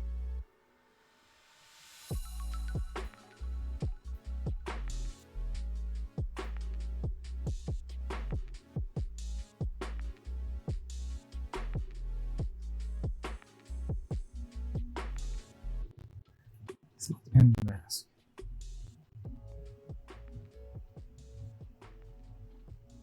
Okay, so here's what we're going to do.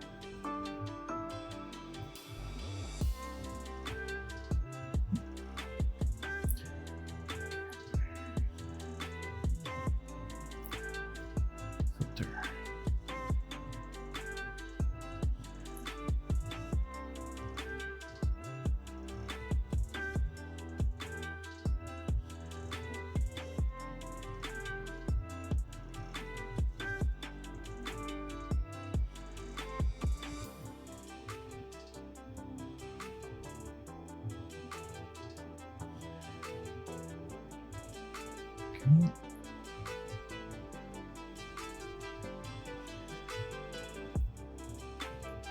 That's not working the way I intended it to.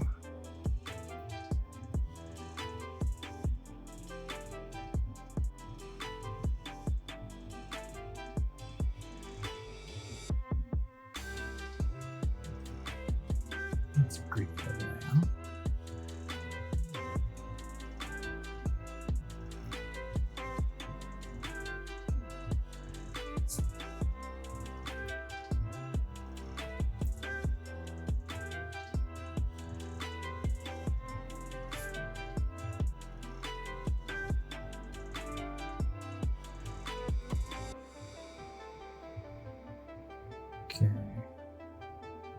So I'm going to do a few things here. Got some gradient action going on.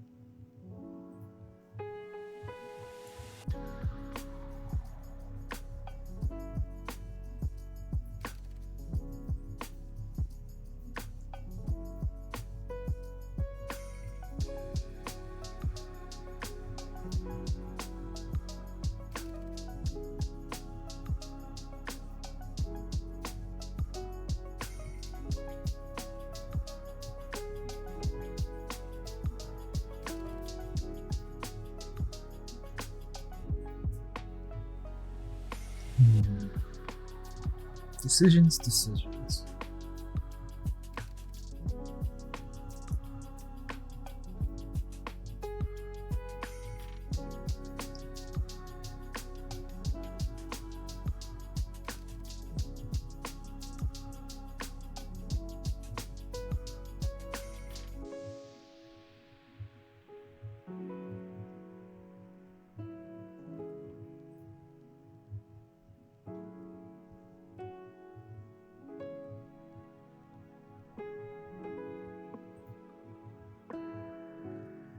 Cancel that out.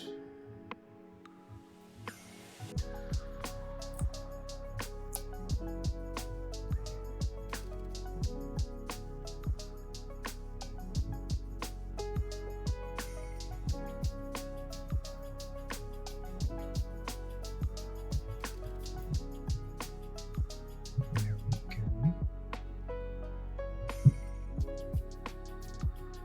No, I'm not going to do this. That's for another time.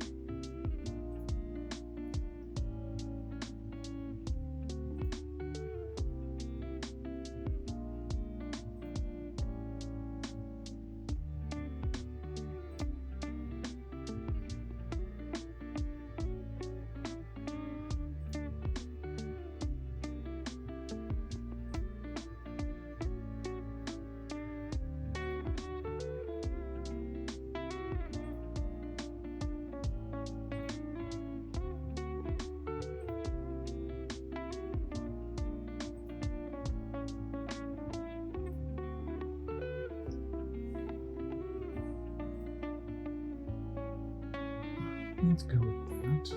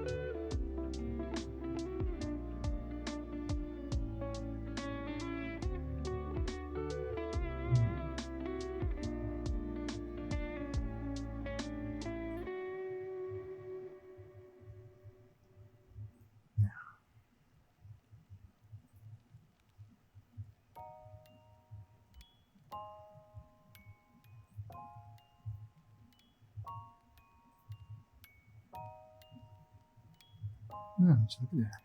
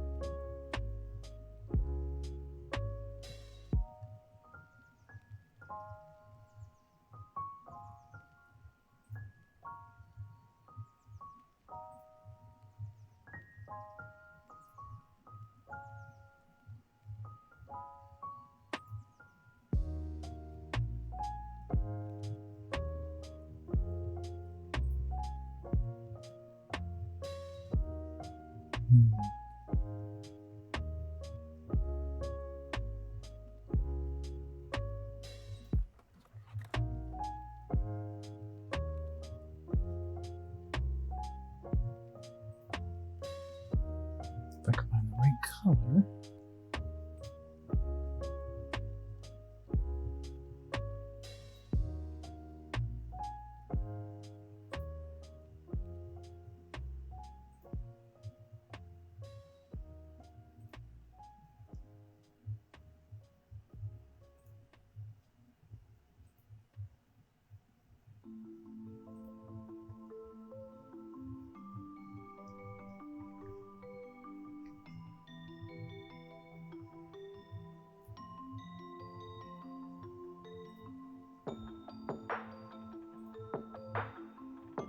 Seems like the orange range seems to do good.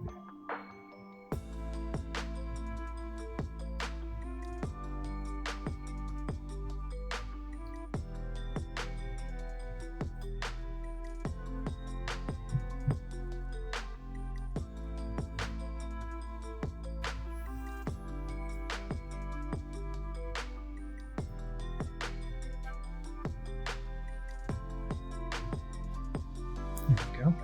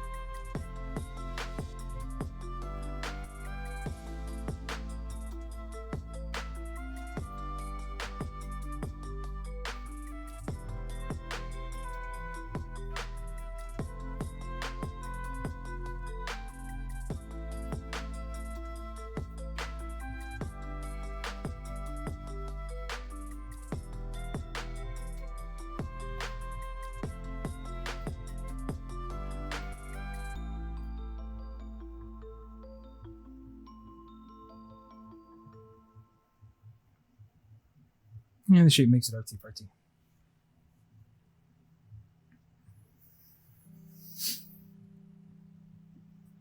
It's a very interesting and subtle effect. And for 5 hours of streaming and work, I think my job is done. So I will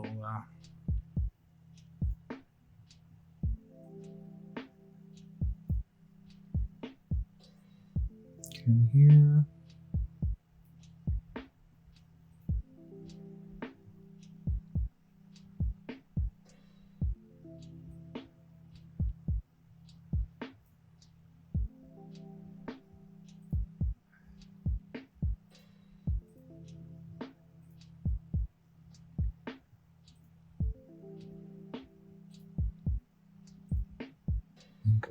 pressure.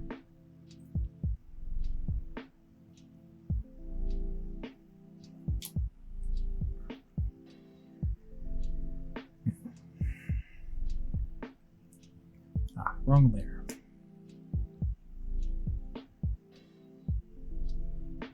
New layer.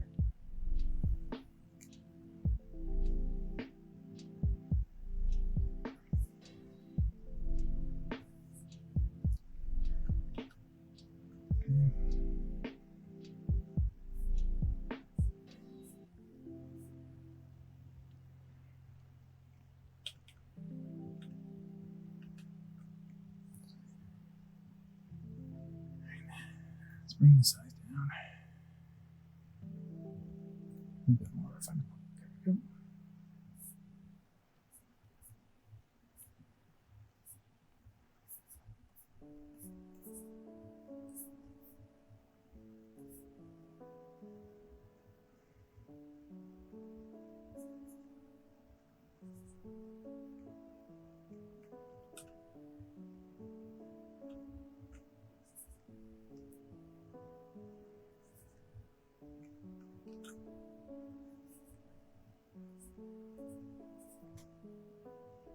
Here we go. We'll call that done. Alright. All you visionaries out there, whether watching live or not,